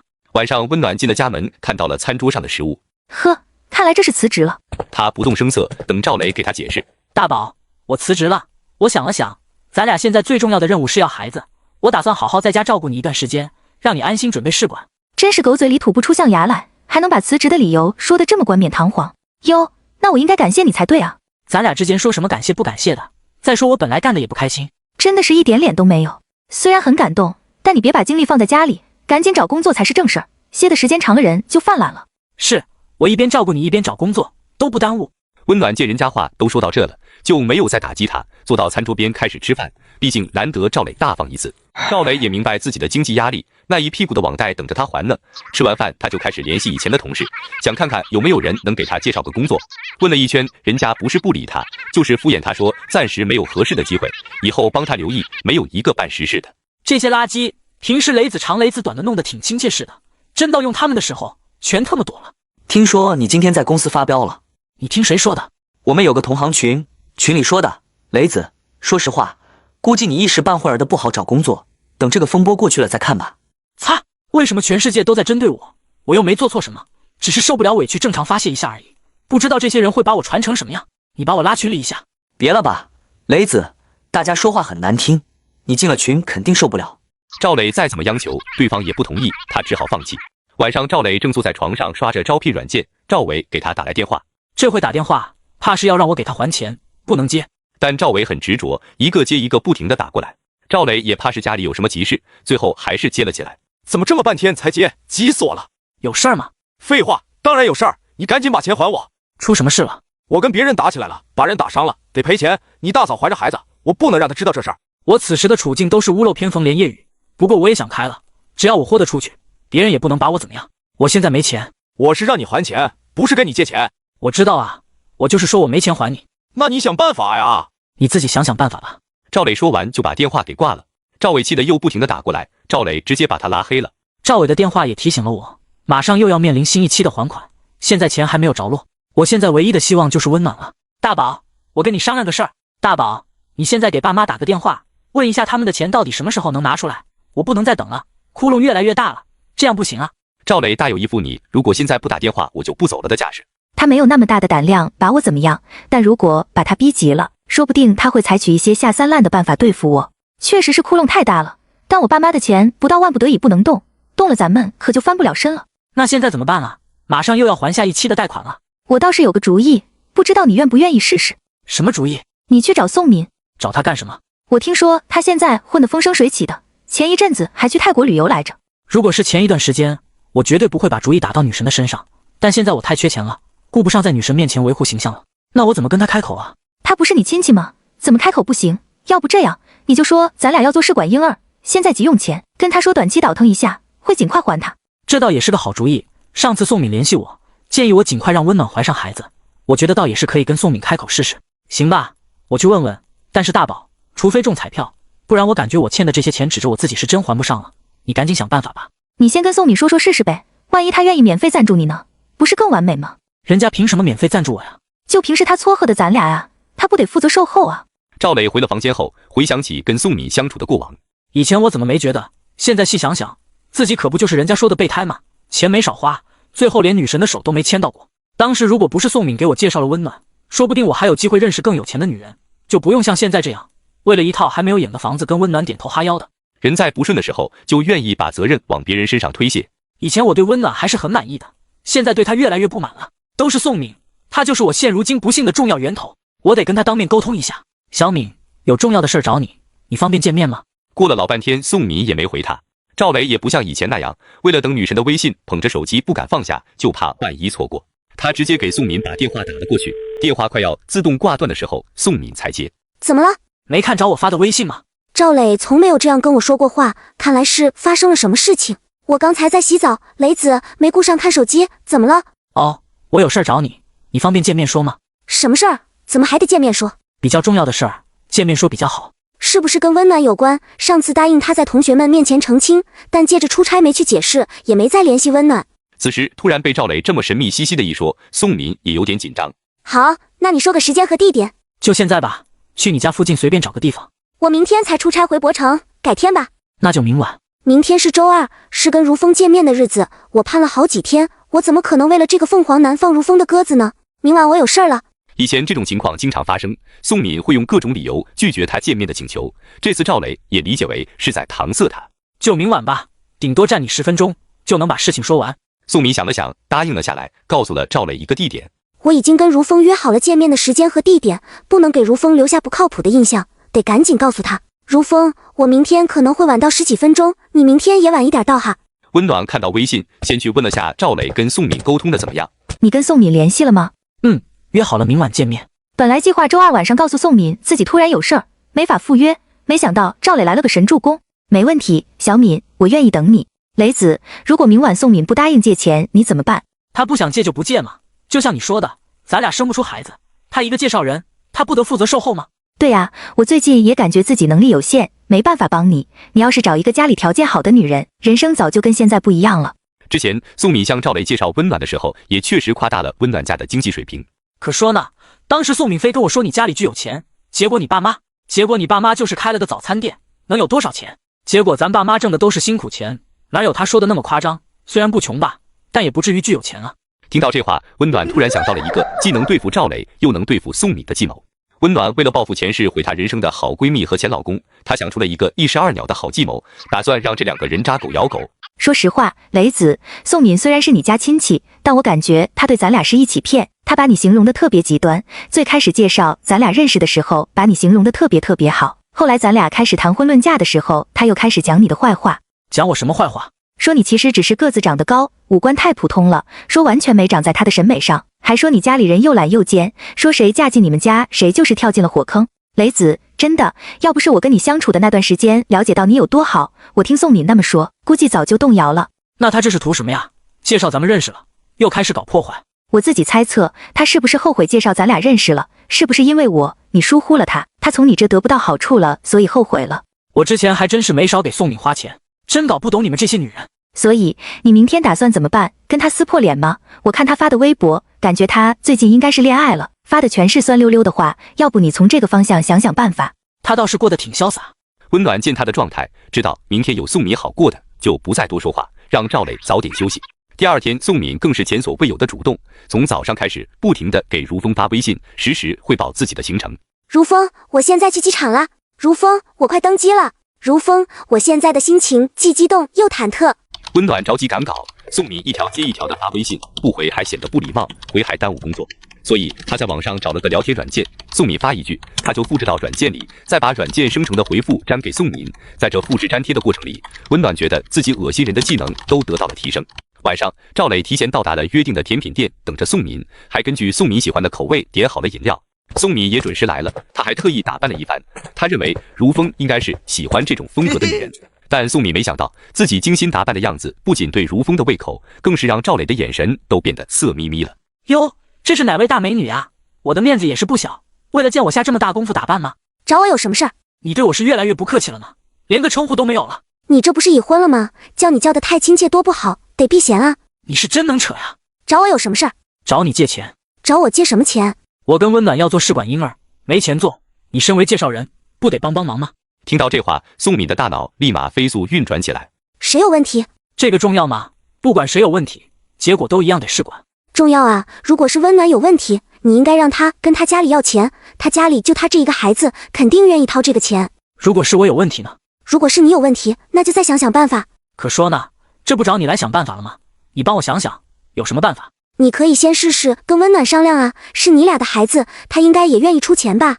商量过了，他不出钱，你再想想其他办法。那大家一起凑一凑吧，我能借你1万。你见谁家试管婴儿是1万块钱能做的？那你什么意思？这钱全指着我借你吗？我没这么说呀，这不是跟你商量的吗？两人就这样僵持了一会儿，宋敏看了看时间，得赶紧去见如风了。我再想想，明天答复你。我还有事儿，先走了。说完，宋敏起身就要走。赵磊快速起身，走到宋敏的身边，一把拉住了她的手。你干什么？不干什么，事情没商量完呢，咱们都别着急走。我有事儿，我都说了，我得回去想想。我说不行。你想怎么样？我想怎么样？我想让你给我点损失费。你有什么损失？姓宋的，你说实话，你是不是把我当冤大头啊？你以前一直把我当备胎，我在你身上也没少花钱吧？你是怎么做的呢？介绍温暖给我的时候，你把他形容的家庭条件那么好，实际怎么样？赵磊说到这不说了，斜睨着宋敏，等他说话。赵磊，你别乱说，我什么时候把你当备胎了？你给我花钱是你自己非要花，又不是我逼着你花的。我不了解温暖家里到底什么条件，是他说的他家里有钱。用不用我把温暖叫来，咱们当面对质？你到底要干嘛？不干嘛呀？说着，赵磊一脸痞气的从上到下把宋敏打量了一遍。宋敏被他看得极不自在。这样吧，给你2个选择：一呢，你陪我睡一觉，我就放过你；二呢，你给我20万，我再也不找你了，咱俩就当完全不认识。赵磊来的时候只想着跟宋敏借10万块钱试试，但见宋敏越来越漂亮，他就心生了歹念，加上他有明显的惧怕之色，赵磊就想来个狠的，直接敲他20万。疯了吧你？你是不是想钱想疯了？宋敏说着扇了赵磊一巴掌。赵磊没想到他反应这么大，没有什么防备，被结结实实打了一巴掌。你这个贱女人！他边说边把宋敏往店外拉。宋敏一边反抗一边喊救命。赵磊压低声音说：“你让我打你领导那事儿，我可留着证据呢。你这工作还想要吗？”宋敏立刻像泄了气的气球，放弃了抵抗。这就对了吗？你选吧，现在转账给我，还是咱俩去对面开间房？雷子，我没有那么多钱，你得给我留出来筹钱的时间。我现在陪着你筹，你去筹吧。雷子，我真不明白你为什么这么针对我。别废话了，赶紧的。目前的情况一时半会儿可能赶不过去见如风了。他就掏出手机想给如风发条微信说一下，见如风的头像上已经有好几个红点了。他看了一眼，如风说已经到了，问他还有多久。宋敏想敲字回话，赵磊一直盯着他的聊天界面。我跟朋友说一声，我们本来约好了晚上要见面。赵磊不爽，抢过手机往上翻了翻两人的聊天记录，又点进如风的朋友圈看了看。你说说你，我追你的时候是多么努力啊！你不珍惜，现在对着别的男人大献殷勤，真是病得不轻。说着，赵磊抬手点了几下，把两人的聊天记录给删了。赶紧转账！你别以为我不知道你前一阵子跑去泰国旅游了。你有钱去旅游，没钱给我转账。好，那咱们说清，我给你转完钱，咱俩这辈子都不要再见面了。赵磊一听，他松口了，有了这20万，自己的网贷能还掉一大部分，他开心坏了。好，一言为定，但是你也要保证不会报警，不然你那些劲爆的内衣照片我可就要分享给其他男人了，到时候给你同事们也分享一下。凤凰男赵磊在前女友手里讹来了20万，却跟温暖说只给了1万，温暖就将计就计的给赵磊又挖了一个大坑。什么劲爆的内衣照片？你传在空间里的那些照片，你别告诉我你没拍过。你怎么看过我的照片？赵磊怎么能看过我的那些照片呢？我以前是喜欢拍些暴露的照片传在空间里，但我都设置成了隐私照片，他是怎么看到的？哈哈哈，单纯了吧？这网络世界可没有你想的那么安全哦。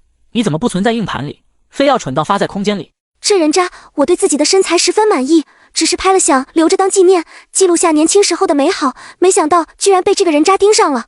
好，我保证不会报警。这就对了嘛。来吧，把钱给我转过来。没办法，宋敏只好给赵磊赚了20万。我真是恨死自己了，当时怎么不把每日转账限额设置的低一些？卡里一共就30多万，这些钱还都是我爸妈给我的。哟呵，挺有钱啊！别害怕，别害怕，不多跟你要，20万就行。谢谢小敏，你的大恩大德我没齿难忘。赵磊，我希望你说话算数，这辈子不要再联系我了。肯定的，毕竟咱俩的过往也不美好，我以前太卑微了，我也不愿意经常想起那些往事。宋敏着急，赵磊还没走呢，他就去看微信，如风又发来了好几条微信。小敏，你是不是有事情？有事情你就去忙，咱们可以改天。小敏，那我先走了，我推掉了一个重要的跨国会议过来的。既然你有事，那我先去开视频会。盼了这么久的约会，居然就这么被毁了！特么的！你骂谁呢？骂的就是你，你特么就是个无赖，破坏了我的好事。赵磊，我跟你没完！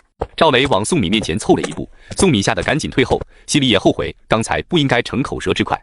你特么一个骚货，以为自己是谁啊？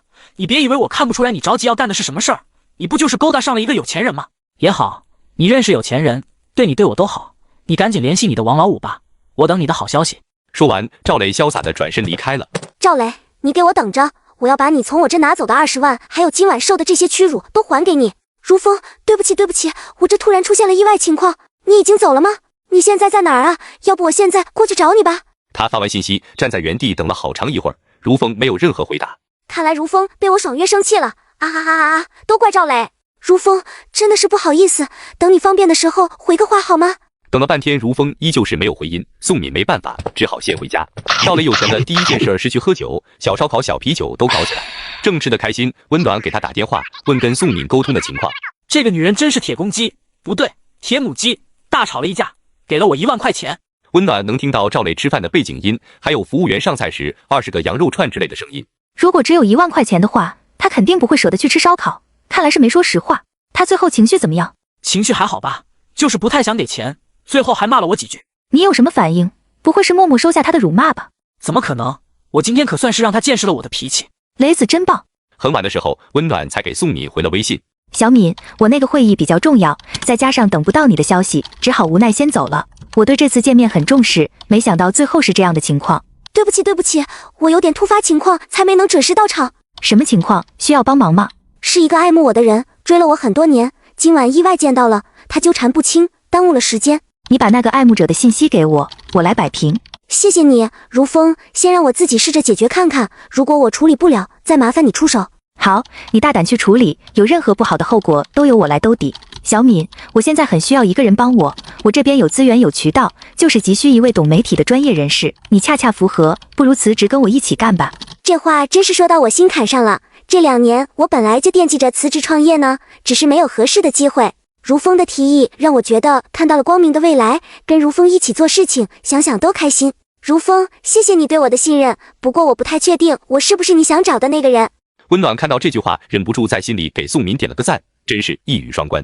小敏，我很确定你就是我要找的那个人，不仅得劝宋敏辞职，我还得让宋敏的那个好朋友张晶晶也入坑。你有没有做餐饮的朋友？我计划打造几家网红餐厅，你要是有做这行的朋友，咱们可以一起聊一聊。有呀，我有个好朋友开了2家餐厅，还挺有名气的。好，那你先考虑清楚，辞职也不是小事儿，你考虑好之后给我一个回复。很晚赵磊才回家，温暖听到他进门的声音，就出来跟他说话。雷子，怎么宋敏只肯借1万块钱啊？也太抠了，你这亲戚不像话。是啊，气死我了，有这种亲戚简直是想跟他断绝关系。哼，还不愿意跟我说实话，那你就别怪我了。哎，可惜了，我听同事说有个投资平台回报特别高，我还想着要是宋敏能多借给你一些，你可以放到那里面。温暖对金融行业基本没有了解，但他知道有一家很有名的 P2P 公司在2015年爆了雷。虽是以做试管为理由去找宋敏要的钱，可真有钱的时候，反倒不急着去做试管了，还是还债最着急。什么平台？知道是什么平台也没什么用啊，咱们也没有本钱。多了解一下吗？不能直接给他说平台名字，以免等到真爆雷那天，赵磊迁怒于我。你自己搜搜，有名的那种 P2P 借贷平台。不过即使你本钱小，你也要小心一些，毕竟有风险嘛。赵磊连话也不回了，赶紧回房间研究起来，他可太着急翻身了。以前没关注过这样的平台，现在一关注，这不跟捡钱似的吗？我先选个回报最高的一家平台，留下1个月的还网贷的钱，把其余的钱全都投到这家平台上。第二天一早，温暖起来的时候，发现赵磊已经出门了。肯定又是出去打游戏了。相比赵磊，温暖对宋敏反倒更关注一些。他知道宋敏对如风是动心了，所以他又想到了一个对付宋敏的计策。温暖假装富豪怂恿宋敏辞职，跟他一起合伙做生意。不知情的宋敏以为自己钓到了金龟婿，却不知这一切不过都是温暖部的局罢了。如风，我想好了，我相信你的判断，今天下午我就跟公司提辞职。小敏，我真的太开心了，你放心，绝对不辜负你的信任。宋敏又带着期待跟如风探讨了一番接下来要做的事儿，他也有一些自己的想法，他想把自己打造成一个有影响力的时尚类口。小敏，你的想法跟我不谋而合，我原来还担心你可能不想抛头露面，看来是我多虑了。我想如果可以的话，在你的个人 IP 有了一定的知名度之后，我们可以打造一个服装品牌，就以你的名字命名，就叫敏，你觉得怎么样？我还没有想太多有了知名度之后的事儿，我的想法还只停留在成为网红、拍视频赚钱、接广告、接代言这步，如风居然多替我想了一步。宋敏既感动又开心，像被喜欢的人许诺了一个以自己名字命名的礼物一样。哇，希望尽快看到敏这个品牌成立，如果真有那天，咱们也可以再出一个品牌，就叫风。小敏，真的感谢你，感谢你能加入我的公司，想到能和你一起奋斗，我感觉更有力量了。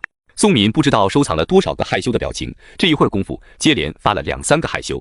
温暖准备下班的时候，宋敏又给如风发来微信：如风，我已经跟公司提了离职了。我提出辞职后，领导们分别找我谈话了，还想劝我留下，但我下定了要开创一番新事业的决心，坚定地表示不会再留下，还把离职时间说得很近，希望1周之内就完成交接。领导见我去意已决，也放弃了劝说，我们讨价还价之后，把最后工作日定在了2周后。小敏，太棒了！我现在在饭局上，明天还要去趟法国，不然我现在就想去找你为你庆祝。为了显示真实，温暖还发了一张如风在酒桌上的照片，一副成功人士的样子。没事的，咱们以后有无数的机会见面。好奇怪，按宋敏平时的风格，她在提出辞职前，应该会详细询问如风的实名以及名下的公司名字，再去查询一下实际是不是这样的情况。我为了应付宋敏，早就提前想好了各种说辞，但没想到爱情使人盲目，宋敏连问都没问就辞了职。甚至是在从未见过如风本人的情况下。好的，小敏，这是你最后一份给别人打工的工作，最后这2周就别对自己要求太高了，差不多就得了。两人又腻歪了一会儿，温暖估摸着地铁里也没有那么挤了，就跟宋敏说了再见。温暖下了地铁后，慢慢往家走着，老张突然给他发来语音通话。以前老张都是先跟我发文字，两人确认说话方便的时候才会语音通话，今天直接打过来，是不是有什么着急的事？大妹子，有个好事跟你商量一下。啥好事啊，张大哥？我以前不就是个水果贩子吗？现在有个机会承包一片果园，直接当个果农，你要不要入股？详细说说位置、规模、投入啥的。我认识的一个果农投了一片蓝莓园，但蓝莓这种水果前3年相当于只有投入没有收入。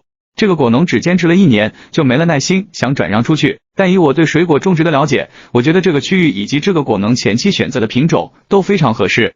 承包下来再坚持个2、3年，以后绝对是门好生意。虽然对蓝莓的种植不了解，但我的印象里，随着大家养生意识的提高，蓝莓的营养价值也被越来越多的人认可。得投入多少？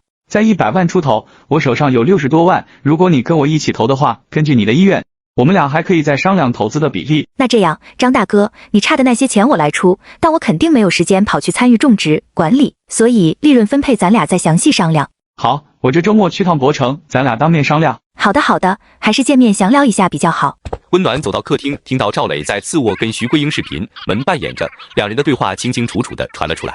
雷子，你跟妈说实话，不能生孩子到底是谁的问题？我的问题大一些。那温暖是什么情况？他也有一点问题。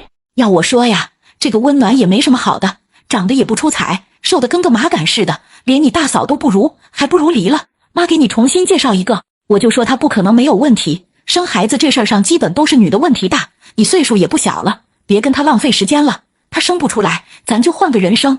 赵磊还是清醒的，知道自己几斤几两。换谁啊？娶这个媳妇你们都什么忙也没帮呢？再换一个，你们给出钱啊？我早打听好了，我说的这个小媳妇人家就要5万块钱彩礼，别的啥也不要。结了婚你直接把她带博城去伺候你就行了。是小媳妇吗？离过婚吗？不是离婚，她之前那个老公出车祸没了，她挺厉害，给人家生了2个儿子。我之前就说她是能生儿子的样。妈，你那意思，我花5万块钱娶个媳妇，媳妇还给我带2个儿子？你想得美，人家婆家把2个孩子留下了，你想要这2个大儿子，人家也不给你。算了，这样的太麻烦，扯不清，别给我介绍了。你先加他微信，先聊着，万一合适呢？先别聊了，被温暖发现了不得跟我吵架呀。他就是欠打，你看看我和你爸在你们家那几天，这把他能的叭叭叭的跟我们讲道理，这回孩子也没了，你也别客气，该动手就动手。赵磊又附和了几句，温暖听着像是要结束通话了，就故意走路的时候弄出动静。赵磊听到声音就挂了视频。回来了，大宝。回来了，你跟谁通话呢？哦，跟以前一个同事聊了几句。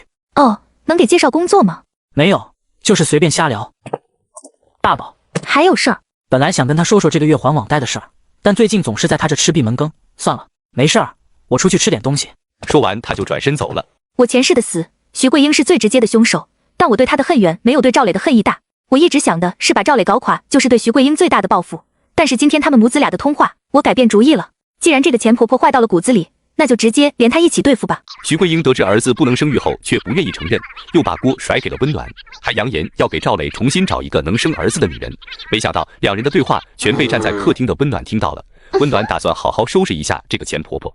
我记得徐桂英没事的时候就喜欢刷视频，属于短视频 app 比较早的一批用户了。去年徐桂英还特意打电话让赵磊关注她的视频账号，还说让赵磊告诉我也去关注。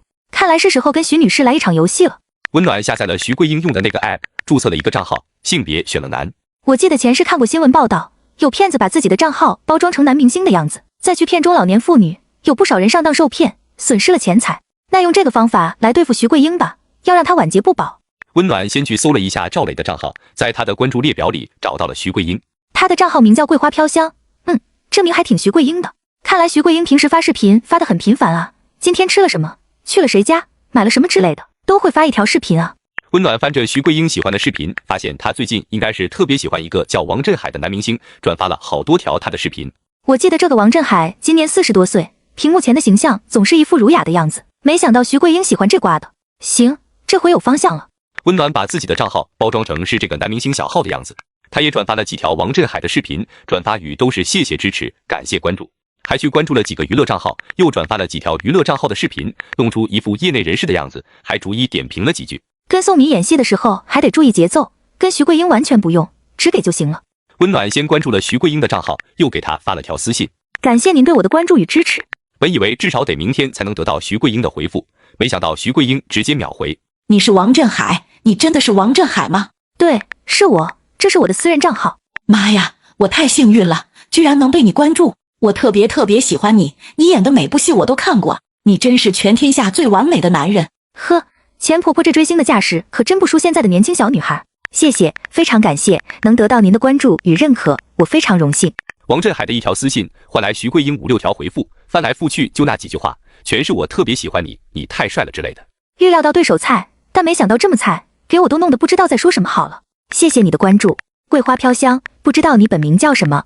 我叫徐桂英。好名字，好听又好记。今年多大啊？我年纪不小了，55了。徐桂英今年应该是57才对啊，真行，还故意少说了2岁。姐姐，你这正是人生好年纪，子女都大了，自己身体也还不错，到了该好好享受生活的时候了。是的，振海弟弟，我也是这样想的。可以和你老公一起自驾游，去看看祖国的大好河山。哎，我老公只喜欢喝酒吹牛，不喜欢动。在我的印象里，徐桂英对赵世忠是无比的满意，没想到徐桂英的眼里，赵世忠居然也有缺点，是吗？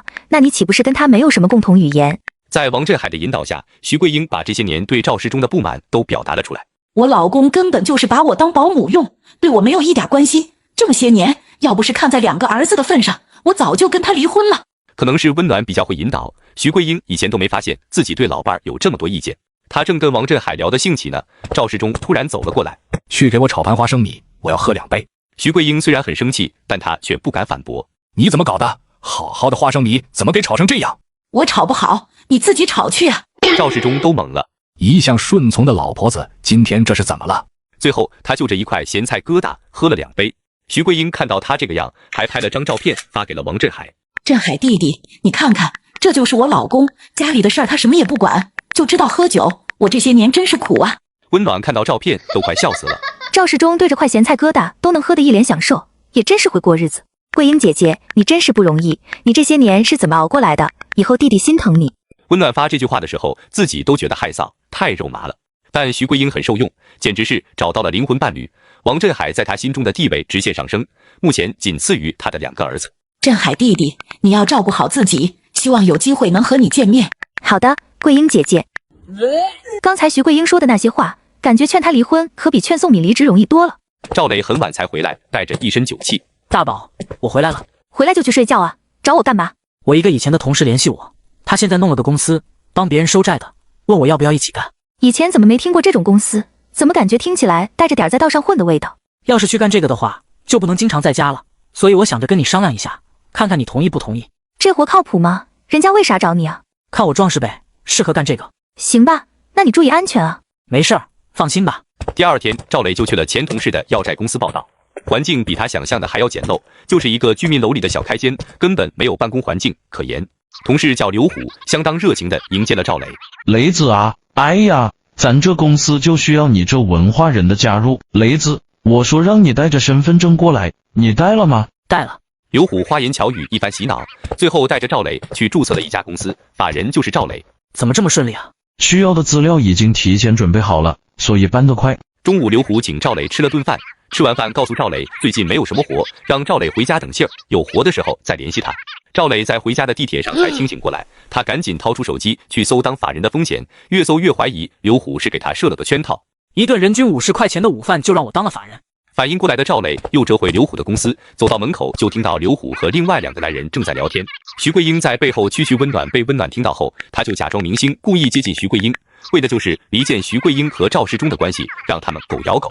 傻叉，真好忽悠，还真把自己当盘菜了。赵磊明白这3个人是正在笑话他，门没锁，他就直接进了房间。呀，雷子，咋又回来了？拉东西了吗？走，去把刚注册的那个公司注销了去。怎么的呢？不怎么的，就是不想跟你干了。刘虎脸上的笑立马消失了，另外2个男人也站了过去，3个大男人并排站着看向赵磊。赵磊心里有点害怕，话都已经说到这了，不能认怂。你当注册公司是开玩笑呢？想注册就注册，想注销就注销，溜我呢？是你骗我去办的，你就是想用这个公司干违法的事儿，最后让我这个当法人的来承担责任。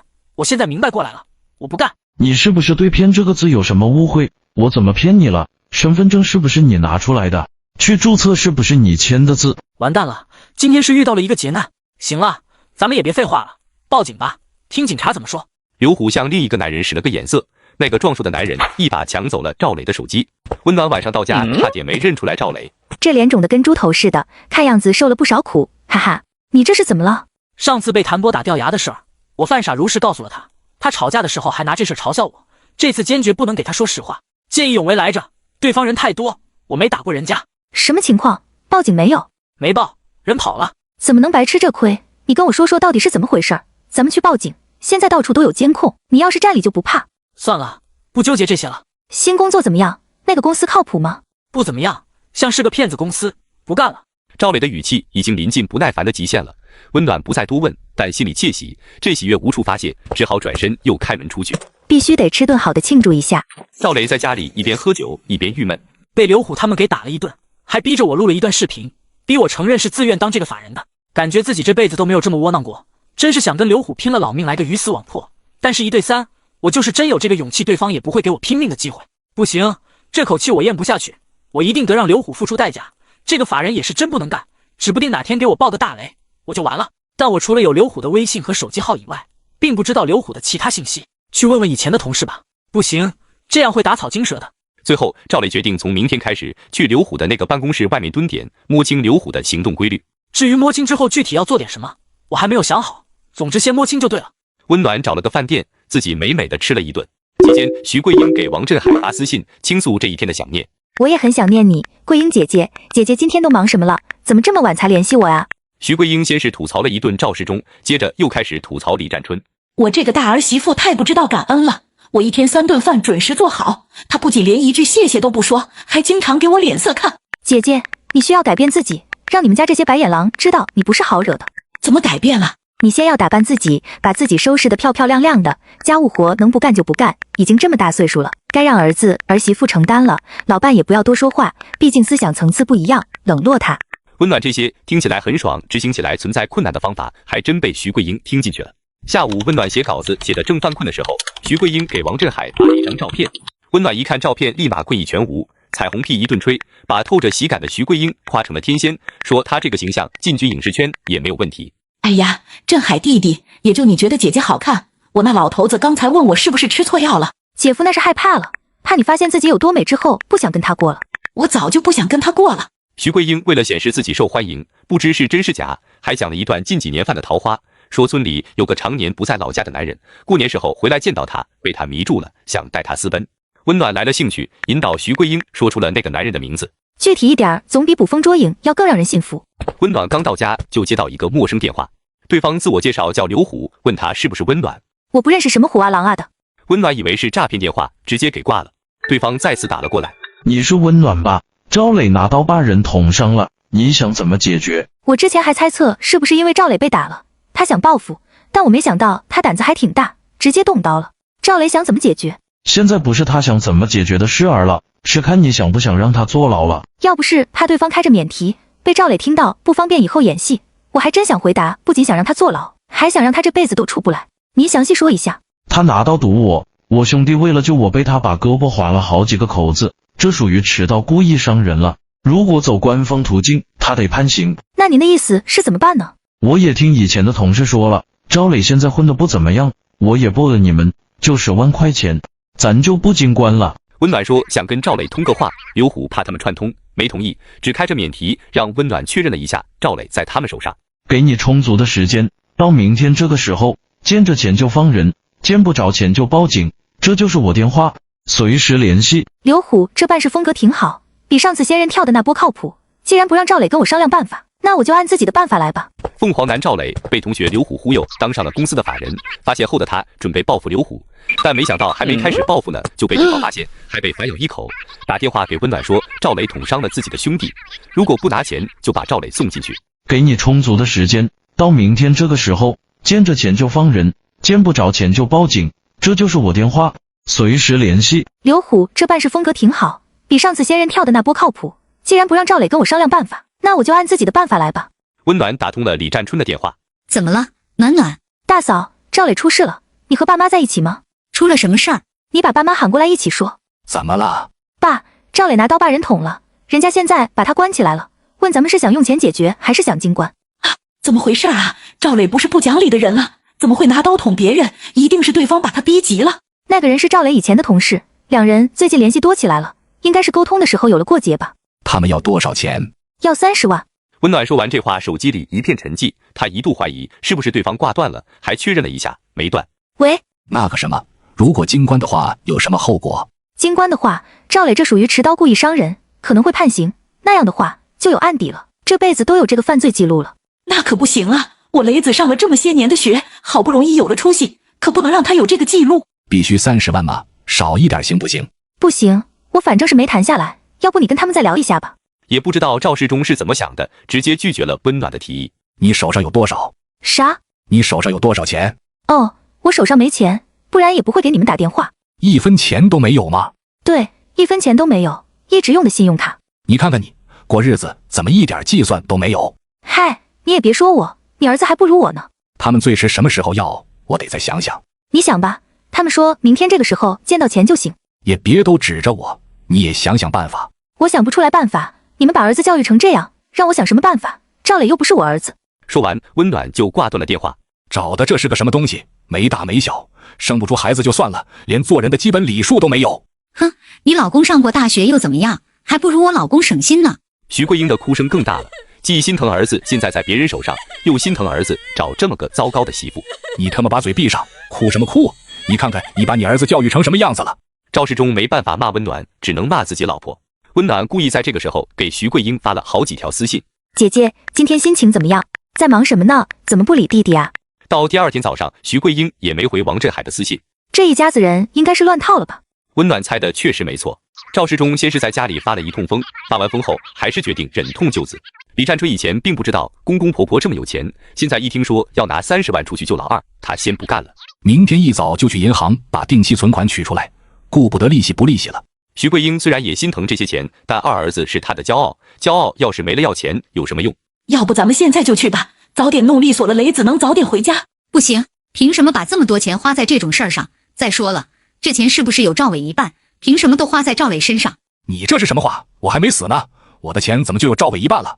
只要我还活着，我的钱我想怎么花就怎么花，别说花给赵磊了，我就是花给路边要饭的，那也是我的自由。虽然这个老公喝酒吹牛啥的很招人烦，吵架的时候还是挺能说的。李占春毫不示弱，当即就把电话打给赵伟。赵伟，你爸准备给你弟弟拿30万平事儿，我说不公平，这钱也应该有你一份。你爸说就算给路边要饭的也不给你。我靠，疯了吧这老头！赵世忠本来被大儿媳妇的表达方式唬得不知道该如何跟大儿子解释，没想到大儿子这句话给他提供了发飙的切入点。赵伟，你是不是活腻歪了？你眼里还有没有我这个爸？赵伟没想到老婆是当着自己爸妈的面打的这通电话，还是开着免提，他一时有点紧张，不知道怎么回答。爸，你眼里还有没有你这个大儿子？你手里有这些钱，从来都没跟我们提过。赵伟为了多挣点钱背井离乡的，你都不心疼他吗？赵伟也回过味来，把赵磊跟自己借钱又装死不还的事说了，也顾不得被李占春知道自己有私房钱了。毕竟跟自己的那点私房钱比起来，30万的魅力更大。我的二儿子怎么成这样了？以前赵磊可是赵家最省心的呀。我虽然更偏心大儿子，但我坚决不相信赵磊会说出这些混账话。大伟呀，你可不能这样往你弟弟头上泼脏水呀！他给咱们家花了多少钱了？怎么可能骗你2万块钱呢？妈，要不这样，你们给温暖打电话，问问他有没有这回事儿。大伟，你打给你爸，我现在给温暖打电话，你一会儿直接问他。七拐八绕的，这次通话总算是通上了。温暖听完赵伟的问题，快速在心里盘算了一下。我的目的是把徐桂英老两口的养老钱骗出来，再让赵磊给他们挥霍掉。所以此时我得跟赵磊一条战线。真有这事儿，赵磊当时被碰瓷了，急需钱。后来他手上稍微有点钱的时候，正好遇到一家保险公司搞活动，他给爸妈各买了一份保险，说爸妈年纪越来越大，有份保险更有保障。大哥跟他要钱的时候，他确实没钱了。温暖这话一说，徐桂英又哭起来。虽然在博城那阵子，二儿子因为钱的事跟我们老两口闹得不太愉快，但没想到他还是惦记父母的，真是个孝顺的孩子。赵世忠没那么感性，只是觉得这个赵磊怎么时好时坏的，但他心里已经做出了决定，这30万他出了。赵伟不太相信，但他暂时又没有其他证据，一下子不知道再说什么好了。李占春见老公这么惨，他就开启了泼妇模式，哭着喊着不同意公婆拿这钱。温暖被他喊得头晕，但又怕赵世忠被他左右。要是不把这30万给他们造没了，我可不甘心。大嫂，你先冷静一下。我冷静不了。大嫂，你们这个大房子不是有赵磊一层吗？再说当时盖房子的时候，赵磊也出钱了，你们就当赵磊把房子卖给你们了，不就行了吗？以后这个大别墅都是你儿子的，多好啊！你能做得了这个主吗？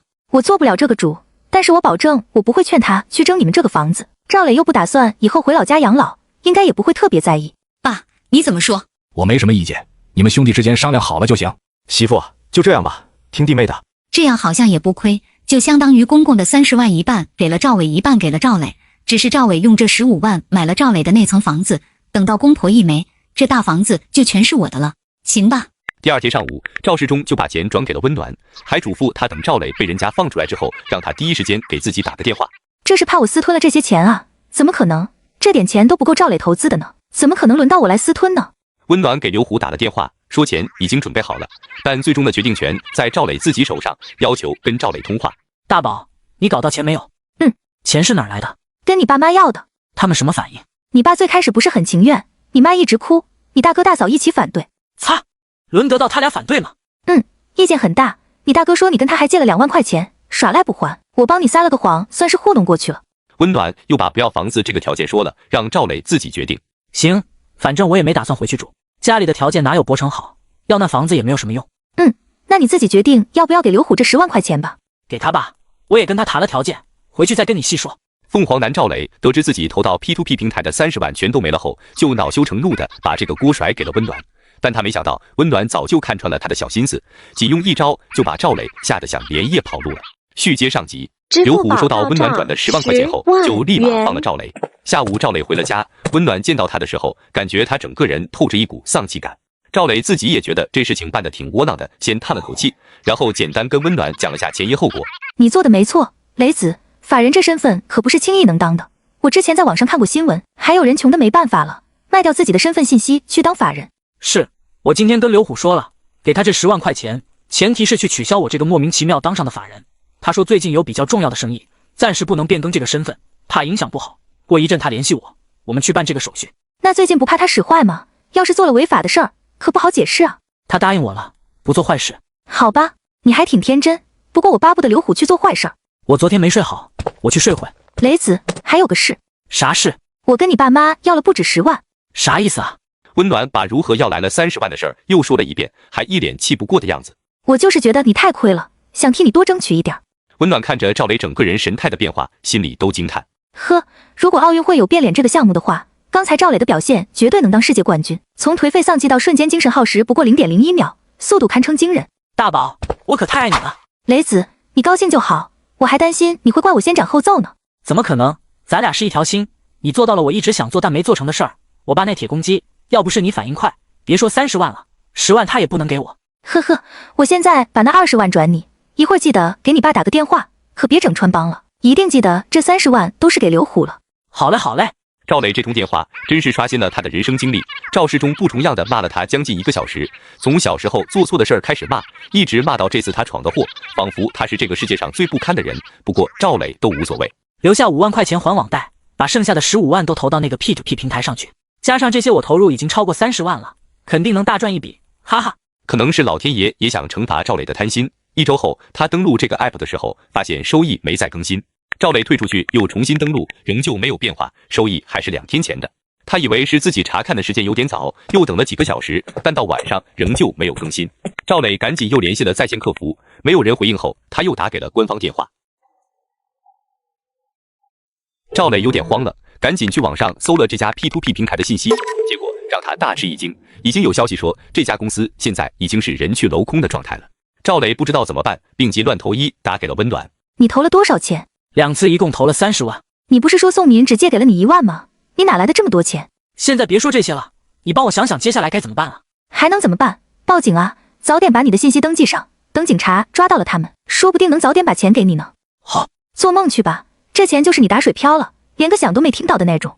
赵磊跟同时被骗的人建了一个微信群，这个群很快就满了500人，陆续又有2群3群建了起来。被骗的人越多，大家的力量越大，这钱早晚能要回来。但随着他了解到越来越多的信息之后，他心里开始害怕起来。对方明显是已经料到了所有的后果，整个小团队都已经逃到了国外。我太了解赵磊了，以他的性格，很快他就得迁怒于这个投资渠道的信息提供者，我得先发制人才行。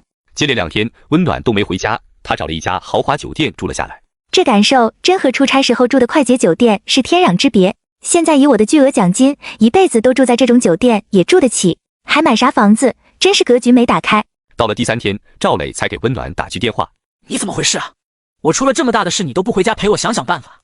要不是当时听你说，我都不知道有这种坑人的投资渠道。你赶紧给我滚回来！雷子，我现在顾不上你的事儿了，我闯了更大的祸。闯了什么祸？还能有我的祸大吗？30万，我得不吃不喝打工3年才能存到。到底怎么的了？你说呀。雷子，我被老家的高中同学韩冰骗了。怎么骗的？他说带着我投资，没想到是骗我。这不跟我的情况差不多吗？他骗了你多少钱？我没钱，但我跟亲戚借的钱，一共给他转了180多万。我靠，你特么疯了吧？温暖通过手机都能感受赵磊的愤怒。那个什么冰现在在哪啊？已经被抓起来了。他不只是骗了我，还骗了我的好几个高中同学，一共骗了500多万。哦，已经抓起来了，那应该问题不大。没用，钱都没了。他现在认罪，等着判刑。那你们几个同学联合起来找律师啊？都咨询过了，没用。他现在名下就一辆开了6、7年的破车，钱都通过合理的手段转移了。那你现在打算怎么办？我把房子抵押了，用房子借的钱还了亲戚。哪个房子？现在咱们住的这个。博城的这个？对。我靠，你爸妈知道吗？知道。他们怎么说？他们把手上的所有存款都给我了，让我还这个房子抵的钱，但是他们钱也没这么多，还差90多万。那我的那个房子还买不买了？都这个时候了，赵磊居然还惦记着他的房子，真行！我靠，你特么有病吧？我现在一屁股债的情况下，你不说安慰我，你还惦记着给你买房子，你不说陪我想想办法，还一直指责我。要不是你狗屁，不是弄得到处都是窟窿，我能鬼迷心窍被同学骗吗？跟我有啥关系啊？怎么跟你没关系？你欠了网贷总挤兑我，让我给你借钱，我能不急吗？再说你家里还惦记着抱孙子，你连个生育能力都没有，还得试管，这钱你一直拿不出来，我不得想想办法吗？赵磊不知道要怎么回答，短暂沉默了一下。雷子，咱俩不是一条心吗？咱俩是2口子，你得跟我一起想办法。赵磊着急撇清关系，这缺口可比30万吓人多了，不行，不能跟他扯上关系。谁跟你一条心？再说在法律上，咱俩已经不是2口子了。好啊，姓赵的，你特么还是不是人？温暖刚骂了一句，赵磊就把电话给挂了。哈哈，真逗，感觉赵磊越来越像个傻狍子了。今晚不住酒店了，得回家去看看赵磊有没有提桶跑路。只因跟男明星私聊了几句，徐桂英就以为迎来了自己的第二春。花甲之年的她竟然要跟赵世忠离婚，但是她却不知道跟她私聊的男明星不过是为了报复她的温暖假扮的。续接上集，挂了电话，赵磊真是准备搬走。我已经惹了一身骚了，这个前妻可别惦记着让我帮忙。等他把东西都收拾好了，才想起来他没有其他地方可去。我没有什么朋友，勉强算得上关系好的2个前同事，在我离职后为了撇清关系已经把我拉黑了。在博城根本没有我能投靠的人，去住酒店又没有钱，去网吧待着吧，带着这些家当也不方便，现在租房子也来不及。算了，反正我就是没能力帮他，他还能杀了我不成吗？而且他还在这住着呢，等到他被撵走的时候我再考虑搬吧。温暖进了家门，看到赵磊坐在沙发上看手机。呀，居然没搬走，不过这样也好，搬走了我再想报复他的话就没有现在这么方便了。我要近距离看到他逐渐变成个彻底的废物。前一阵子假装孩子没了之后，我还担心过住在同一个屋檐下，万一他哪天兽性大发来强的，我会吃亏。所以赵磊去完医院到现在这段时间，我一直悄悄的在饮水机里放药，而且剂量不小，现在倒不担心他有什么非分之想。哟，你怎么还在？我以为你会被我的情况吓跑呢。我这不是想着陪你共患难吗？那你倒是帮我想想办法啊。暂时想不到神魔办法，走一步看一步呗。我觉得你家里人也不能眼睁睁看着你这个房子被收走的。哎，这房子因为还欠着贷款，做抵押物其实都不够格，还花了钱找人想的办法。所以你这房子现在已经欠了2拨人的钱了，对吧？对。那我觉得反倒不用发愁了，如果真还不上，这2方之间还得扯皮呢，咱先安心住着吧。你的事儿有进展了没？没有进展，大概率是要不回来了。那你有什么计划？赵磊在得知温暖的欠款金额后，反倒释怀了。看到比自己不幸的人，才显得自己没有那么不幸。没有计划，我爸妈手里剩下的钱肯定还能骗出来，但是这事儿绝不能再让温暖知道了，万一他也惦记那钱就麻烦了。哎，我也是多余问你，在法律上咱俩已经不是夫妻了。哎呀，那不是被你气的吗？你这智商不适合投资。你适合投资吗？咱俩半斤对8两，谁也别笑话谁。晚上温暖打开电视，正好一则新闻报道了最近要播出的电视剧，提到主演王振海。哎，我这脑子，我就觉得最近几天好像忘了什么事儿，怎么想都没有想起来，原来是把桂英姐姐给忘了。温暖赶紧打开视频 app 去查看私信，果然二儿子的事儿一解决，徐桂英就有了精力，发了这么多条私信啊。徐桂英先是回复了王振海前几天的留言，解释自己家里最近出现了一些事情，在忙家事，又问王振海在忙什么，是不是在拍戏。好几天没回话，怕是把徐桂英急坏了吧。振海弟弟，你是不是生姐姐的气了？姐姐真不是故意不理你，那2天家里发生了很大的事儿，一处理完我就来找你了，不怕你笑话。振海弟弟是我二儿子，他那个媳妇不守妇道，在外面乱搞，被我二儿子发现了，把那个男的打坏了，我们家拿了好多钱才平了这事儿。呵，这个钱婆婆的湖州能力，我真的是佩服啊，都想给她点了个赞。徐桂英，你真是好样的。桂英姐姐，我最近在宣传期，有部电视剧要播了，这几天忙得都没时间看手机。我的好弟弟，可想死姐姐了。徐桂英有一种皇天不负有心人的感觉，她暗暗庆幸自己这几天的留意，要是没有时时关注手机，说不定又要错过跟王振海难得的聊天机会。姐姐，我看你说二儿媳妇有出轨的举动，是你儿子捉奸在床了，还是仅仅是他的揣测？具体的我也不清楚。你不聊这个话题就算了，我直接给你切入正题。桂英姐姐，聊聊你自己吧，你想不想离婚？现在这个岁数吗？对，我觉得你的婚姻毫无质量可言。你知道我为什么到现在还不结婚吗？不知道。不谦虚地说，以我现在的身份和财富，我想找什么样的女人都能找到，但我想找一个精神上和我契合的人，而不是随便找个女人过完这辈子。温暖给徐桂英疯狂洗脑，告诉她什么才是正常健康的夫妻关系，什么叫止损，又夸张的说她现在婚姻就是在浪费生命，还把赵世忠贬损的一无是处。我总是觉得跟他过得没意思，但我从来没想过要跟他离婚。如果真离了，我都不知道该怎么生活。呵，就等你这句话呢。姐姐，就让弟弟来照顾你吧，你跟他离婚来找我，以后我去哪儿拍戏都带着你。我虽然这些天把精神寄托在跟他聊天上，但不敢有非分之想，人家一个大明星怎么可能看上我？振海弟弟，你知道你在说什么吗？温暖把这辈子听说过的古早情话都搬出来了，把徐桂英描述成是王振海的理想型，是知心姐姐，总之就是一个终于等到你，还好我没放弃。弟弟，让姐姐再想想。别想了，英，勇敢一点，为爱疯狂一次吧。就现在，放下手机，去跟你那个该死的老伴说你要离婚，我等你的消息。英，好，振海弟弟，你等我。这两声音把徐桂英说心动了，也没想好要是真离婚了怎么去找王振海，反正是大踏步走向赵世忠。我要跟你离婚。什么玩意儿？我说离婚，咱俩离婚，我不跟你过了。你发什么疯？徐桂英盯着桌子上洒出来的那坛白酒，只感觉绝望。这个男人发脾气耍威风，最后收拾烂摊子的永远是我。这回我倒要看看桌子上洒的这酒，倒的酒杯，我一直不收拾会变成什么样。我问你呢，发什么疯？我就说你最近有点奇怪，让你做点什么你都不高兴，原来是在这等着我呢。怎么的？外面有人了？没人，就是不想跟你过了。不想过的原因是什么？过够了，跟你过得没意思，你一点都不懂得心疼人，我在你眼里就是个老妈子，这个老妈子我不想当了。徐桂英一口气说出心里话，虽然表情上看不出来什么，但她的语调一直在颤抖。给赵世忠当牛做马这么多年，他习惯了一切大事由他做主，难得自己做一回决策，他是真紧张。你就在这时，听到动静的李占春走了过来。爸，你们这是怎么了？你妈要跟我离婚。徐桂英感觉受到了侮辱，转头看着李占春。妈，你这是咋了？都快60岁了才想起来离婚？怎么，国家不允许60岁的人离婚？妈，我不是那个意思。能是从没见过徐桂英此时的神情，李占春只觉得婆婆这个样子太搞笑了，没忍住笑出声来，而且越笑越厉害，最后变成哈哈大笑，完全停不住。李占春的笑声在这耳光声中止住了，空气像被冻住了一样。赵世忠被李占春的哭声拉回到现实，他抡圆了胳膊也给了徐桂英一耳光。年轻的时候，徐桂英没少挨赵世忠的打，后来他连生了2个儿子，再加上岁数越来越大，赵世忠对他的态度也温和了。他已经好多年没挨过打了，这一耳光让徐桂英彻底寒了心。姓赵的，这个婚我是跟你离定了。徐桂英，你现在给我道歉，不然这事没完。我亲妈都没打过我，你算是个什么东西？你太过分了，哪有你这样当婆婆的？赶紧给占春道个歉。我今天要是不道这个歉呢？不道歉，那就不是你要跟我离婚了，是我要跟你离婚。我可不能接受老婆向我提出离婚这种情况，那我以后怎么在村里的老头面前吹牛？得说是自己想跟徐桂英离。行，那我就不道这个歉了，赶紧离了吧。气氛一下子烘托到这儿了，好像不离彼此都太没有面子了。最后在李占春的见证下，两人约定明天一早就去办离婚手续。李占春这个见证人在挨了一耳光之后，责任心还被打出来了，当着公公婆婆的面打电话咨询他有离婚经验的同学，同学说不需要预约，还把需要什么材料都告诉了他。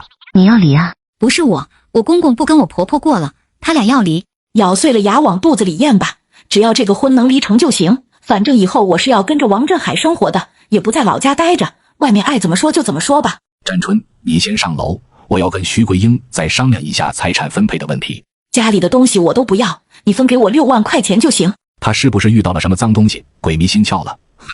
反正离婚也就是走个过场，早晚还得回来求我复合。行啊，不过这12万里面有10万是定期，年底才能到期，我先给你2万，剩下的4万年底再给你。那你得给我写个字据。行，我得赶紧跟振海弟弟报喜，既然他都不叫我姐姐了，那我也不叫他弟弟了，叫海吧，这样更显得我俩之间的关系很亲密。海，我跟他谈妥了，明天就去办手续。哎呀，太好了，英，恭喜你。海，等我都处理好了，我去哪儿找你啊？英，我最近到处跑，没精力照顾你，咱俩以后时间长着呢，你先找个住的地方，等我这阵子忙完，我带你旅游去。好，海，我太开心了，谢谢你，要不是你鼓励我，我这辈子都迈不出这一步。一定要坚定自己的想法，无论有什么样的变数，也不论谁来劝说你，都不要听。明天一定要把离婚手续办好。两人又聊了一会儿，徐桂英正在幻想以后跟王振海的幸福生活的时候，手机突然响了。赵伟这会打电话肯定要说我，不能接。可赵伟一直打个不停，徐桂英不知道怎么调静音，想直接关机，又怕王振海联系自己，没办法，只好接了起来。妈，你能不能给我省点钱？振海弟弟猜的真没错，离个婚阻力还真不小。徐桂英不吱声，赵伟也不用他回话，在电话那边一句接一句的质问。大伟，我不欠你们老赵家的，这些年我过得一点都不快乐，这种生活我过够了，我也没剩多少年了，我要为自己活着。你是不是最近看什么言情小说了，还是短视频刷到什么了？这话都不像你说的，你到底咋了？哦，对了，大伟，你那有住的地方吗？我想先投奔你去住一段时间。我还住工地宿舍呢，没有地方让你投奔，你跟我爸好好过日子吧。家里的大房子，你想怎么住就怎么住。徐桂英只觉得对这个大儿子感到失望。本以为偏向他疼爱他，不说能换来理解吧，但他也应该尊重我的想法，没想到只换来这种冷冰冰的劝说。你别再给我打电话了，我都活到这个岁数了，我想怎么样就怎么样。徐桂英挂了赵伟的电话，又打给了赵磊。赵磊这边没有接到任何人的通知，所以徐桂英一说要离婚，他以为他是在开玩笑。不是吧，妈，你这观念转变也太大了。以前你不是还看不上咱们村里离了婚的女人吗？徐桂英把王振海劝说他的那些话转换成自己的语言说给了赵磊。赵磊自己还一脑门子官司呢，对父母离不离婚倒也不是很在意。行吧，你想清楚了就行，以后别后悔。其实后悔也没事儿，就是得早点，万一我爸离完婚直接找个后老伴呢，你就没地方了。二儿子上过学，确实比大儿子思想开明，除了最后这句话让人听着别扭之外，其他的没毛病。雷子，我想等办完手续去博城找你，跟你一起生活一阵子，等我后面的事儿都处理好了，我就走。我没想到我妈是在这等着我呢。刚刚要是知道她会提出这个请求，我绝对不会顺着她说。妈，你等我会儿，我得去问问温暖，最近我俩都有些麻烦。好，今晚务必给我一个答复。大宝，我跟你商量件事。啥事？我爸妈要离婚，我妈没地方住了，想住咱家。哎呀，你爸妈真是的，这个岁数了扯什么呢？凑合过呗。劝不了，我妈态度很坚决。咱俩都说不好哪天就要被撵出去了。再说你妈来了，要是发现你天天在家里闲着，你在你们老赵家亲戚朋友间树立的成功人士的形象不就坍塌了？还是别让她住咱们这了。也是，那咋办？她说赵伟已经拒绝她了，她没有人能投奔了，我总不能看着不管吧。这样吧，我知道这附近有个自建房，房租很便宜，还带独立的厨卫，可以给你妈租一间。行吧，那就租一间吧。反正你闲着没事儿，你明天自己去看看，觉得合适你就直接租一间。赵磊给徐桂英回了电话。妈，我准备租个房子让你住。雷子，是你还是你媳妇？你俩谁的主意？温暖的主意。咋了？赵磊呀，你良心上能过得去吗？你妈离婚了没地方住，想去你家住一阵儿，你这是连门都不让我进了，给我租个房子，你不怕被亲戚朋友们戳脊梁骨吗？我本就欠着债，还得挤出钱给他租房子，没想到换来一顿骂，真他妈烦死了。那你想清楚，到底来不来？不来的话，我明天就不去看房子了。徐桂英被这句话问的不知道要不要继续哭，哭吧儿子可能真不去给他租房子了，不哭吧面子上又过不去。就不能直接住你家里吗？你连这个主都做不了吗？做不了啊，这房子现在都不是温暖的了，他被骗了，这房子抵押出去了。这个回答就超出了徐桂英的理解范围了，但他认定这是温暖不想让他住，可是暂时也没有更好的办法，他只好接受租房子这个提议。哼，等我到了博城，我就去你家里待着去，你们还能把我撵出去不成？徐桂英在所谓男明星的撺掇下跟赵世忠离了婚，他以为未来迎接他的都是美好的生活，却没料到温暖是这一切的幕后推手，他仅用了一招就让徐桂英又陷入了更深的泥潭。续接上集，第二天一大早，赵世忠和徐桂英真去了民政局，手续办得还挺顺利，很快就领了离婚证。徐桂英拿着本本开心的发了条视频，说以后全是好日子。他的粉丝没有几个，基本都是亲戚和村里的邻居们。他俩离婚的消息借着互联网技术得到了快速传播。他俩人还没回到赵家村呢，赵家村的狗都知道这个消息了。消息不仅传回来了，还得到了一定程度的演绎。徐桂英说以后全是好日子，他发这句话肯定是有相好的了呀，等着带他去过好日子呢，所以才跟老赵离婚了吧。在回村的公交车上，赵世忠的电话一个接一个，最开始的一两个他还客气的解释几句，在后来的电话他就听出来有些变味了，人家都开始安慰他说没事的，徐桂英不识货，有其他女人识货，以后再给他介绍老伴之类的。你那视频是怎么发的？哼，婚都离了，他还有什么资格管我怎么发的视频？用手机发的，怎么的？轮得到你管吗？反了你了是吧？找打是吧？徐桂英也不示弱，两人就在车上你一句我一句的骂了起来，骂到最后还扭打在了一起。下车的时候，两人都挂了彩，赵世忠把徐桂英的脸打肿了，徐桂英把赵世忠的脸挠花了，再加上两人都是乱糟糟的头发，乡亲们更是觉得传言被坐实了。这一看就是徐桂英不守妇道，被赵世忠给打了吧？徐桂英不管这些，也不在意别人怎么看他。赵磊，你赶紧给我买明天的火车票，这个家我一刻都不想待了，马上就要有新的人生了，想想都期待跟孩以后的生活。赵世忠气得想把徐桂英打个半死，不能便宜了他。他正怒气冲冲地往卧室走着，就接到了个陌生的电话，里面传来一个用了变声器的声音。你是赵世忠吧？你回家问问你前妻赵维强跟他是啥关系？赵维强，他不是我们村那个老光棍吗？之前因为穷在家里娶不上媳妇，就跟着别人出去打工去了。我记得徐桂英以前还说过，赵维强就是穷点，长得可是一表人才。他把这些线索串起来，脑海里有个声音：难道给我戴绿帽子的是赵维强？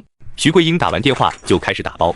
这个家里的东西不少，东一堆西一堆，到处都显得乱糟糟的，但是真正属于我的东西却这么点，2个袋子就装满了我全部的家当。徐桂英正在往袋子外面捆绳子的时候，赵世忠一脸杀气地走了进来。徐桂英听到动静，头都懒得抬。反正婚都离了，还怕他干什么？赵世忠也不说话，就站在徐桂英身后。徐桂英察觉到不对，就转身看向赵世忠。这一眼，徐桂英永生难忘。赵世忠额头青筋暴起，脸色骇人，眼睛要喷火似的。不好，大事不妙！以我们两人现在的距离，赵世忠如果现在抬脚踹向我，我搞不好会被踹掉门牙或者踹瞎眼睛。李占春和2个孩子都没在家，如果赵世忠打我的话，连个能出去帮忙喊人的人都没有。徐桂英假装镇定，想往门口走，但却被赵世忠给发现了。赵世忠没给徐桂英反应的机会。你跟赵维强睡过几次？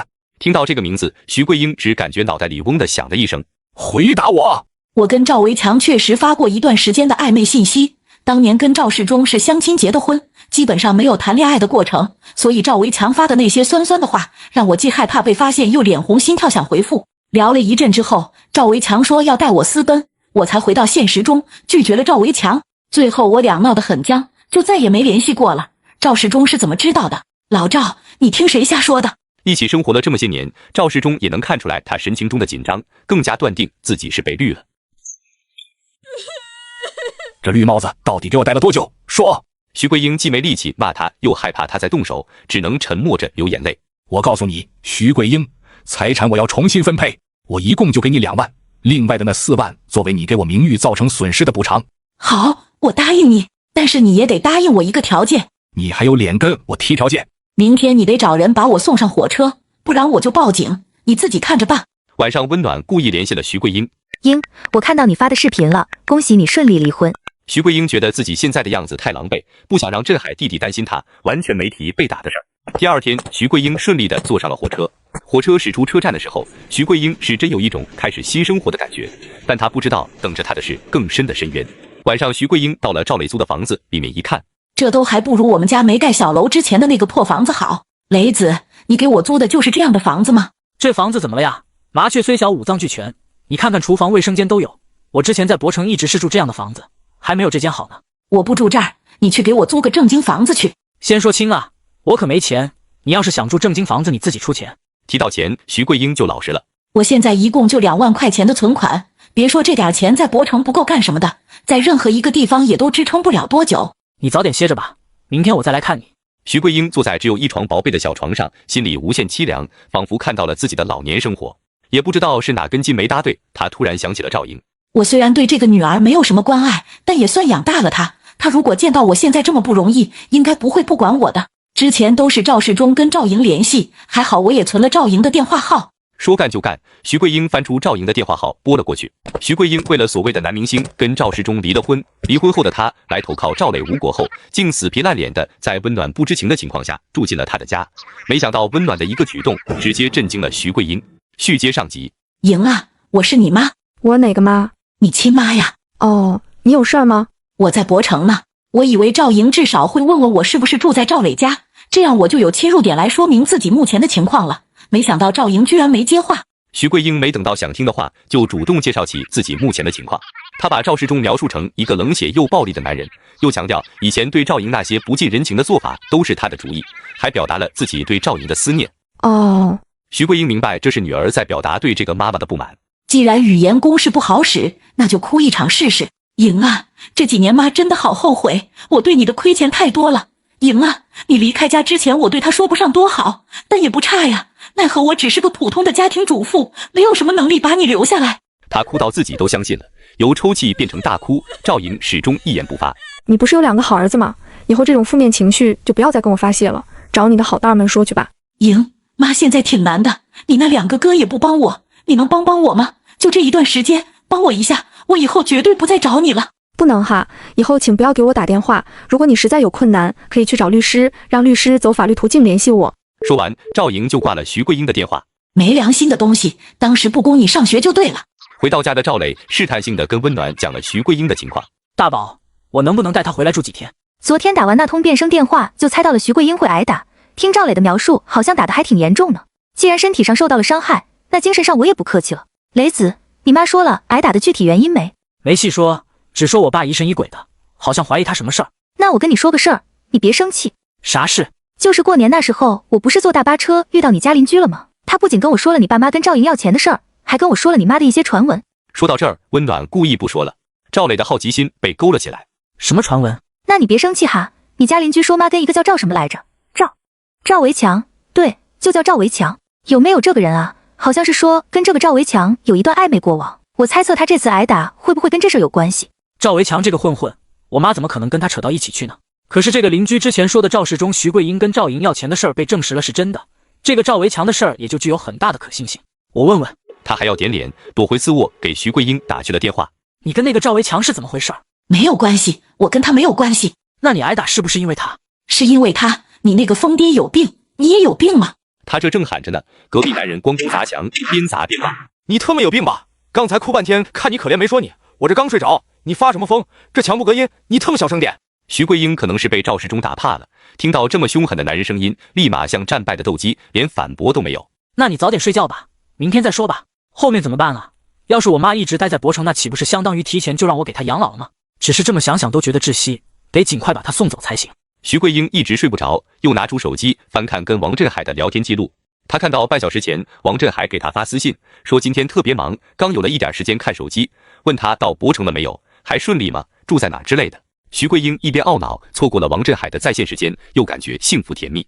他那么忙还在惦记我，我得赶快打起精神来，以最好的状态去见王振海。我明天无论如何都得住到赵磊家，这房子隔音太差了，我一天都住不了了。第二天晚上，温暖回到家，见到她亲爱的前婆婆正坐在她家的沙发上看着电视，吃着零食。她瞥了一眼零食的包装袋，这不是我放在橱柜里打算慢慢吃的那些吗？徐桂英见温暖回来了，挤出微笑说：暖暖了，我想着你上班挺累的，就别跑去看我了，我就自己过来了。呵，你还真体贴啊。说完这句话，温暖也没有别的寒暄，视徐桂英为空气，直接回了房间。徐桂英料到了这个儿媳妇态度不会很好，也不往心里去，仍旧坐在沙发上看电视吃零食。赵磊害怕他妈趁此机会让他养老，索性就躲到次卧里玩手机。到晚上10点半的时候，依然是这样的状态，徐桂英没有一点要走的意思。温暖出来上厕所，见到徐桂英还在。怎么了，暖暖？你怎么还没走啊？赵磊，这都几点了？赶紧送你妈回去呀！哟，都这个点了，送啥呀？又不是不知道路。妈，你赶紧回去睡觉吧。别折腾了，我睡沙发就行，你们也快睡觉去吧。不行，我新添了一个毛病，家里有外人，我睡不着。徐桂英一看温柔体贴这套确实行不通，便切换到不讲理模式。那我也不走，这是我儿子家，我想住就住，想走就走，对吗？这才是我认识的徐桂英。大宝，要不今晚就先这样吧。不是今晚，是以后，以后都这样。你个没用的东西，让你快60岁的妈住那么破的地方，我养你那么多年，你对得起我吗？你随便吧。说完，他就转身回了次卧，把门关上了。呵，这是把这烂摊子留给我了呀。本来我还不想当着赵磊面把他说的太垃圾，现在垃圾躲开了，那还怕啥了？雷子妈，我听雷子说你和他爸离婚了是吧？徐桂英有点震惊，这个温暖怎么态度这么过分？你这孩子怎么越来越不像话，连基本的礼貌都没有了？你怎么称呼我们呢？这是？哦，雷子还没告诉你们吗？我跟他已经离婚了，比你和他爸离得还早呢，所以我现在真没资格叫你一声妈。傻！徐桂英就差直接把震惊2个字写在脑门上了。你是耳朵被你前夫打聋了吗？离这么近都听不清吗？我说我跟你二儿子离婚了，这是我的房子，我让他住已经是一种恩赐了，我不让你住，让你现在离开，能听清吧？徐桂英愣在那里，不知道该说什么。干嘛这副表情啊？你不也只想让你儿子跟我离婚吗？你准备给他花5万块钱彩礼娶的那女人又结婚没？没结的话，你赶紧联系，别错过了。赵磊跟你说的吗？不然呢，还能是那个小媳妇跟我说的。你俩为啥离婚？过够了，跟赵磊过得没希望没盼头，我想为自己活。跟谁过日子不都是这样？有什么盼头不盼头的，凑合过的了。哟，那你咋不凑合过呢？你再凑合凑合，凑合到死，多省事儿。你离什么婚？徐桂英被对到语塞，瞪了温暖一眼。赶紧走吧，不愿意看见你，你以后也别来我这。徐桂英骂了一句脏话，就悻悻地离开了。赵磊，我告诉你，人我送走了，以后别让他来，再来你负责送走，或者你俩一起走。温暖为了报复前世毁她人生的好闺蜜宋敏，假装富豪怂恿她卖房子，跟自己合伙开公司。温暖本以为这个计划实施起来不容易，但结果却让温暖大跌眼镜。续接上集，你离婚了？一定是刚才温暖告诉了我妈，她又告诉了赵世忠。反正温暖现在一身债，离了对我有利无害，这事儿也没有必要隐瞒了。赵磊添油加醋地说成是自己看出温暖有问题，就赶紧跟他撇清了关系。哎呀，幸好离了。徐桂英刚到自建房，赵世忠就给他回了电话。接通后劈头盖脸又是一顿骂，说他啥也不是，屁都不懂。徐桂英也说了一通难听话，两人最后在电话里互骂起来。论泼妇吵架，赵世忠还真不是徐桂英的对手，他只好使出杀手锏。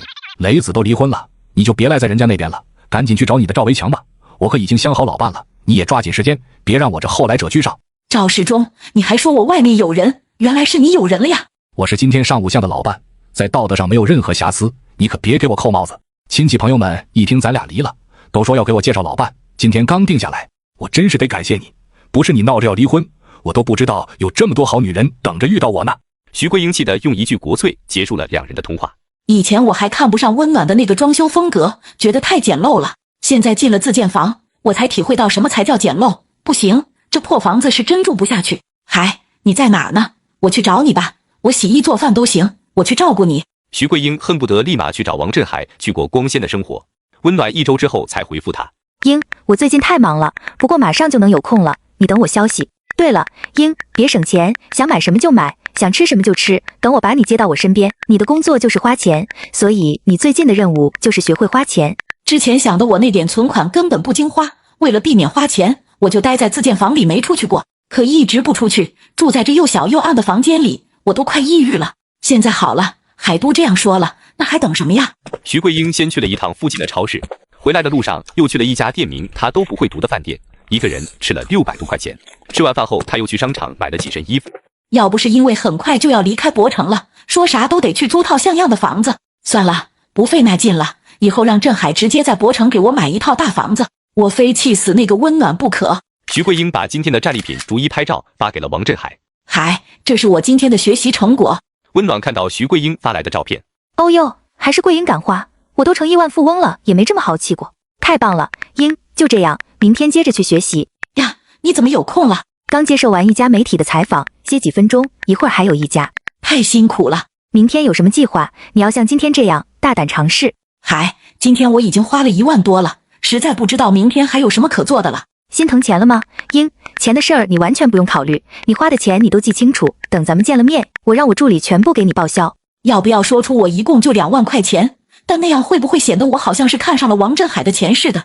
我可不能给振海弟弟留下不好的印象。不是心疼钱，我有钱，就是不知道还有什么可买的了。你看看，你的思想还是以前的，钱只能买东西吗？钱还可以买服务呀。你明天去找个按摩的地方，让人家给你好好放松放松。伺候家人这么久，你也该享受享受了。行，我看我住这附近就有家盲人按摩，明天我去按一按。那怎么能行？给你按秃噜皮了，也花不了1000块钱。不是那种按摩，你去找家高档点的养生会所去体验一下。好，还是我想的太简单了。王振海去的地方肯定都是高档的，我明天可得好好找一家会所去体验一下。反正有振海给我兜底呢，花呗花没了就先跟别人借，到时候一起找他报销。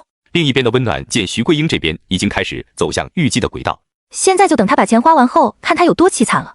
接下来要腾出时间来收拾宋敏了。我记得宋敏家里条件还行，他父母全款给他在博城买了房子，位置也在郊区，面积跟我那套差不多。但宋敏家也不是大富大贵那种，给他买了这套房子，再加上平时零碎的给了他差不多30万，他父母应该也没更多的能力再支援他了吧。宋敏现在最大的底气就是这套房子，一个年轻女孩子在博城全款拥有一套房子，听起来就像挺厉害的样子，那就让她失去这套房子好了。小敏，我终于忙完了，再有1星期我就能回国了。哇，大忙人终于快忙完了。哈哈，是啊，等我回去第一件事就是跟你见面。第二件事是什么？办离婚手续。2件事联系起来，宋敏可是乐开了花，气氛就开始暧昧。你想好了吗？想好了，我和他之间该处理的事情也都谈好了，就差领离婚证这一步了。抱抱你。谢谢亲爱的小敏。小敏，我想用你名再注册一家公司，咱们自媒体这块的业务就放在你这家公司下面来做。亲兄弟明算账，这公司咱俩合伙，前期投资咱们1人1半，股份你占51%，我占49%，公司你说了算。能和如风一起开一家公司，我1000-1万个愿意。这种公司应该不需要多大的成本，一人投个30-40万租个场地，再招几个员工，先运转起来应该也就差不多了吧。好，大概需要投入多少，我好有个准备。小敏，我想要干咱们就干成行业最强的，我不喜欢那种小打小闹的风格，咱俩各投300万，你看怎么样？多少？一人300万，你也嫌少是吗？不少不少，我反而觉得有些多了。小敏，这些年我的事业能做得这么好，就是因为胆大，抢占先机，在气势上就要压倒对手，让对手敬畏。在温暖的一番洗脑之后，宋敏答应了。那如风，这钱需要什么时候到位？越快越好，最好半个月能搞定。一看你就是家里条件好的人，这点钱对你来说应该就是毛毛雨吧？宋敏既不承认也不否认。从哪能弄来这些钱呢？在明确了合作需要的金额后，宋敏想了几个小时。这么大一笔钱，除了卖房子，没有别的办法了。那就卖吧。他火速联系了中介，报了一个低于周边均价的价格，唯一的要求是买家得付全款。没几天，宋敏的房子就成功售出了。他没有把这个消息告诉如风，想在如风面前保持一个家境优渥的形象。在如风提出合伙的建议之后，温暖就开始关注宋敏小区的房源信息，几大中介 App 都关注着。幸好我以前去过宋敏家，对房子有印象，尤其是几处装修的细节，当时还是我给宋敏出的主意。很快温暖就看到宋敏的那套房子上了架，没几天又下了架，应该是卖出去了吧。小敏，我这边遇到点小情况，回国的时间要推迟了，真是抱歉。温暖为了报复前世毁她人生的好闺蜜宋敏，假装富豪怂恿她卖房子，跟自己合伙开公司。温暖本以为这个计划实施起来不容易，但结果却让温暖大跌眼镜。小敏，我这边遇到点小情况，回国的时间要推迟了，真是抱歉。这有什么抱歉的？又不是你想这样，没关系的，我等你。小敏，我想了一下，咱们得抓住现在的好时机，一天也别浪费，别等我回国再行动了。你这边先动起来，注册公司、租办公场地、招聘员工这些事，你看看能做多少，尽快推动起来。我都能做。你找一个助理，让他协助你，跑腿之类的事情就交给助理。如风没用他，这肯定是因为在意我，不想让我招个男助理。如风真可爱。好啊好啊，我还没体验过有专属助理的生活呢。哈哈哈，以后会有很多新体验，全新的环境，全新的工作。我记得你之前说有个做餐饮做得很不错的朋友，也可以问问要不要跟咱们一起干。想加入的话，你可以跟他聊聊合作模式。我还没跟张晶晶提过这个事儿，我俩是纯纯的塑料姐妹花，互相都不希望对方过得比自己好的那种。这种好事他不配知道。哦，他最近挺忙的，估计顾不上咱们的事儿。呵，我还不明白你的那点小心思。那就不一起干，但是可以考虑把他发展成客户。哈哈，这个倒是行，他不差钱，我想想怎么发展。宋敏再次印证了爱情让人盲目这句话。他用最快的速度去注册公司，同时还在找办公场地。宋敏跑了几天，签了他还算满意的地方，月租金就得20万。我的房子卖了320万，买家现在只付了1半的房款，现在手里的100多万足够付押金和前2个月的租金了。公司还得装修，我先跟如风商量一下吧。如风，公司是豪华装还是简单装呢？按你喜欢的风格装。这句话的杀伤力对宋敏来说可足够大，她此时心里至少有200只兔子在开 party， 简直开心到心律失调。接下来的几天，如风不断接到宋敏的装修进度分享，现场照片里还时不时夹杂几张宋敏的自拍，那种幸福感真不是装出来的。果然，女人比男人容易动情，有一些陷入爱情里的女人，全心全意付出，付出到没有自我。比如宋敏，甚至在连面都没见过的情况下，能心甘情愿把房子卖了来投进两人的事业里。再比如前世的自己，虽然当时算不上跟赵雷有爱情，但我确实是陷入到婚姻里，也是无怨无悔，最后沦为了炮灰。想到这些，温暖对宋敏是更恨了。小敏，你可别把自己累坏了。助理呢，招没招？快忙成狗了，没顾得上。从外面现招比较费时间，你可以看看以前同事有没有能找过来的。助理又不用要求经验多丰富，机灵点就行。也是，那我去问问公司的实习生。沟通能力比较重要，咱们这行就得外向，话多，找个愿意说话、愿意聊天的那种。好，最好找个八卦爱好者，既见证你丢人现眼的时刻，又能把这消息传得你前同事们都知道。赵磊这边又到了还网贷的日子，之前在手上留的几万块钱，虽然逃过了 P2P 的坑，但没逃过网络赌博的陷阱，现在咋办啊？雷子，我手上1分钱都没有了，你给我转点钱过来。我哪有钱啊？我还想跟你借钱呢。但他转念一想，哎，可以用我妈的明贷款呀。赵磊用徐桂英听不懂的词，把网贷包装成一个在年轻人中很流行的借钱方式。徐桂英虽然听不太懂那些词儿，但是她知道借钱就得有利息。那这个网贷的利息高不高？比银行的高不了多少，放心吧。徐桂英哪能想到他这有文化的二儿子是在忽悠他，开开心心的听赵磊的指挥。但是他年纪不小，又没有工作，也没有能佐证自己信用的东西，最后只贷了5万块钱出来。赵磊直接转走了4万，他告诉徐桂英只贷出来1万，1万就行，又不是白给的，少借点还的时候也好还。赵磊敷衍了他妈几句，赶紧走了。这个月倒是不用愁了，可是下个月怎么办？徐桂英要是发现了，也肯定得逼着我把钱还上。温暖这段时间总是避免跟赵磊一起出现在餐桌上，但今天他没有，还买了点吃的，叫着赵磊一起吃晚，因为他要借赵磊的手去报复宋敏。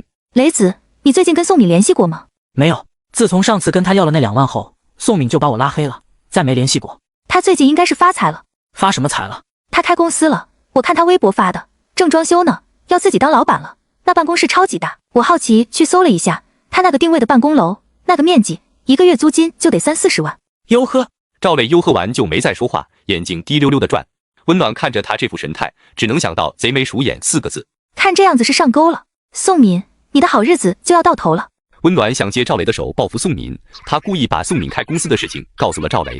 赵磊知道后，就立马在心里打起了小算。这个宋敏还真有2下子，能忽悠来这么多钱，看来以后可以跟他混。他原本没打算在这里守株待兔，只是想确认一下这个公司到底是不是宋敏的。正准备离开的时候，宋敏进来了。宋敏没发现赵磊，只以为是个工人。小敏，你来干嘛？哎呀，咋这么大敌意啊？我就是听说你当老板了，过来恭喜你。哟，你这恭喜的方式挺独特，空着2只手就来恭喜我，怎么不得给我包个红包啊？嗨，咱俩谁跟谁说这话就见外了，有事找你，在这说还是出去说？看他这架势，肯定又是来要钱的，就在这说吧。行，你这是跟那个如风好上了吧？他给你的钱吗？关你屁事啊！我好好跟你说话，你别跟我嘚瑟呀！我就问你，是不是如风给的钱？不是，我自己的钱。那我真是找对人了。你既然这么有钱，再帮帮我。我现在欠人家好几十万，想赶紧还上，你帮我把债还了，以后我给你打工，也别说打工了，怪难听的。咱俩这关系，你不得给我安排个 CEO 的职位啊？哥上学时候当过班长，有管理能力，到时候哥给你好好管理公司，早晚能成世界500强。宋敏真想直接跟他撕破脸，但又怕影响后面开公司或者做网红的计划。这公司不是我自己的，我跟人家合伙开的，我得跟合作伙伴商量一下。我不是跟你公司借钱，我是跟你借钱，你跟合作伙伴商量个啥？商量让你当 CEO。嗨，那个不着急，着急的是这个网贷，晚1天就多1天的利息，你赶紧借我点儿，我趁早还上，就了却心事了。我刚才撒谎了，开公司的钱也不是我的，是如风的，我没有钱给你，但是我可以替你跟他聊一下，他要是愿意借你的话，我肯定支持。好啊，那你现在就联系这个如风吧。他在出差，有时差，现在联系不上如风。你家这个如风是不是还没见过你那些风骚的照片？用不用我给他发几张啊？上次给他的那笔钱让他尝到了甜头，这次给了也还会有下次。先把赵磊哄走，然后找如风说实话，让如风帮自己想办法。你先回去吧，我今天晚上给你回复，反正你也知道我这个公司在这，我也跑不掉。说的也有道理，你跑得了和尚跑不了庙，不论今天多晚，都要给我一个答复。我要求也不高，就要30万。说完他就一脸得意的走了。宋敏气的肩膀发抖，他躲进一间还没装修完的会议室里，给如风拨去语音通话。温暖正在写稿子，突然响起的手机铃声把他的思路给吓断了。温暖气的直接挂断了通话请求，回了个问号。宋敏也稍微冷静了下来。在不知道如风方不方便的情况下就发起语音通话，确实有些冒失。但这件事儿纯用文字说的话，又感觉说不清，所以他就连发了好几条长语音，温暖都转换成文字。宋敏这次还算诚实，把以前和赵磊的关系描述了一下，也提到自己比较暴露的照片被赵磊通过不合法的手段偷取了，又说之前已经被他讹去了20万，他这次又来要钱。事情的经过说完，宋敏接着表达了自己的后悔之意。如风，以前是我考虑不周，办事欠妥，现在遇到你了，我不想再让赵磊成为我俩的定时炸弹了。宋敏真是鼓起了很大的勇气，才把这件事儿说给如风。微信发完，他就一直盯着手机，等待着如风的回复。过去做错的事情也需要面对和解决，躲着不是个办法。如风，你是不是很介意？没有，不介意。人这一生总会做几件荒唐事。谢谢你，如风，但是我现在不知道该怎么办了。给他吧，这次放过他，但是留好证据，如果有下次就报警，告他敲诈勒索。这个解决方法多少有些出乎宋敏的意料。我以为如风会有更高明的解决手段，不需要再次往里搭钱的那种，但我现在也想不出其他办法。哎，好吧，我现在去跟赵磊联系。得到沟通的结果，赵磊也深感意外，这顺利的超乎想象。容易得到的东西往往不被珍惜，这30万也是一样。赵磊拿到这30万之后，在立马去还掉贷款和再搏一把之间选择了后者。搏成了，不仅没了网贷，还能咸鱼翻身；搏不成呢，大不了再去跟宋敏要。搏的结果就是这30万在他的账户上只待了半个晚上，到第二天早上的时候就已经全部贡献给赌博网站了。大爷的，不行，还得去问宋敏要点。昨天当面这么一吓唬，他立马就怂了，今天直接要个更大的金额。赵磊到了宋敏的公司，没等来宋敏，倒是见到了宋敏的助理。宋敏听了如风的建议，找了前公司的一个实习生来给自己当助理，小姑娘叫崔欢。小妹妹，你是宋敏的什么人啊？你谁呀？我是宋敏的前男友。哎呀，哥，你好，你找明姐有事吗？明姐今天不过来，需要我转达吗？哦，没什么事儿，我昨天刚跟她见过面，我就是来帮她盯着点儿。崔欢是个聪明人，他从赵磊的话里分析出很多层含义来，对赵磊的态度也变得热情起来。辛苦哥了。你也辛苦了，走，哥请你喝咖啡去。赵磊想从崔欢这里多获得点信息，难得大方地提出请客。妹子，怎么以前没听小敏提起过你？崔欢赶紧自我介绍起来，夸张地表达了他和宋敏的深厚友谊。那她没跟你说过她男朋友的事儿？是个特别有钱的人，我们原来公司的人都知道，敏姐的男朋友给她开了公司。听敏姐说，她这个男朋友名下有好几家公司，别墅、豪车之类的资产都数不过来。看来我还是太保守了，这样的富豪跟人家女朋友要30万，这不是侮辱人家吗？哥，你是做什么工作的呀？哦，我是自由职业者。哪方面的呢？做金融方面的。真厉害。哥，你跟敏姐谈了多久呀？好几年呢。敏姐嘴还挺严，从来没提过你呢。哎，说来话长，以后逮着机会再慢慢跟你说吧。行呢，哥，你现在跟敏姐就是当朋友这么相处着呗？对，好聚好散嘛。小敏现在对我也很念旧情，以后说不定我还会来你们公司上班呢，那咱俩就是同事了。哈哈，那好啊，不过敏姐肯定不能亏待你，咋的不得给你安排个高层职位干着。这话赵磊爱听，仿佛已经当上了高层似的，摇头晃脑的跟崔欢吹了一会儿牛。敏姐，我跟磊哥在一起喝咖啡呢。哪个磊哥？哥，你跟我敏姐说吧。赵磊接过电话，刚喂了一声，宋敏在电话那边的喊出声来，像遇到了鬼似的。赵磊，你是不是有病啊？你有完没完？小敏，你真是跟我说话总是这么不见外。行了，不聊了，晚上我直接去你家找你。他故意说的这么意味不明，留下想象空间给崔欢。哎，我就是太惯着他了，总是这样对我，我都习惯了。磊哥真是个好男人啊！我真是要疯了。我实在是不想走到鱼死网破这步，但明显赵磊是把我当提款机了。昨天给那30万之前，我就故意引导赵磊说了些留下证据的话，赵磊当时光顾着激动来着，也没设防。我要不就报警吧。宋敏又给如风讲述了今天发生的事，问如风要不要报警。报警那可是最后一步，我还想让你们俩先狗咬狗斗一阵呢。你找个安全点的地方，再见他一面，多留下一些证据。宋敏是真生气了，直接把赵磊约到了一个酒店里。凤凰男赵磊多次拿宋敏的私密照威胁他给自己拿钱，宋敏在赵磊3番5次的挑衅下，终于忍无可忍，他以牙还牙，做出了一个让赵磊后悔终生的举动。哟，这是整的哪出啊？雷子，坐下说话。赵磊顺从地坐到宋敏身边，还大胆地拉起了宋敏的手。雷子，你也了解我，我真是不好意思一直跟我男朋友要钱，我也没别的办法，就用这种方式弥补你吧，你看行不行？行啊，有便宜不占是傻子，先把便宜占了，再接着跟他要钱，这都不冲突。但你得先把我喝高了，不然我可不从。赵磊这时候已经大脑充血了，完全没防备，还很开心。好啊，小宝贝儿，你还挺浪漫。宋敏娇媚地给赵磊拿了一杯饮料，两人碰了下杯，赵磊一饮而尽。这杯酒下肚没多一会儿，赵磊就感觉头晕目眩。雷子，这要是让温暖知道了，他得多难过呀！赵磊感觉眼冒金星，想说话但张不开嘴。他意识到中了宋敏的圈套，但为时已晚。宋敏也是胆大，没有找任何外援，就一个人落到了1.8米多的赵磊。确认赵磊是真的晕过去了之后，宋敏拿出提前准备好的剪刀，3下5除2就剪开了赵磊的衣物，然后用手机疯狂拍了起来。我的照片顶多算暴露，你这可叫赤裸。我看以后咱俩是谁威胁谁。拍照片不够解气，宋敏还录了好几段视频。不知过了多久，赵磊才迷迷糊糊醒来，他发现自己身上啥也没有，还躺在地上。特么的，这个宋敏是想死吗？敢这样整我！我之前还以为宋敏只是想通过这样恶作剧的方式报复我，可没想到现在我也有了把柄在宋敏手上。他爬起来想去找衣服，结果发现衣服已经被剪烂了。擦！宋敏，你给我等着！他本想穿着酒店的浴袍溜出去，但他已经有了感冒的症状了，怕自己这么跑一圈再冻得更严重。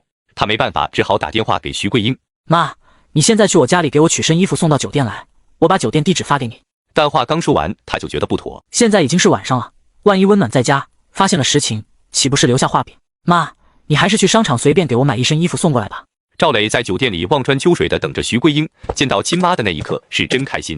咋才来呀？妈，急死我了！我做不明白那个地铁打车来的，堵车打车花了100多，你得给我报了。还有这身衣服花了80，你也得把钱给我。花了多少？花了80，那老板也敢要580，我把整数给他去了，他没办法就卖给我了。这身衣服还没你打车花的多。雷子，你这是怎么了？你自己的衣服呢？没事，就是陪客户喝酒吐了一身，太埋汰了，我就给扔了。赵磊回到家，以为温暖还没回来，就立刻放松了神情。你这是咋了？怎么还有心情变换穿衣风格？嗨，我妈买的，非让我试试。挺好。好像你最近都回来的很晚，工作量大呀？工作量不大，我找了个兼职，看看能不能多挣点，还钱的压力太大了。哦，进了卧室，赵磊准备好好跟宋敏算一下账。他给宋敏打去电话，宋敏没接，但回给他几张照片。赵磊看到照片，先是震惊，后是慌乱，不过很快就恢复了平静。他又把电话打给宋敏，宋敏这次接了。怎么的？你想用这些照片跟我谈条件啊？是啊，谈谈吧。小敏，你也看着我这身材了，你说说能有谁乐意看？我是真无所谓，你愿意发给我亲戚朋友的话，我可以给你他们的电话号码。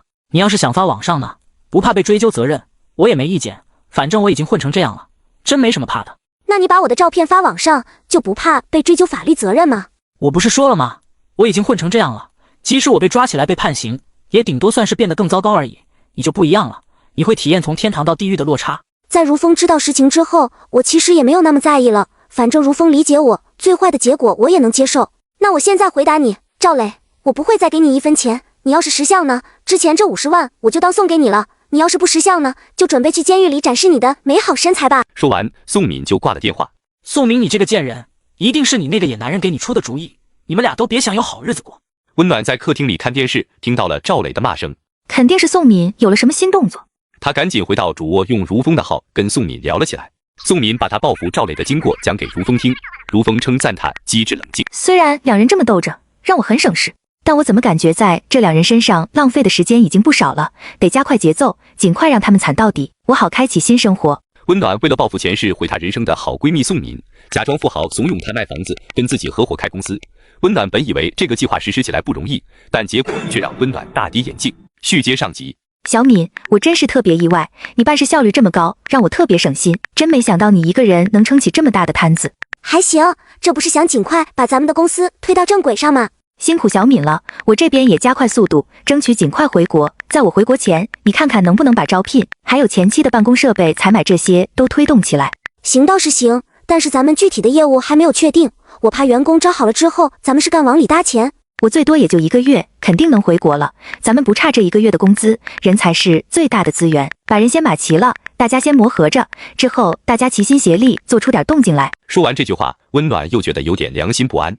这对正常找工作的人来说，会造成一定的损失，人家又没有做错什么事儿，还是不要连累的好。我是这样想的，小敏，按部就班的那些打工者呢，说实话，我不觉得特别有创意。咱们想做自媒体，最重要的就是创意，有想法。反而是那些没有什么正式工作经历的，或者在社会上摸爬滚打的这些人，是还没发光的金子。咱们可以试着去找一下这样的人。比如呢，什么样的人属于这个类型的？比如待业了一段时间的创意工作者，或者是打零工的，或者是做兼职接私活的这些人。是不是太冒险了？能行吗？他们的潜力是巨大的，你信我的，试试看，会给你惊喜。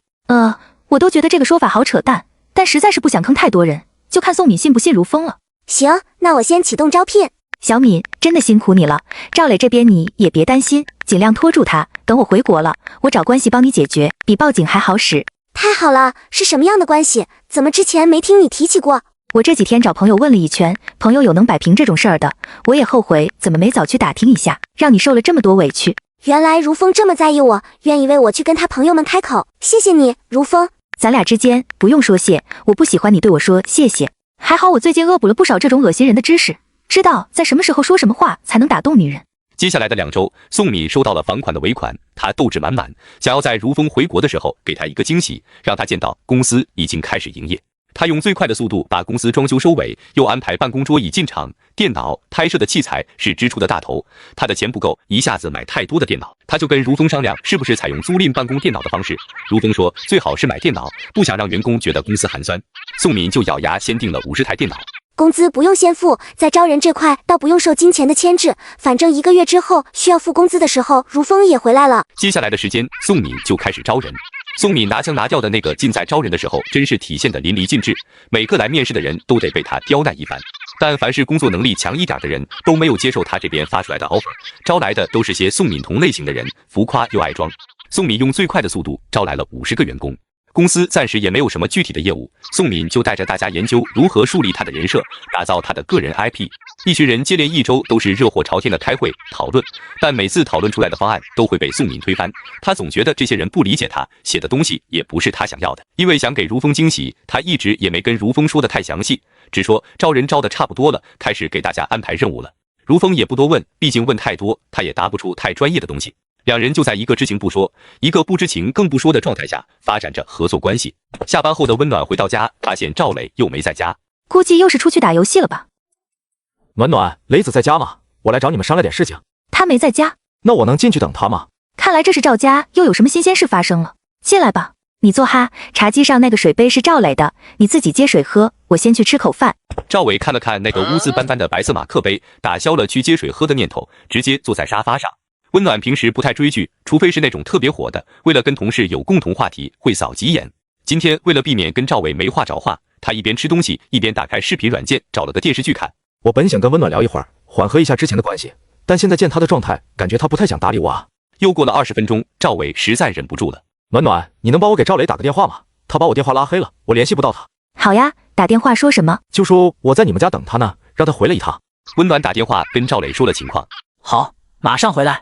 这个马上过去了将近1个小时，赵磊才回来。找我什么事啊？还追到家里来了，真是有意思。不是钱的事儿。哟，看样子在外面打工打得不错呀。赵伟也看出来弟弟的变化，跟春节那时候比，像是变了一个人，透着落魄失意。你别阴阳怪气的，我找你商量正事来了。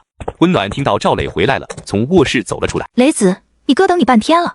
说完，他像完成了任务一样，又转身要回主卧。暖暖，你等一下，我有事跟你俩商量。我这次来是想把咱妈带回家去。咱爸找了个新老伴，叫孙亚琴，年纪不大，还不到50岁。她之前的丈夫出意外去世了，咱爸现在彻底被那个女人给迷上了。她跟咱妈过了半辈子，也抠搜了半辈子。咱妈想买件超过100块钱的衣服，都得跟她商量好几天。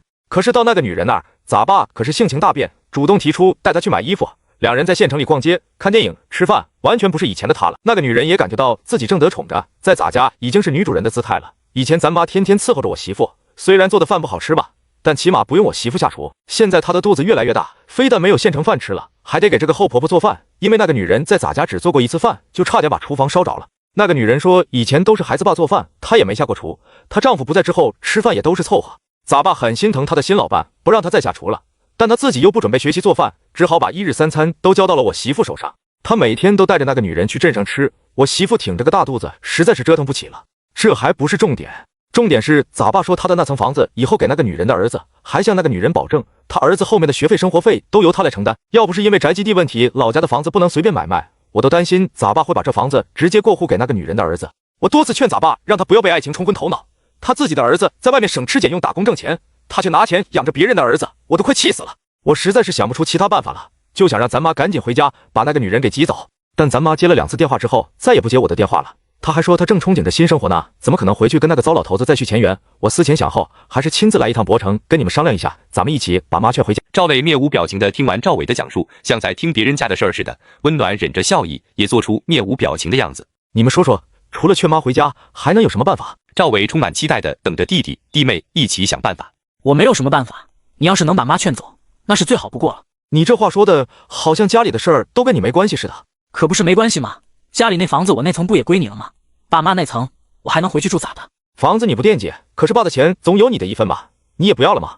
赵磊原来是惦记赵世忠那10万块钱来着，但他最近经手了这么多钱，虽然都输没了，但对10万块钱已经看不上了。赵磊拒绝了赵伟的一切要求，只把徐桂英的住址给了赵伟。温暖目送着赵伟离开，赶紧转身回了卧室。对徐桂英的报复是时候收网了。滚！从我家里滚出去，去找你的野男人去，别来恶心我！徐桂英一副行尸走肉的样子，也不反抗，也不说话，任凭赵世忠辱骂。赵伟看不下去，刚想出面阻止，赵世忠就冲他也发火。赵伟，你眼里还有我这个爸吗？谁让你不经过我的允许就带这个疯婆子回来？你信不信我把你们一起撵出去？看赵世忠的样子，像是随时能把他杀了似的，吓得赵伟也不敢再拦着，带着徐桂英出了家门。院子外面站着不少邻居在看热闹，有的人胆子大，直接跟徐桂英开玩笑：“桂英啊，那个王振海真有电视上那么帅吗？”大伟妈，你是咋跟王振海好上的？能不能给我要个签名照片啊？他们像看猴子一样看着徐桂英，她倒是很坦然，谁问话她都回答。王振海就是被那个女演员骗了，他本来答应了要跟我在一起的，他喜欢的是我。你还要不要脸？闭嘴！李占春觉得丢人，躲在屋子里没出来。赵伟把徐桂英带到了一个破旧的院子。这家人已经有5、6年没回过赵家村了，据说是在外面发了大财，应该不会再回来了。你先在这住下吧。徐桂英打量了一下这个院子，心里万般的不愿意，可她不得不面对现实。但她心里面还惦记着王振海对她的承诺。这样的日子只是暂时的，等振海弟弟认清那个狐狸精的真面目，他还会回来接我去过好日子的。我原本对这个徐桂英还有一些敌意，但现在见她也不像能干出什么大事的人，再加上赵世忠对徐桂英的态度比我原本想象的还要糟糕，这下可以放心了。接下来的日子，徐桂英每天就2件事：给李占春做饭，然后跟村里人讲自己和王振海的恋爱史。赵伟受不了邻居们的嘲笑，又出去打工去了。网贷平台很快就联系到徐桂英，告诉他需要还钱了。徐桂英只承认那1万块钱。他告诉网贷平台，等他一段时间，等他跟王振海重新联系上，一定连本带利的还他们。网贷平台这边常用的催债手段在徐桂英这里完全失效了。负责催债的人没办法，把徐桂英的录音剪成视频发在了网上，以此泄愤。很快，这事儿上了新闻，类似六旬大娘为爱痴狂，坚信王振海要娶她，中老年妇女追起星来，连老伴都不要了之类的标题，吸引了不少人的眼球。舆论声音太大，王振海还携女朋友出镜，呼吁大家理智追星。温暖也在网上看到了这些消息。徐桂英短时间内应该是没有好日子过了，但为了稳妥起见，以后还得不定期的给徐桂英寄点小礼物，让她活在对振海弟弟的幻想里。钱婆婆的事情处理完，现在只差前夫赵磊了。自从赵磊开始赌博后，我对赵磊的报仇兴趣也大幅降低，因为已经可以判定他废了。赵磊现在应该只有一个念头，那就是搞钱去赌一把，因为他觉得赌赢了就能翻身了。在之后的10日里，温暖时不时的当着赵磊的面羡慕几句宋敏，赵磊更是坚定的把宋敏当成赌本的赞助商。宋敏不堪其扰，每次被赵磊骚扰后，都会追问如风他说的解决办法是什么，什么时候才能实施。温暖掐算着时间，宋敏的公司启动运转已经1个月了，快到了发工资的时候，得嘞，该收网了。如风，你确定回来的日期了吗？宋敏这几天已经连着问好几次这个问题了，因为公司的人力资源部已经把员工的工资算好了，等他签字之后，财务就可以安排打款。他虽然有几年的工作经验，但对管理是一窍不通，在招人的时候也不懂预算控制，职位和工资都是凭他的心情定。50个人的公司，总监级别的有20个，每个人的月薪都是3万起，其他员工也没有月薪低于1万的。敏姐，咱们以前公司的同事们，听说我跟着你1个月工资顶他们3、4个月的，都羡慕死了。好几个人都问我咱们公司还招不招人呢？让他们回想一下我离职之前他们的嘴脸，现在想起我的好了，呵呵。崔坏又把宋敏的话传给前同事们，还适当夸张了一下，到前同事耳朵里的话就变成宋敏说他们，呵呵，做白日梦去吧，给我提鞋，他们都不配。如风前几次都是回复宋敏快了，1周之内就能回之类的，这次他回的是突然发生了一点意外情况，得晚几天了。要发工资了，如风，我现在手上的钱不够发工资的。怎么要发工资了吗？不是说只是给他们安排了思考的作业吗？是已经正常上班了吗？宋敏之前说的都很含糊，现在只好实话实说。员工们已经上了1个月的班了。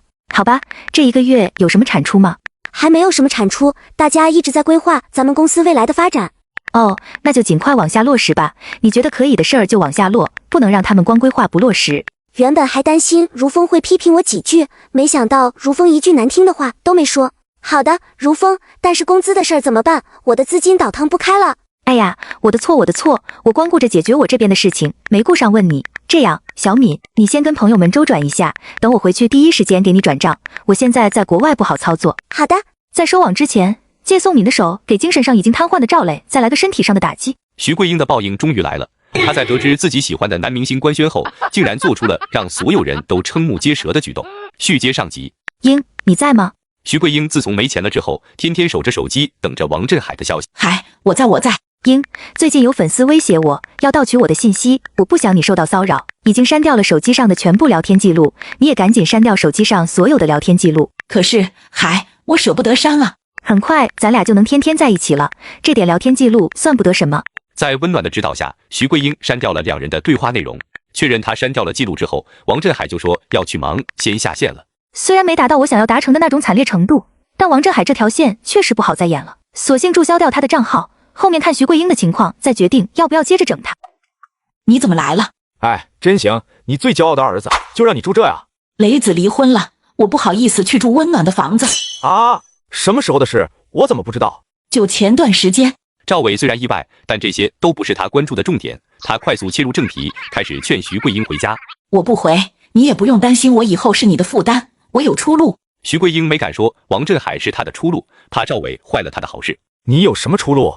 徐桂英抱着打死也不说的心态，就是不吐口。你不回去，我就跟你耗着，你去哪儿我就跟去哪儿，直到你同意回家为止。反正我也没地儿去，就住你这吧。赵伟说着就躺在了徐桂英的小床上，可能是路上太累，很快就睡着了。徐桂英觉得这都是他见到王振海之前的小插曲，并不往心里去，他就又拿出手机刷起了短视频。突然他被眼前的一则短视频震惊了，王振海官宣恋情了。他的女朋友是位年轻演员，知名度虽没有王振海高，但也是上升势头很强劲。2人这一官宣快速占领了各大网站的头条。徐桂英以为自己看错了，退出视频软件再重新登录，这回更夸张，满屏都是王振海和女演员。徐桂英手都抖了，发私信给王振海，结果发现王振海的账号已经注销了。温暖确实是比徐桂英早一点知道的消息，他跟徐桂英聊完天，正好蹦出来王振海的官宣消息。徐桂英真是感觉天都塌了。明明晚上还跟我浓情蜜意呢，怎么突然就跟别人好了？一定是这个女演员赖上了王振海，或者是她有其他苦衷，总之不是她有错。都这个时候了，徐桂英还透着滤镜看她的振海弟弟。不行，我要去找那个女演员算账。徐桂英虽然会刷短视频，但是上网搜消息还是不太会，只好向远在老家的邻居大妹子求助。邻居大妹子前一阵子还发微信跟徐桂英打探消息来着，想跟她确认一下村里那些流言蜚语有几分真几分假。大妹子收到徐桂英的求助信息，立马开启了八卦模式。徐桂英神秘兮兮的让她保证绝对不会跟别人讲。大妹子连发几条语音，对天对地对全体村民保证，绝对替徐桂英保密。徐桂英也总算遇到一个能分享的人，就把跟王振海处对象的事儿讲给了邻居妹子。大妹子听完徐桂英的恋爱史，只有一个想法：徐桂英这是疯了吧？但她还算够朋友，帮徐桂英搜了那个女演员的消息，告诉徐桂英这个演员目前是在某个剧组拍戏，还根据网上的信息给了徐桂英一个大概的拍摄地。2人刚一聊完，邻居大妹子就忘了发的誓言，把徐桂英在跟王振海处对象的消息分享了出去。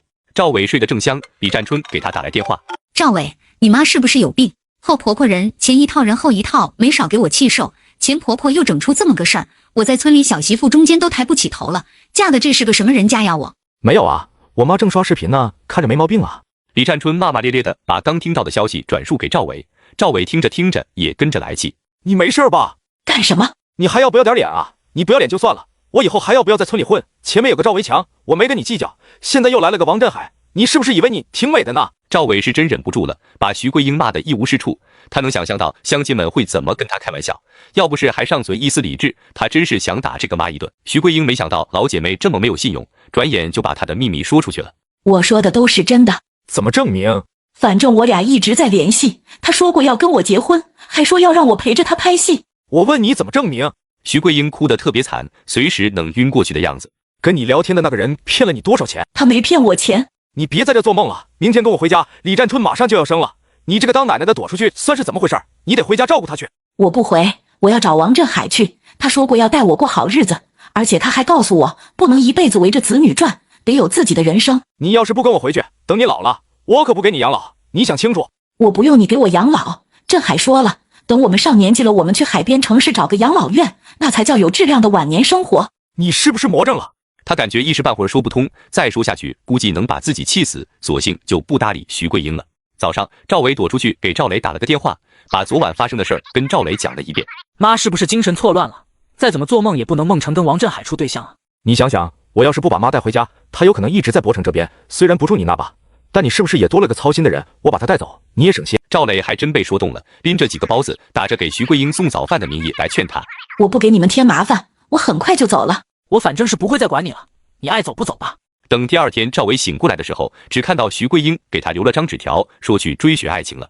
赵伟只好自己回去照顾媳妇，毕竟不能留他一个人跟孙亚琴战斗。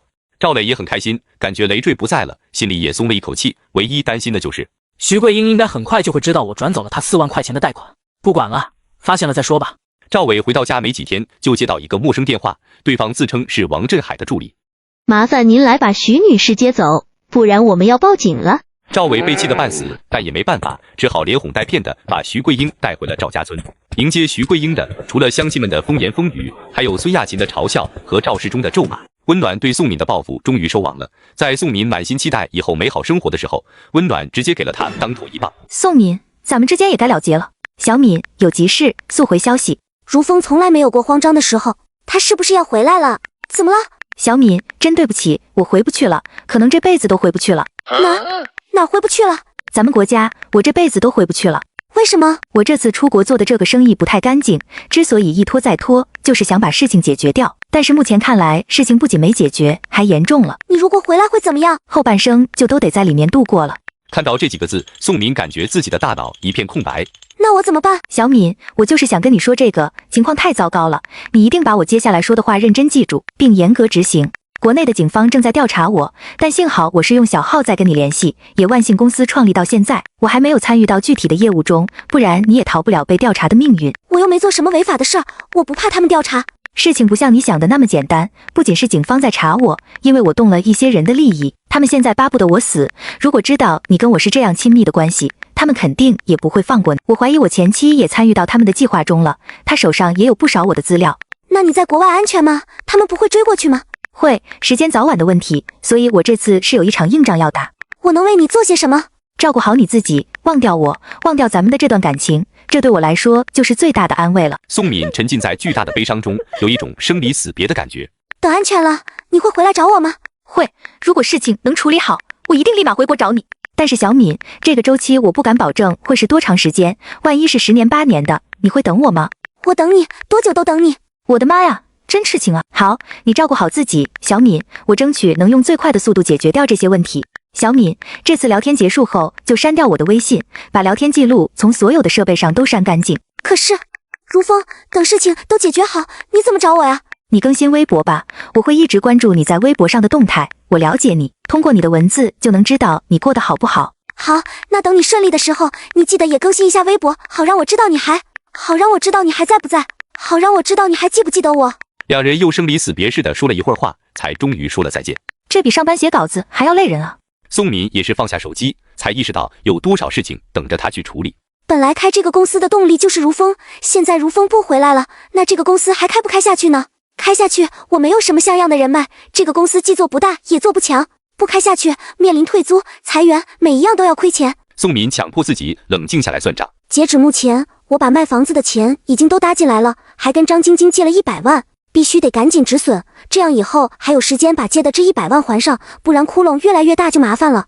他先去联系中介谈退租的事情，听到违约金的金额，宋敏又改口说他会找人转租。对公司内部，考虑到他的消息会通过崔欢同步给前同事们，他还想给自己留点面子，就准备说个好听点的理由，一来避免被前同事嚼舌根，二来想看看能不能忽悠一下员工，让他们放弃裁员赔偿。大家也听说了，咱们公司是我和我男朋友一起创立的，但是呢，他在国外突然受伤了，一时半会儿回不来，我打算去国外照顾他一段时间，所以决定先关掉公司，等和他一起回国之后呢，我们再重新启动。员工们听完他的话，神色各异，有震惊的，有不满的，有等着他接着说的。我预测用不了太久，咱们公司就会重新回到正轨。在这之前呢，大家可以先随便找份工作做着，我们很快就会再联系大家。工资给大家结到今天，明天大家就不用来了。哎，宋总，等会儿。还有什么事？宋总，还有各位，我有经验哈，我前一家公司就是咱们现在这种情况，按劳动法的规定，公司应该给我们赔偿半个月工资的。真是怕什么来什么。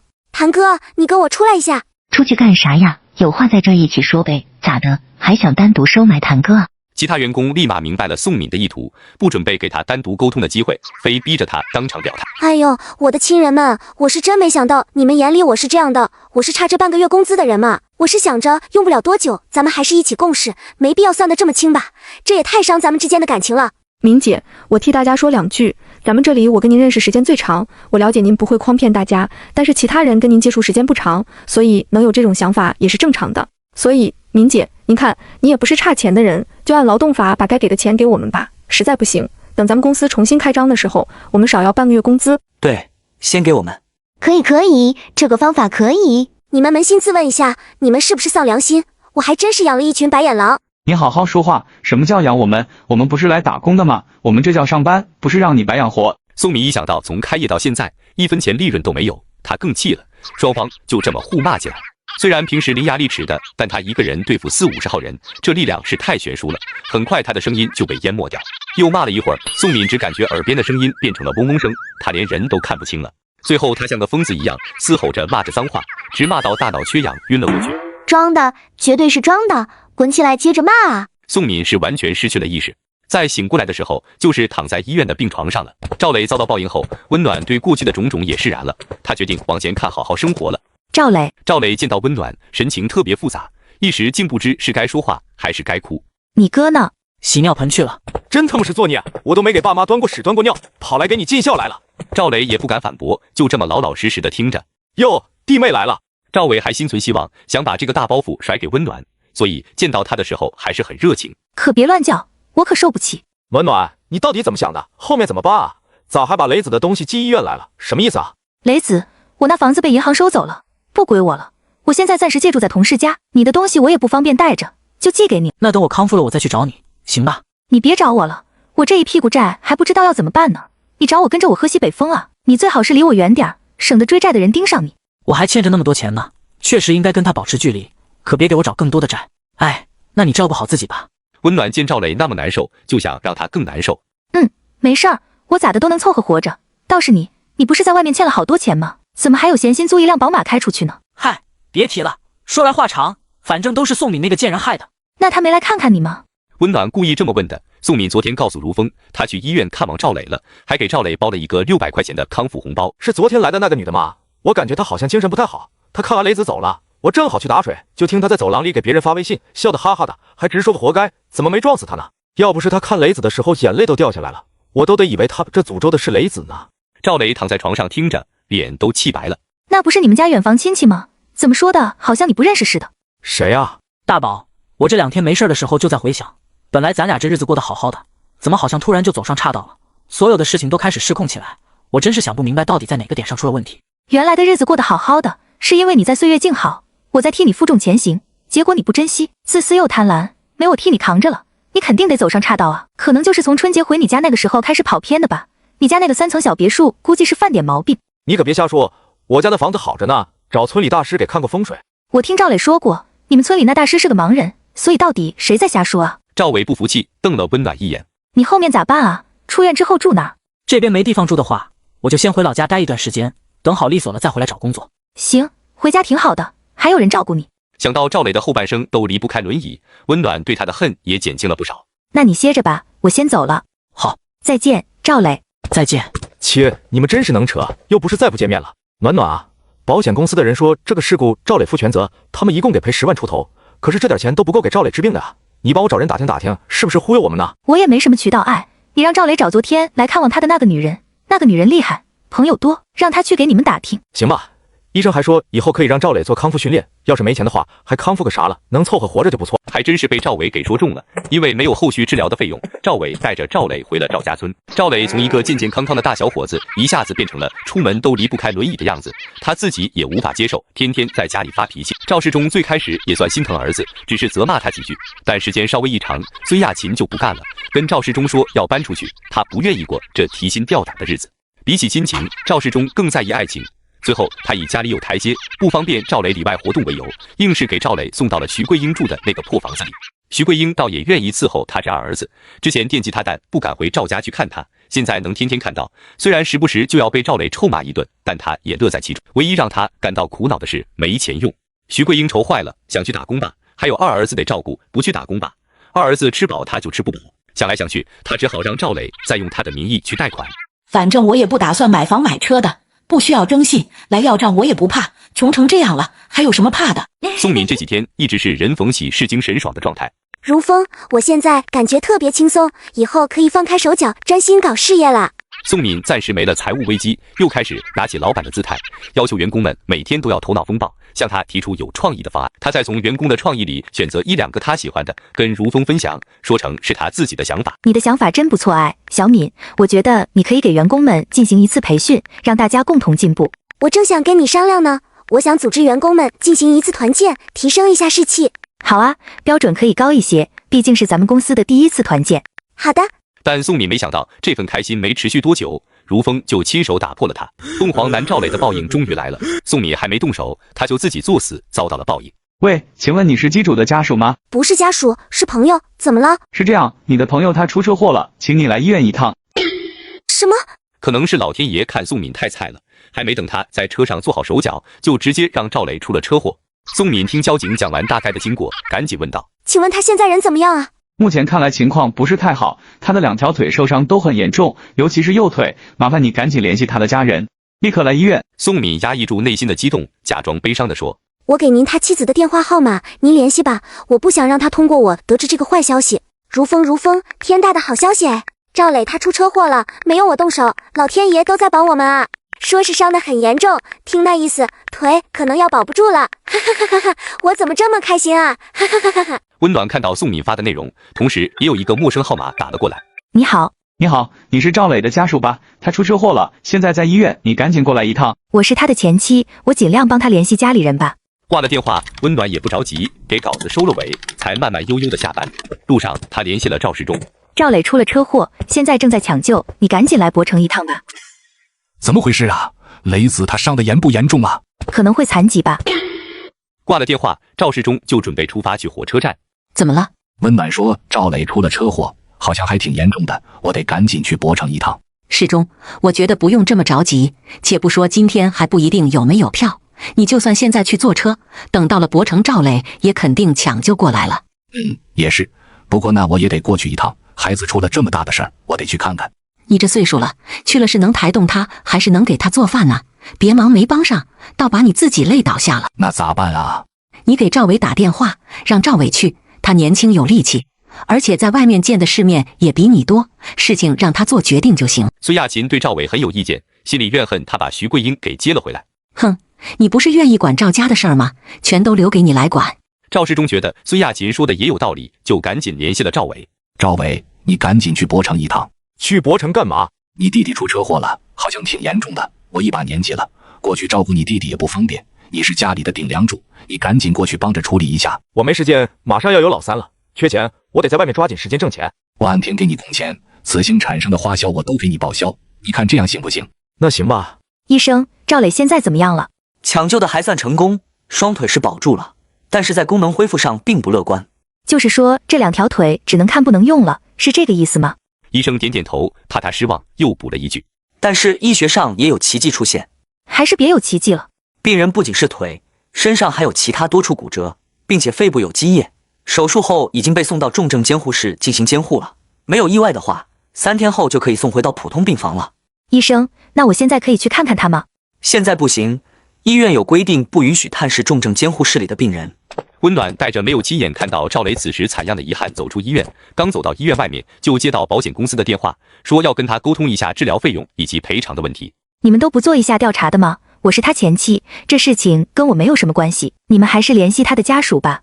赵伟此时正在赶往博城的火车上，他联系温暖问赵磊的情况，温暖就把医生说的原话转述给了赵伟。暖暖，万一雷子这辈子都站不起来了，你怎么办啊？什么我怎么办？你会负责的，对吧？不会因为他残疾了就不管他了，对吧？你应该也知道我跟赵磊离婚了吧？离婚了也有感情啊，你不想背负一个无情无义的骂名吧？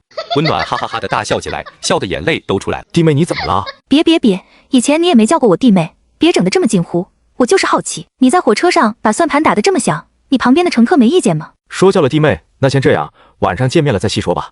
我没空跟你见面，你直接去医院吧。他不是还在重症监护室里吗？那我连陪护都没法陪护吧？我晚上得去你家借住一下，先住到温暖家里，然后跟我爸说是花钱住的旅馆，再跟他要一笔住宿费。嘿嘿，我真聪明。妈呀，你不避嫌我还得避嫌呢。钱大伯哥和钱弟妹住一个屋檐下，真不知道你是怎么想的。就这样吧，等赵磊醒了，你可以通知我一声，我去看看他。这一家子人还真是个顶个的自私加无耻啊！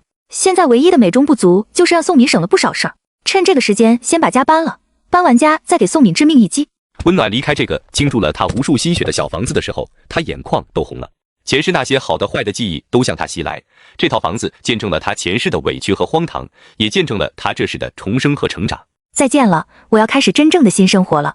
赵伟联系了温暖，说赵磊想见他，是该跟赵磊好好告个别了。温暖想借宋敏的手报复赵磊，他仅用一招就让两人都走上了一条不归路。在收网之前，借宋敏的手给精神上已经瘫痪的赵磊再来个身体上的打击。对了，小敏，那个赵磊最近又来骚扰你了吗？真是烦死了，昨天还来公司找我，我没办法，又给了他1万块钱。知道了，等我一会儿忙完，我跟我朋友再确认一下，你等我消息，我晚点告诉你解决的办法。好的。宋敏焦急地等待了2个小时，如风才告诉他解决赵磊的办法。办法并不复杂，就是你先跟赵磊假意搞好关系，约他去郊区一个废弃的体育场练车，在车上动手脚，让赵磊受严重的伤，最好是伤到以后都没精力再来骚扰你的那种程度。这不犯法吗？那就看你设计的够不够巧妙了。那个体育场是我朋友的，一直空着，你去之前跟我说一声，我跟他打个招呼。除了你和赵磊，到时候不会有第3个人知道。万一露馅了，赵磊如果不放过我，该怎么办啊？不用担心，到时候我来善后。宋敏像吃了颗定心丸，开始规划对付赵磊的事情。明姐，薪酬确认单签字了吗？签完要交给财务，他们已经开始催工资了。我还没来得及细看，明天这个时候你再过来找我，没问题的话，我明天给你签。得先把钱借着，50个人的事比赵磊1个人的事要重要。晶晶，你晚上有没有时间？我想请你吃个饭。宋敏把目光投向了她的好姐妹张晶晶，她把张晶晶约在了外面的饭店。见了面的两人先是互相寒暄恭维了一会儿，宋敏在有用的人面前说话也变得好听了，把张晶晶夸得合不拢嘴。晶晶，说个正事儿，你想不想让你饭店的生意更上一层楼？张晶晶还没意识到宋敏是把她当成了猎物，还请教起来。怎么更上一层楼？我不是开了个公司吗？我们现在准备搞一轮合作推广，可以把你的饭店打造成网红餐厅。哦，那算了，我现在都忙不开呢。忙一点多赚一点不好吗？挣得再多也没时间花呀，你看我忙的，要不是你约我，我这个点还在店里忙呢，天天都是这身行头，想买个包都没时间啊。那你钱都存银行啊？对呀，我又不懂理财，就那么干放在银行里，利息都低得可怜。你甘心这1000万资产就这么躺在账户上吗？张晶晶虽然不差钱，但也没有这么多，她挺享受这被当成富人的感觉，也没解释，只是故作高深的撇了撇嘴。那你可别便宜了银行，你借我，正好我着急用钱，利息我给你翻倍。张晶晶没想到宋敏前面都是铺垫。好家伙，原来在这等着我呢，但前面牛已经吹出去了，现在也不好找补了。你要用多少？借我100万吧先。用多长时间啊？有可能几天，有可能1个月，最多不超过2个月。如风肯定用不了1个月就能回国了。行吧，明天转你。这顿饭可真是鸿门宴啊，我这个老狐狸居然被宋敏给算计了。哼，让你吹牛也得付出代价。宋敏及时把这个好消息分享给如风，如风夸他办事有效率。温暖也同步把听说宋敏的公司工资水平很高的消息分享给了赵磊。第二天，张晶晶很守信用的真赚了100万给宋敏。宋敏上午刚签了工资单，中午赵磊就赶到了。哟，宋总今天看样子心情不错呀。宋敏正等着他来呢，他一改平日里看见他就跟看见瘟神似的表情，满脸笑容迎了上去。雷子，我正想找你呢。咋了？找我干啥？想哥了这是？突然这么热情，我是真不适应。你别吓唬我，有事说事儿。还真有个事儿。我刚谈下来一个大客户的视频业务，合同签了1年，要做很多条视频，但是公司现在这个团队缺少一个有想法的剪辑负责人，我想重金邀请你加入我的公司。虽然我一直盼着通过赌博来翻身，但是没有工作也不是个长久的事情。好啊好啊，工资能给我开多少？看你啊，你想要多少？我之前工资不到1万，但那时候我不用带团队，很省心。你要是让我带团队的话，我觉得至少得2万吧。宋敏突然哈哈哈的笑了起来，把赵磊笑得发毛。2万给不到的话，给1.8万也行。不是，雷子你啊，太实在了，我这边能给到你3万，年底13薪，做得好还有奖金。他能给我开这么高的工资，估计是考虑到我手上有他的照片吧。行，小敏总是特别照顾我，以后他就是我老板了，可不能再提照片的事儿了。但是贷款平台现在催着要账呢，不提照片也得跟他提个新的要求。小敏，哦，不对，宋总，你看看能不能先预付我2个月的工资，我这边着急还钱呢。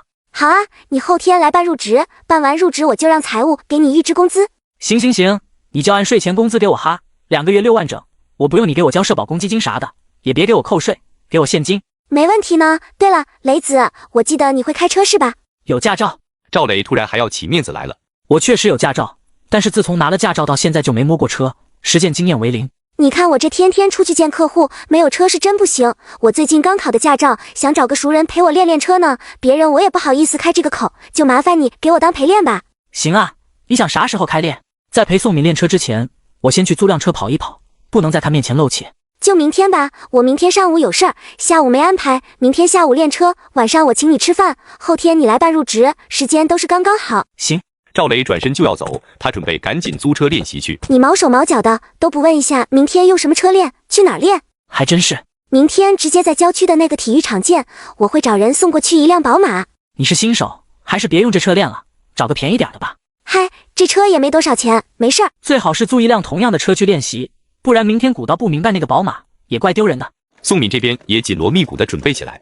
他昨天不只是跟张晶晶借了钱，还蹭张晶晶的宝马，让他把自己送回了家。路上，宋敏故技重施，夸张晶晶车好，张晶晶稀里糊涂的就答应了宋敏，让他借2天。反正张晶晶有钱，再说车也有保险，我在他的车上动动手脚，制造成车祸，到时候跟张晶晶说点好话，哭一哭就应该就没事了。宋敏本想找人帮忙，但又怕被别人抓到证据当把柄要挟他，便带着工具自己把车开到了郊区的体育场，在网上找资料，准备自己动手改装。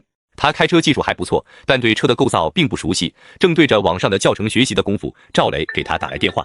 电话铃声突然响起，把宋敏结结实实吓了一跳。怎么了，雷子？小敏，我想问问你找的那个 X3是哪年的款？宋敏也不知道张晶晶这车是哪年的，湖州是去年。挂了电话，他才发现手心上全是汗。真是干不成大事儿，这么个小计划就能把自己吓成这样。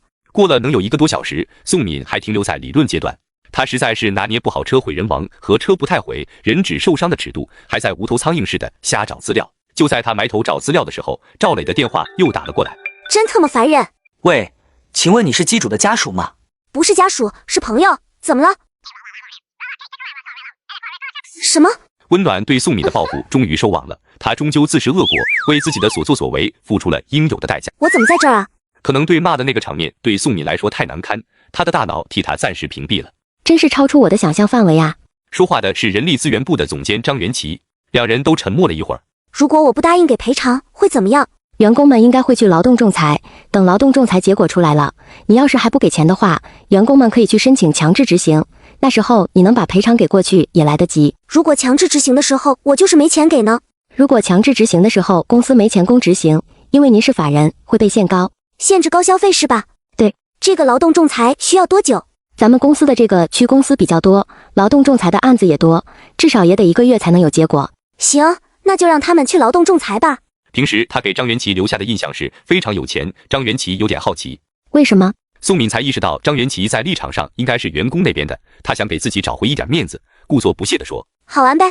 张元奇的表情像是吃了苍蝇似的，强挤出一个微笑后跟宋敏告辞。另一边，崔欢把宋敏跟员工对骂的场景录了下，又从他的微博和朋友圈里找了些他晒的奢华生活的照片，跟视频剪到一起发到了网上。一时间，宋敏在网上成了人人喊打的对象。宋敏还在思考接下来怎么办的时候，突然被一阵急促的电话铃声打断了。宋敏，你躲我呢？我打了这么多个电话，你为什么不接？宋敏此时还不知道视频的事，解释道：哦，我来美容院了，刚才做脸的时候睡着了，没听到电话响。你这是什么新式的护肤方式？一边做脸一边骂人吗？什么意思啊？你快别装了，你的视频火了，你知不知道？你欠我的钱什么时候还？你等会儿。宋敏意识到事情不妙，赶紧把电话挂了。挂断电话后，他先去公司的群里看了一眼，愤怒的员工们把网上点击量比较高的链接都转到群里来了，还把他的视频做成了表情包，在群里斗起图来。宋敏颤抖着手点开了2条视频，视频里的他毫无形象可言，一副疯子样，下面的评论清一色的嘲讽。他正皱着眉想怎么危机公关的功夫，张晶晶的电话又打了过来。晶晶，你听我解释，是员工们误会我了，我是气急了才失态成那个样子的。我不管你是失态还是和尚，反正1周之内你得把钱还给我。那我也没办法呀，你等着吧，啥时候有钱我啥时候还你，绝对不赖账。这回换成张晶晶发疯了，她在电话那端骂了起来。宋敏把手机往床上一扔，不听就是了。张晶晶骂了一会儿，自己把电话给挂断了。几天后，温暖在逛街的时候遇到了他跟宋敏共同的同学唐佳，从他口中得知，最后是宋敏的父母给他做的善后工作。宋爸宋妈觉得他女儿还年轻，未来的路还很长，不能留下这些污点。但他们2位早已退休，也没有更多的能力帮宋敏，只好把家里的房子卖了，又凑了些钱，才算把宋敏这次创业的负债给还上。我还听其他同学说，宋敏的父母现在没地方住，为了省钱还债，租了个没电梯的老破小，日子过得挺难的。宋敏也被网暴了一段时间，成了过街老鼠。等这件事情终于平息后，他又出去找工作了，但是他的这段黑历史让他连面试的机会都没有。最后还是吕成浩念在夫妻一场的份上，帮他介绍了一份工作，在一家小网站当编辑。温暖听到这些，感到释然，该被惩罚的也被惩罚到了。唯一让他感到于心不忍的是把宋敏的父母牵扯了进来。但很快温暖也就想开了，因为他看到宋敏又开始更新微博，仍旧是一副小资样，仿佛什么也没有影响到他似的。能把女儿教育成这样，宋爸宋妈也有责任吧？先这样吧，只要他不过分嘚瑟，就不再跟他计较了。从春节到现在，从冬天到夏天，我觉得像是过了1个世纪那么长，是该向前看了。这段时间忙着搬家和整理，已经好几个周末都没有回老家了，现在终于把大房子布置好了。随后温暖就打电话邀请爸妈带着奶奶来博城住一段时间，但温传海和刘金凤舍不得早餐店的生意，推脱说过一段时间再过来。温暖了解父母，他们那一代人对挣钱攒钱的执念远不是他能劝说动的。既然父母不过来博城，那我就赶在周末回趟老家吧。温暖回家后得知和自己一起长大的好姐妹被婆家刁难，生活困难，她决定出手相助，让她摆脱困境。爸妈，你们把早餐店关了吧，一天太辛苦了。关了干嘛？我们还干得动。爸妈，其实我中了。好了，暖暖，你就别劝我们了。你看那是谁？温暖朝着刘金凤说的方向看去，是一个妈妈带着一个小女孩。她看到温暖的时候，有点意外，又有点慌张，赶紧低头给孩子喂饭。萌啊，暖暖回来了。暖暖，你还记得郭姨家的陶萌吗？你回来了，暖暖。温暖瞪大了眼睛，无法相信面前的女人是那个只比自己大1个月的陶萌。温暖感觉到了她的局促。萌，好久不见啊。是啊，好久不见了。哦，这是我女儿，叫多多，1岁半了。多多你好。多多，快叫阿姨。阿姨好。刘阿姨，我们吃好了，多少钱我扫给您。萌，别给了，这顿饭算我的。我把刘姨这当食堂了，天天中午过来吃，你要是不收，我以后咋来呀？就是暖暖真是不懂规矩。啥破规矩这是？小萌啊，我看孩子也困了，快带回去睡觉吧。好，那我先带孩子回去了。看着娘俩的身影消失在门口，刘金凤叹了口气。哎，小萌这日子过得是真难啊。我怎么记得好多年之前就说她结婚生了个儿子，那现在这个是2胎吗？前面那个不过了，这个小丫头是跟现在这个丈夫的孩子。原来陶萌去南方打工的时候认识了她前夫，2人都在一个厂子上班，谈恋爱没多久就结了婚。但那时候她还不到法定年龄，就是在男方家里简单办了个酒席。陶萌父母跟男方要了8万块钱彩礼，就因为这笔彩礼，结婚后陶萌可没少挨挤兑。后来她生了个儿子，她前夫当了爹之后脾气也跟着大了起来。她还没出月子，他就开始家暴。当时陶萌想着孩子太小，为了孩子也要忍着，但他的忍耐只换来越来越厉害的拳打脚踢。儿子2岁的时候，他终于忍无可忍，跟他父母讲了这些年自己受的苦。你郭姨哭坏了，让陶萌赶紧回家，但陶萌他爸说啥也不同意，说回家没地方住，他弟弟也大了，也面临结婚，家里本就住不开。小萌没办法，就又熬了2年。儿子4岁的时候，在又一次被打后，陶萌就离开了那个家。他也没争孩子的抚养权，他说他都没地方住，不能苦了孩子。陶蒙回到集成后，你郭姨给他租了个小房子让他生活，他打零工养活自己。后来陶蒙的弟弟处对象，对方彩礼要得多，陶蒙他爸凑不够钱，就把主意打到了陶蒙身上，给他介绍了一个听起来条件还行的男人，收了人家的彩礼之后，随随便便就把陶蒙嫁了过去。陶蒙最开始坚决反对，连相亲都不去。你郭姨也劝他说他不能一直一个人过，跟他说那个男孩子条件多好多好，离过婚人家也不介意，以后就再遇不到那么好的人了。就这样，在他爸妈软磨硬泡的攻势下，陶蒙最后还是屈服了，最终还是跟这个一共只见了3次面的男人结了婚。男方家条件是不错，找陶蒙也就是把他当成了生育工具而已。他的女儿一出生，婆婆立马就说让他准备要2胎，但他是剖的，需要等2年才能备孕。生之前，陶蒙婆婆答应的特别好，说她只管生，生完婆婆给带。结果生完之后，婆婆又说身体不好，带不了。不仅带不了，还说孩子哭闹影响他们老2口休息，愣是在同一小区给租了个房子，让他们搬了出去。陶蒙的老公纯属一个废物，妈宝男一枚。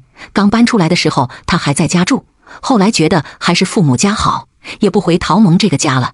这婚姻完全成了摆设。你郭姨帮陶蒙带了1年孩子，这期间陶蒙还能打工挣钱。后来陶蒙弟媳也生了孩子，郭姨就帮儿子儿媳妇去了。陶蒙婆家每个月都给她800块钱生活费，说孩子的花销他们担出，但是每次陶蒙跟他们要钱给孩子买东西，总会被训斥一顿，不是嫌他买的东西贵，就是觉得没必要买。孩子1岁2个月的时候，婆婆就不让再用纸尿裤了，非逼着陶蒙给孩子训练自主如厕。那时候还是冬天，陶蒙每天都在不停地洗。前一段时间陶蒙过来买早饭，认出了我，就跟我说了他这些年的不易。我当时听到陶蒙的这些经历，就觉得他太苦了，所以我就说让陶蒙省点事，每天中午都来店里吃饭。温暖光是听着就已经觉得很窒息了，无法想象正在经历这种生活的陶蒙内心的多么煎熬。挺好，不然估计他自己的饭都是凑合的。不过他孩子这么小，能吃大人饭吗？你爸每天都单独给他姑娘炒个菜，我专门买的小孩用的酱油。妈，你怎么这么好啊？嗨，也帮不上他什么，他跟你一般大，我见他这么苦，心里也不好受。我觉得不应该收他钱。傻孩子，不收他钱，他就不来了。那样的话，想帮他也帮不了了。也是，好在咱家的快餐很便宜，陶蒙吃这个应该压力还不大。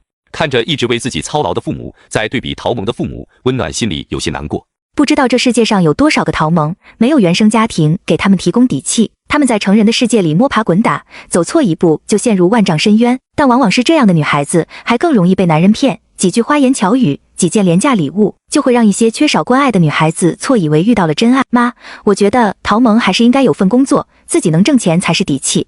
找工作哪那么容易啊？她还得带着孩子，咋的也得等孩子上了幼儿园的。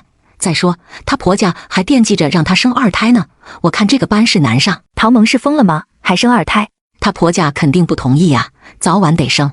不行，必须得做点什么来阻止陶蒙陷入更绝望的境地。温暖回家后得知和自己一起长大的好姐妹被婆家刁难，生活困难，她决定出手相助，让她摆脱困境。续接上集。暖暖，我听刘姨说你也离了。对啊，离了，她又赌又嫖，我就赶紧离了。对，这样的就该离。听我妈说你婆家还想让你再生一个，你咋想的呀？打死我也不生了，又没有人帮我带，我这日子你也看着了，多难啊。话匣子一打开，陶蒙这些年的委屈也自然而然地倾诉出来。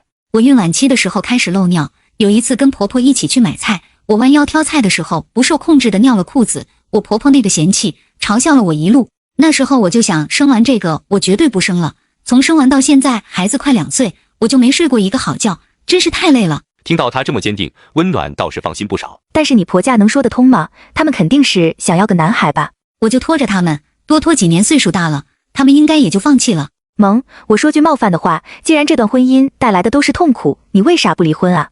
我爸要了他们家20万彩礼，这钱全拿去给我弟弟娶媳妇了。我要是提离婚，我公公婆婆肯定得把彩礼钱要回去。哎，这种事儿确实是扯不清。可是就这么耗着，对你来说也太不公平了吧？没事儿，耗着吧。要不是为了多多，我早就不活了。但我就怕我一死，他奶奶立马就给他爸张罗再婚，到时候多多的日子就不好过了。幸好陶萌还有对多多的牵挂，人但凡有一丝牵挂，就会有活下去的动力，有了动力就能挖掘出更多潜力。萌，我妈说你之前也一直打工来着，干的是啥活？做美甲，我还挺喜欢做这行的。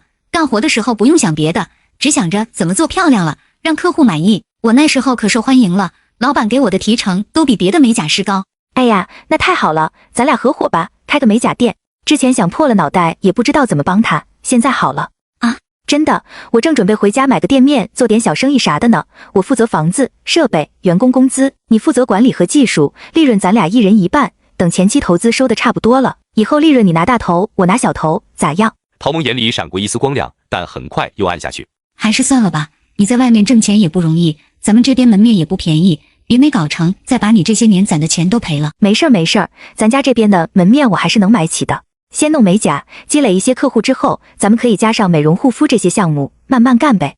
陶萌受到了鼓舞，明显是动了心，但又想到现实问题。可是我孩子太小，得明年秋天才能上幼儿园，这之前我还得带孩子。现在在温暖眼里，钱能解决的问题就不是问题。他假装沉思了一会儿，倒也好说，你有没有信得过的人？咱雇个阿姨呗。你要是不放心，白天就让阿姨带着孩子在店里陪你，你不用担心钱，这都算在我前期的投资里。倒也有信得过的亲戚可以雇。暖暖，我知道你是在帮我，但我不能占便宜没够，雇阿姨的钱算我欠你的。行，这样我争取半个月之内把房子的事情搞定。你呢？这半个月里就抓紧时间找阿姨，让孩子跟阿姨熟悉起来。半个月之后咱们就装修，尽快开业。好。温暖从陶萌家出来后，就给齐大鹏打去电话，在集成他确实没有什么朋友了，只好麻烦齐大鹏。喂，齐老板，你有空没？我想找你商量个事儿。你回来了吗？你怎么不跟我说？我去接你啊！你快说你在哪儿吧，我去找你。我在火锅店里，你来吧，我让人给你准备毛肚。温暖想到上次在齐大鹏的火锅店里用盆吃毛肚，实在是既搞笑又不堪回首。不用不用，我刚吃了东西，啥都也吃不下，我去你店里找你。齐大鹏非说不行，说那样显得敷衍，非约在了一家咖啡店见面。等温暖到店里的时候，齐大鹏已经点了一桌子的东西在等着他了。我去，你没吃饭啊？给你点的，让你都尝尝，这家在咱们这边挺有名的，小姑娘们喜欢。那也不用一次都尝完吧，这还能不能退？退几样吧。你吃不完我吃，没事儿，不浪费。大鹏，我想买个门面，你能帮我留意一下吗？你要回来了吗？倒也没想好，但是想先搞个门面，和我同学一起弄个美甲店。哪个同学这么大面子？我认识吗？你不认识，是一个跟我从小一起长大的姐妹。想在哪儿买啊？买多大的？你把需求说一下，之后的事儿就交给我吧。我就说我没找错人，齐老板给力。他把跟陶萌商量的结论告诉给齐大鹏，齐大鹏点了点头。对，春远路那边确实适合干这个，年轻人多。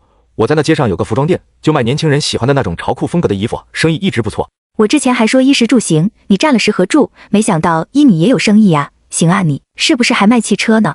齐大鹏没直接回答，只是哈哈哈哈的笑一下。不会吧，真卖汽车呀？勉强也能搭得上，和别人合伙弄了个 4S 店，不过我只占很少的股份。那你还真是挺厉害的。暖暖，回来吧，别在外面飘着了，回来有家人有朋友，不比在外面强吗？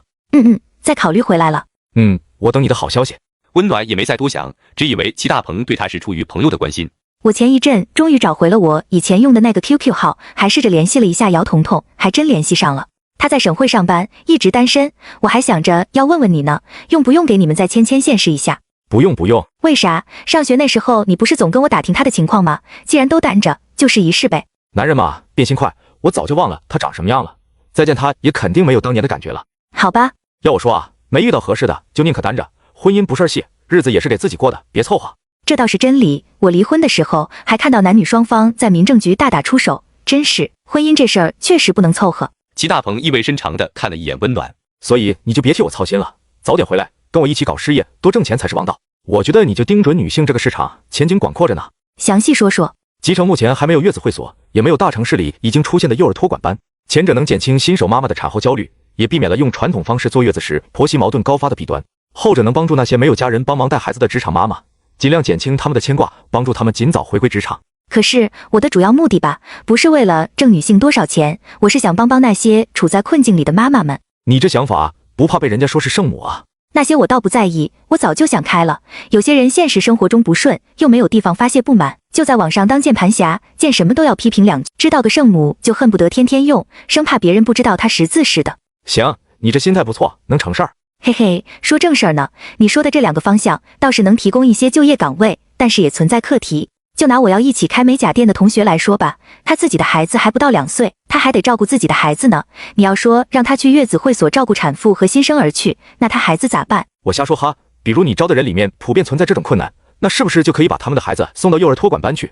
费用可以减免当做员工福利，或者是收一个成本价。倒也可行，我之前也咨询过一个朋友，他给我提供的思路是办一个电商客服的外包公司。我最近细琢磨了一下，觉得也行，但还是有点欠缺。比如我之前遇到过一个妈妈，本来是个程序员，为了带孩子看病就辞了工作。像她这样有一些技能的，我还是觉得让他们做回老本行更好。可以在你朋友的建议之上再把思路打开一些，比如搭建一个外包的平台，这个平台里可以找到程序员，可以找到律师，可以找到辅导老师，当然也可以找到做饭阿姨，可以找到保洁大姐。区别于已经有的那种招聘网站，你这个平台呢不是中介，而是服务提供商。但是这种的呢，风险和课题会比较大，专业资质的评判、服务质量的保证，这些会比较难吧。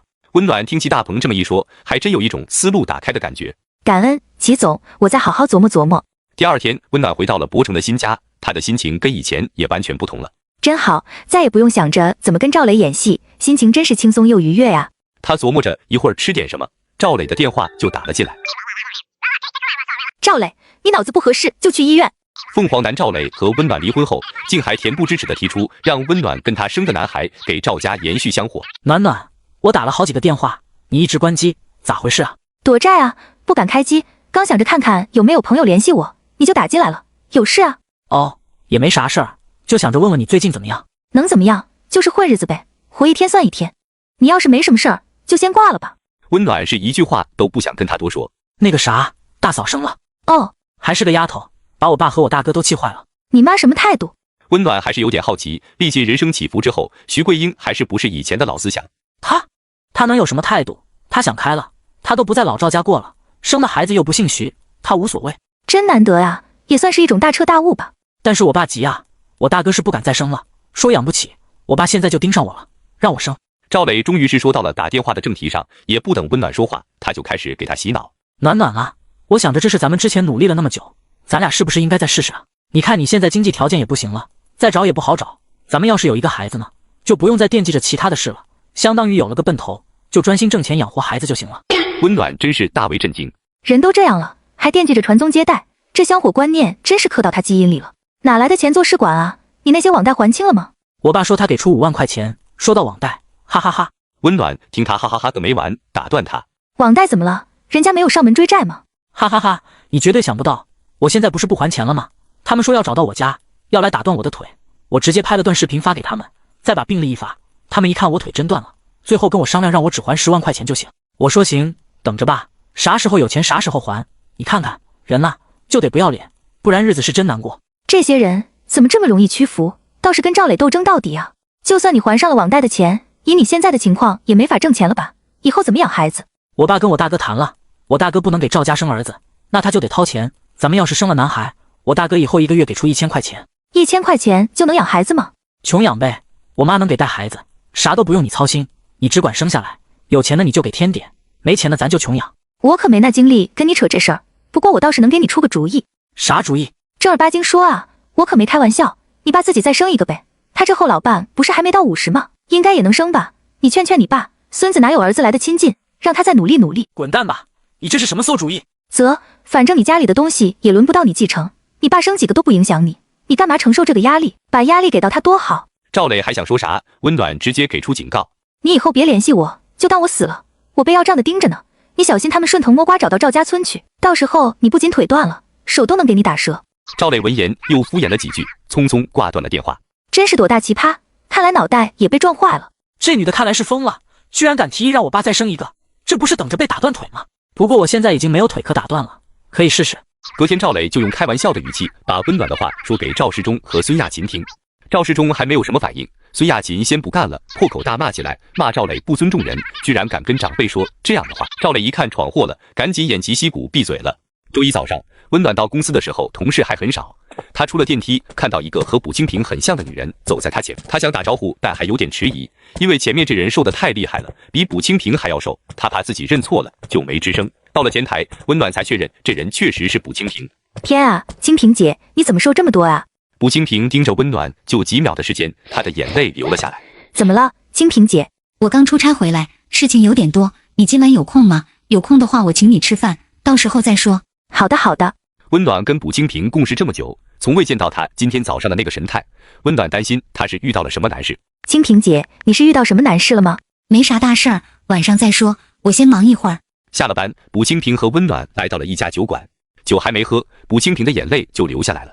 暖暖，我可能要离婚了。虽然前世卜清平的老公冯瑞在她去世后半年就再婚了，但在她去世之前，她口中的丈夫一直是个不错的人，怎么回事啊？他在外面有人了。上次体检完，医生说我体重太轻，让我注意饮食。当时你还送了我一个智能体重秤，可以连手机查看数据的那种，你还记得吗？记得。我这次出差之前想着称一下体重，看看出一次长差回来能瘦多少，我就打开挺长时间没用的软件，我发现新增了好几条体重记录，比我胖一些，但肯定不是冯瑞的体重。这段时间他妈带着孩子回老家了，也肯定不是他妈妈的体重记录。我细看了一下时间，都是我出差的时候，时间点都是晚上9、10点左右。女人的直觉告诉我，应该是冯瑞带女人回来了。不忠的丈夫能把女人逼成福尔摩斯，他用短短2天时间就确认了冯瑞果真是出了轨。你知道那个女人是谁吗？是谁呀？不会是他同事吧？是对门的女邻居，平时两家接触也不多，我也不知道两人是怎么好起来的。我冲动之下直接跟冯瑞对峙，冯瑞当时倒也没否认，又是下跪又是磕头的认错，保证马上就跟女邻居断了。我也舍不得这段感情，再加上想给儿子一个完整的家庭，倒是原谅了冯瑞。但我这次出差没几天，冯瑞就联系我，态度坚定的要离婚，我猜是女邻居在中间使的坏。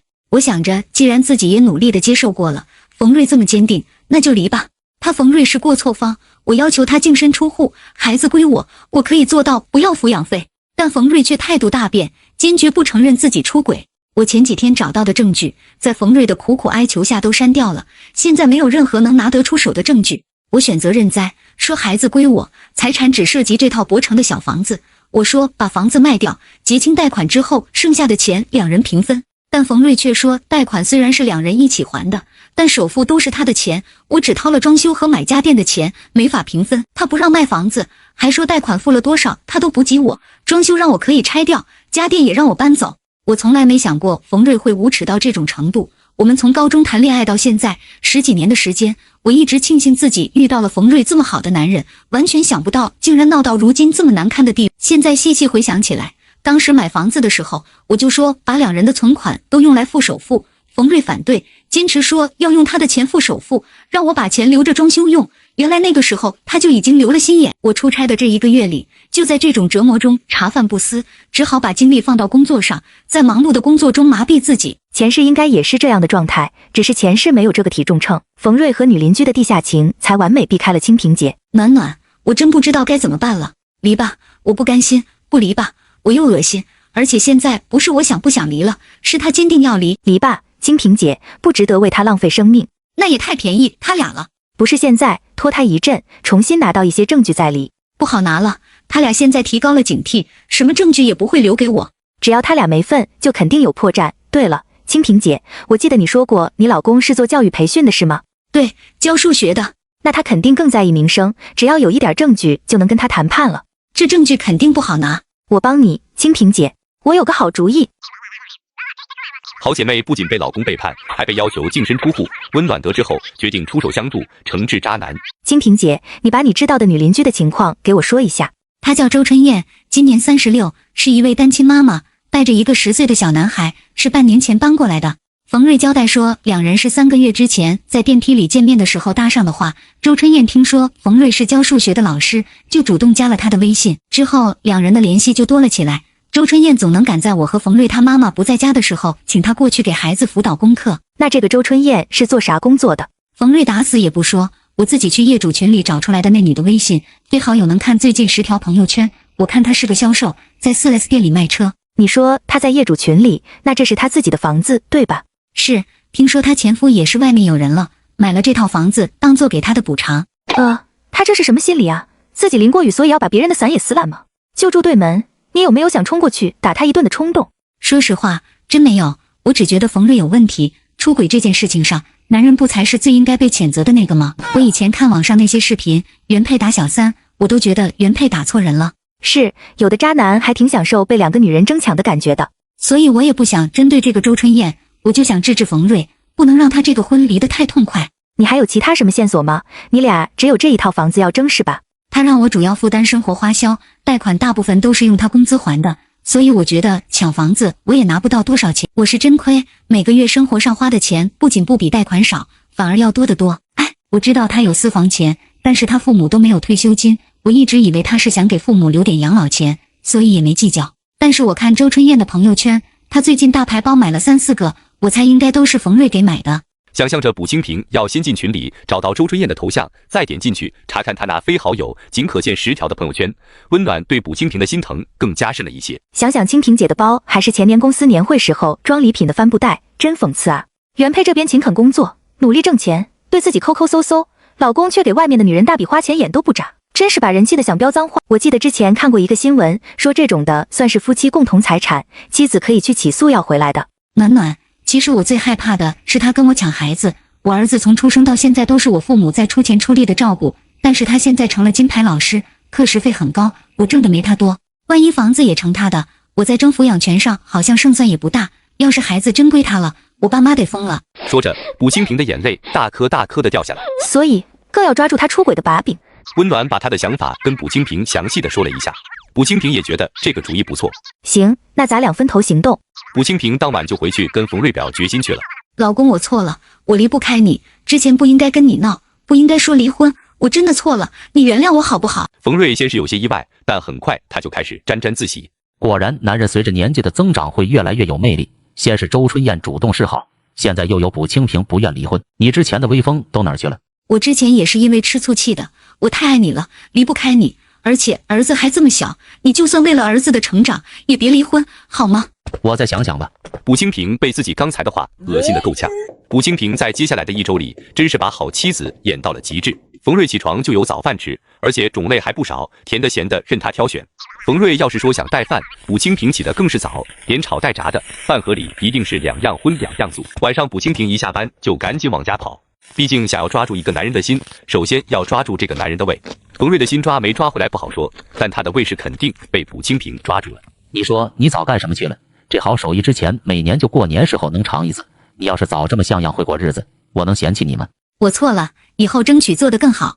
就这样，离婚的事儿先被搁置了下来。这1周，温暖也没闲着，他根据卜清平发来的截图，通过搜索周春燕的电话号码，添加了微信好友。你好，我想咨询一下买车的事情。发送完添加请求，温暖点开周春燕的头像，她的长相不是一眼美女那种，但是透着一股媚劲，再加上穿着黑西装，整个人看着既娇艳又英气。不得不承认，论相貌，周春燕确实占据优势。以防穿帮，温暖用的是如风的那个号，只不过性别改成了女。得去会会这个周春燕，不能像忽悠宋敏那样仅当网友。温暖装作有钱人，故意接近女销售。然而她的目的并不是为了买车，而是为了帮好姐妹收集她老公劈腿的证据。续接上集。你好，美女。你好，我同事很久之前去你们店试驾过，他给我的你微信号。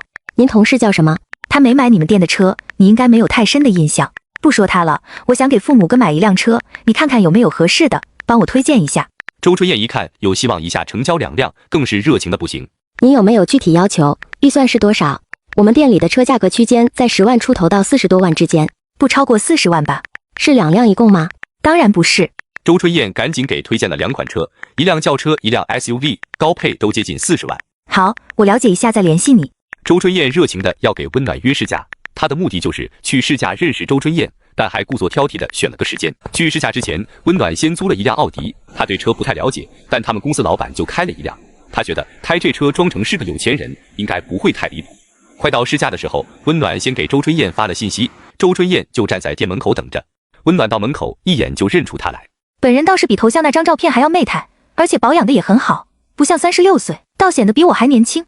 周春燕没意识到这辆停下的 A8 里坐着的是温暖，还对着路口左顾右盼的功夫，温暖推门下了车。你好，周春燕是吧？徐女士。你好，你好。温暖能感觉到周春燕在跟他打招呼的同时，已经把他从头到脚打量了一遍。两人进店后，周春燕就带着温暖去看车，绕着车边看边讲，讲得特别细致，把那2款车夸得不比门外停着的 A8 差。温暖全程淡淡的，没有明显的表情变化。要不我去登记一下证件信息，带你去试驾吧。我没带身份证，那先不试了吧，改天再来。说着，他做出要走的样子，周春燕赶紧改口。那回头再补吧，先体验一下。周姐是个懂得变通的人。周姐，你干销售多长时间了？我一直是干销售这行的，以前是卖房子的，去年才改行来卖车。你的确挺适合做销售这行，业务能力强，又有眼力见，而且我从女人的角度来看，都觉得你长得好看，这都是加分项。没有女人不爱听别人夸自己长得好看，周春燕被夸得很开心。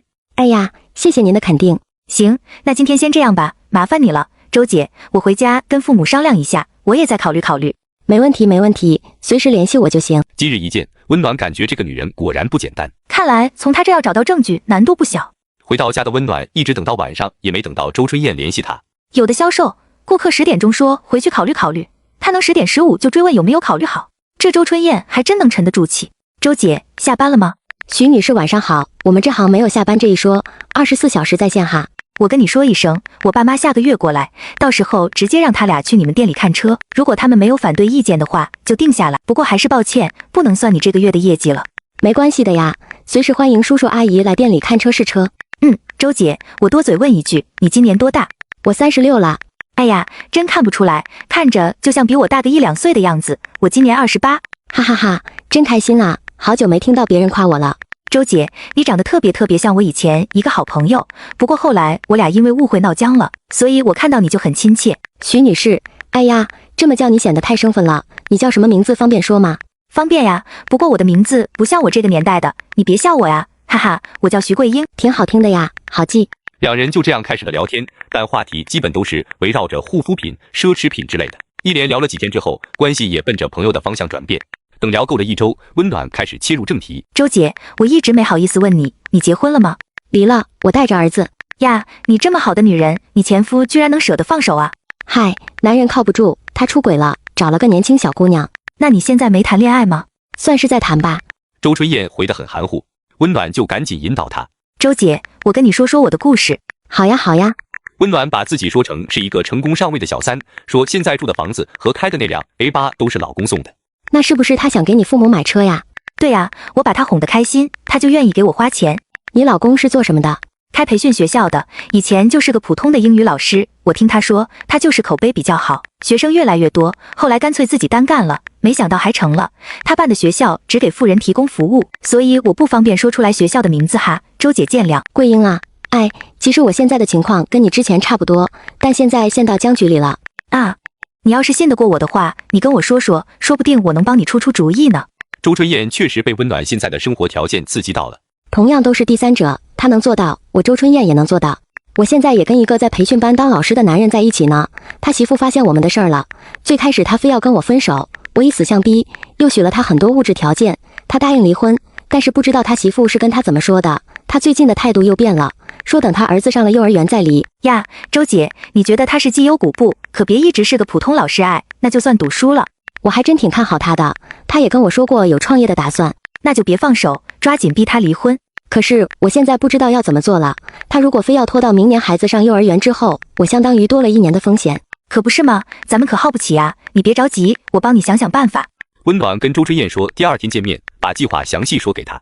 周春燕很感动，感谢温暖放弃周末过来给他传授经验，他特意找了一家很高档的饭店，以示对温暖的感谢。周姐，你要加强跟冯瑞的联系，要更主动更黏他。可是最近冯瑞那个媳妇一下班就往家跑，冯瑞不好行动啊。你不是说他媳妇经常出差吗？稍等一下呗，等他出差的。这点温暖很自信，因为他已经跟卜清平说好了，卜清平马上就要假装出差了。要是他一直不出差，我怕我跟冯瑞的感情变淡哎。那你就约他去你家嘛，你们就住对门，他扔个垃圾啊，抽根烟啊，不是分分钟就可以去你家吗？我儿子在家，不方便。哟，还算有点良知，知道不能让儿子知道你这乱搞的不堪。嗨，那还不好支出去，给他点钱，让他出去找同学玩半天，你提前跟冯瑞打好招呼，把时间商量好就行。好，但是你不能只是黏着他，你得给自己留好后路。怎么留？温暖从包里掏出来一个非常小巧的纸盒，递给了周春燕。温暖为了帮好姐妹找到她老公劈腿的证据，以身试险打入敌人内部。她本以为这计划实施起来很难，没想到对方的行为直接让温暖大跌眼镜。我刚买的，当我送你的礼物，为你助力。周春燕拿起盒子，打开后里面装的是一个摄像头。你的意思是让我拍下他出入我家的视频吗？哎呀，我的傻姐姐，怎么可能是出入你家的视频？你要拍你们在卧室的视频啊？什么证据都没有这个来的有威慑力啊。可是我对这种电子产品真是不开窍，不会弄这种东西，整不明白账户密码啥的。这有啥难的？车那么复杂的东西你都研究得通，你要是信得过我，一会儿我去你家帮你弄。周春燕还真答应了。这女人也太容易相信别人了吧。俩人吃完饭就准备前往周春燕的家。坐在车上的温暖偷偷给卜清平发了微信，告诉他听到门外有动静就出来露个面。好，我还有点小激动呢。温暖没来过卜清平家，进了这个小区，他故作夸张地跟周春燕说：哇，周姐，你们这个小区房价肯定不便宜，看着可太好了。是啊，而且还是学区房呢，往东500米就是市重点小学。所以你更得赶紧把它拿下，到时候你把2家的房子打通，直接成了个大平层，你是女主人，想想多爽啊！2家都是小户型，实用面积加起来也就100多平，可不敢说是大平层。嗨，不在那个，面积大有啥用？贵才是王道啊！你在这地段有这么2套房子，妥妥的人生赢家呀！到了他家这层，温暖故意很惊讶，很大声音地说：哇，周姐，你家的门看着也太气派了吧！都是这样的门，开发商统一装的。温暖是在给卜清平发信号，果然卜清平闻声赶紧开门出来。周春燕跟卜清平以前很少能碰面，零星几次碰面也都只是微笑，招呼都不打的那种。后来事情暴露之后，俩人再没有碰过面。温暖假装出替周春燕跟邻居打招呼的样子。你好。卜清平看了他一眼，又瞥了一眼周春燕，冷哼一声，转身摔门回家了。呸！哎呀，就是他呀！我真没想到，我以为是他们家的阿姨呢。对，就是他，你看看他那个德行，瘦得跟个母猴子似的。就这样，两人的友谊更近了一步。温暖帮周春燕把摄像头安到了卧室里。周姐，拿合适的东西挡一挡。我回头找几个小毛绒玩具挡在摄像头前面。温暖拿着周春燕的手机，给她装上了摄像头的 app， 连上了之后，又详细教给她应该怎么看。他还把自己的手机里也装好了摄像头的 app。对了，周姐，我之前还担心你的对手太强大不好办，但是刚才这么一看啊，我觉得想要挤走她应该非常容易。她那样的女人很容易自卑。你抓紧时间跟冯瑞聊天，聊露骨的天，把话往骚气里聊，再引导冯瑞花点钱，给你买点贵重的礼物。等到亲热的时候呢，再拍几张2人躺一起的照片。都准备好之后，加上卜清平的微信，把这些图片都发给他，再说一些贬损他的难听话，说不定他受不了刺激就答应离了呢。行倒是行，但是万一他拿这些东西去威胁冯瑞呢？那更好了，冯瑞这么拖着算什么？就应该有个刺激他的点，让他赶快把婚离了。这会不会影响冯瑞争财产啊？哎呀，格局打开一点呀，我的姐姐，她现在还没创业呢，能有啥财产？也就那套房子呗。你想想，她以后要是像我老公那样发达了，那房子根本就不算什么。周春燕点点头，一脸思考状。总之，现阶段的核心目标就是不择手段的让冯瑞离婚，哪怕是损失些小钱。好，谢谢桂英帮我出主意，等事情办成了，我一定送你一个大礼。哈哈，不用呀，难得遇到头脾气的姐妹，你不用跟我客气。一时间，两人的关系好极了。按计划，卜清平要出一个为期3天的差。他临走前一天，满满当当做了一大桌子美食。哟，今天是什么日子？明天我又得出差了，感觉对不住你，给你做顿好的。冯瑞这几天已经习惯了被卜清平这么伺候着，听到他要出差，还有点不高兴。你这破货总出差，辞了得了，找个轻松点的工作去。我们这行都这样，不是出差就是加班的，除非转行。不过我都30多了，现在转行也来不及了呀。转个好入门的呗。也行呀，哪行好入门呀？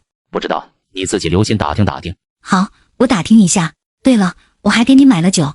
冯瑞先是意外卜清平的转变，但很快就想到他这是在讨好自己。看来没事就得多吓唬吓唬他。那就喝点吧。哼，喝吧，最好是多喝点。老公，以前我真是瞎管，你工作压力大，喝点酒是应该的，以后我不拦着你了。你也来点呗。卜清平见他喝得那么欢，就顺势也喝了起来。不一会儿，他假借着酒劲，开始对冯瑞倾诉自己的悔意，又做出了很多保证，比如以后一定多顾家、多挣钱之类的。等喝得差不多了，冯瑞像给卜清平赏赐一样，说如果他需要的话，可以亲热一下。突然听到冯瑞提这个，卜清平只感觉一阵反胃。哎呀，太可惜了，我来大姨妈了，等出差回来的吧。过时不候。说完，他就回了卧室。这个贱男人是把自己当皇帝了，宠幸谁还是谁的福气呢？第二天一早，卜清平拉着行李箱出门的时候，冯瑞还没醒。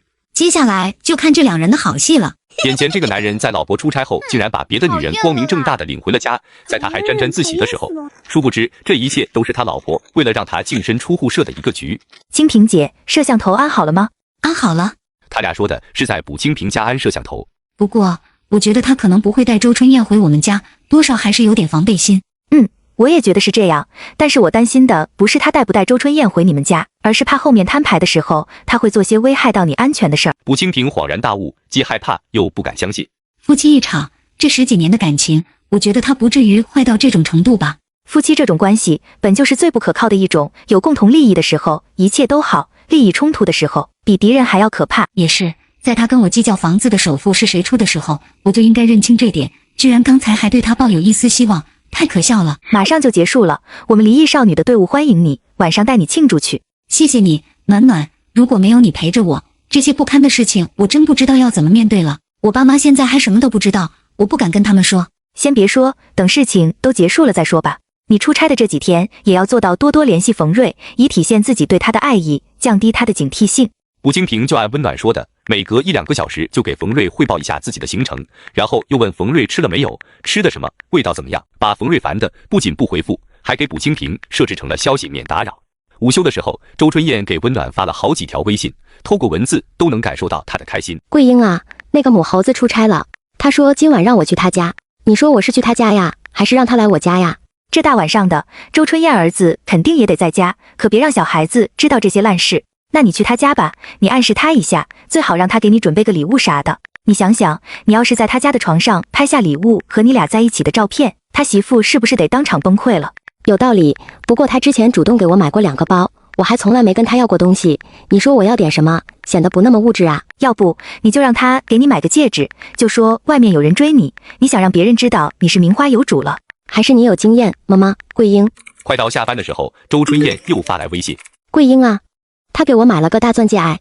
卜清平这时候也给温暖发来微信，暖暖，我还要加一会儿班，你先走吧，晚点忙完了我坐车去你家就行。我也要加一会儿班，你不用着急。暖暖，咋了？我看摄像头了，他今天没去上班，快中午才睡醒，醒了就联系那个女人，说我出差了，下午应该是跑出去给他买礼物。卜清平虽然是用正常的语气在说话，但整个人透着一股愤怒。周春燕也联系我了，估计明天最迟后天就该向你示威了，你做好心理准备，别被打击到。放心吧，只是一想到这个时候他们俩可能正在，我就觉得恶心。别想他们了，咱们一会儿回去看个电影吧，你有什么想看的？我从怀孕到现在已经得有快4年没好好看过一部电影了，不是上班就是在做家务。你知道咱们这行还得紧跟热点，有的时候客户让蹭电影的热度，我都是在网上找剧情简介来看，你说说多可笑。忙活这些年也不知道是为了谁。清平姐，咱们这行我真是干够了，没啥意思，你是不是也干够了？早就够的了，客户放个屁我都得夸放的真香，不过我也不会别的，只能干这个呀。清平姐，等你家里这事情处理完，咱俩一起吧。啊，不是吧，我虽然被男人伤着了，但还不至于喜欢女的。哈哈，怪我话没说完，我说咱俩一起创业吧，我早就想单干了。咱上班挣这点钱，哪够创业的呀？我有办法，总之你不要灰心，不要怀疑人生，等事情过去了，咱们大干一场，开创一番新天地。好。两人看完电影后，一进温暖的新家，卜清平直接愣在了原地。哇，暖暖，你之前跟我说你换房子了，我还没太当回事儿，没想到你这不显山不漏水的，这是搬进豪宅了呀？我没见过豪宅，豪宅就是这样吗？你可别骗我啊！暖暖，你跟姐说实话，你跟周春燕说的那个谎言是不是真的？姐，你说的每个字我都认识，但这句话我是真没理解，啥意思啊？你不是说跟周春燕撒谎，说你找了一个有钱男人，成功上位吗？到底是真事还是谎言？清平姐，难道我没告诉你我家里拆迁了吗？温暖回想了一下，同事之中，我只跟杨一乐和平哥说过拆迁的事，这两男人都挺靠谱，不乱传同事的闲话。他把家里拆迁的谎话说给卜清平，卜清平收回刚才的怀疑，改为替他开心。你家那边还真不错，我老家那边拆迁不仅分不到钱，还得倒贴几万块钱才能换套楼房，地段真是太重要了。清平姐，如果不考虑收入啊、养家呀这些现实的问题，你最想做的是什么工作？还真有一个，我以前的愿望是当一个小学老师，教语文的。为啥想当小学语文老师？就是小学时候认字少嘛，上语文课的时候，老师会拿着教材给大家读课文，我就感觉那个场景特别美好，拿着书一边踱步一边念，班级里静悄悄的，所有的小朋友都在听着，哈哈，有画面感了。两人又闲聊了一会儿，温暖看时间已经很晚了，就让卜清平洗漱休息。温暖洗完澡躺在床上，很快就睡着了。后半夜他醒来上厕所，听到客卧里传来呜咽声，他想去安慰一下卜清平，但又想到卜清平应该是不想让他看到自己此时的样子，才把情绪憋到这夜深人静的时候才释放。温暖悄悄地回到房间，这回他也失眠了。重生之后，我总觉得自己算是看透了婚姻，常常幻想要是能有一种时光机就好了。结婚领证之前，让男女双方都看到婚后几年甚至几十年的状态是一地鸡毛还是幸福美满，然后两人再决定是不是要结这个婚。如果有这个机器，结婚率应该会降到一个极低的水平吧，或者至少在领证前设置一个冷静期，让双方考虑清楚，不要一时冲动。他此时还不知道，几年之后还真有了一个冷静期，不过不是给结婚设置的，而是给离婚设置的。第二天一早，温暖被周春燕的微信吵醒了。桂英，你醒了没有啊？我太高兴了，昨晚我俩好好聊了一下，他答应我会尽快离婚。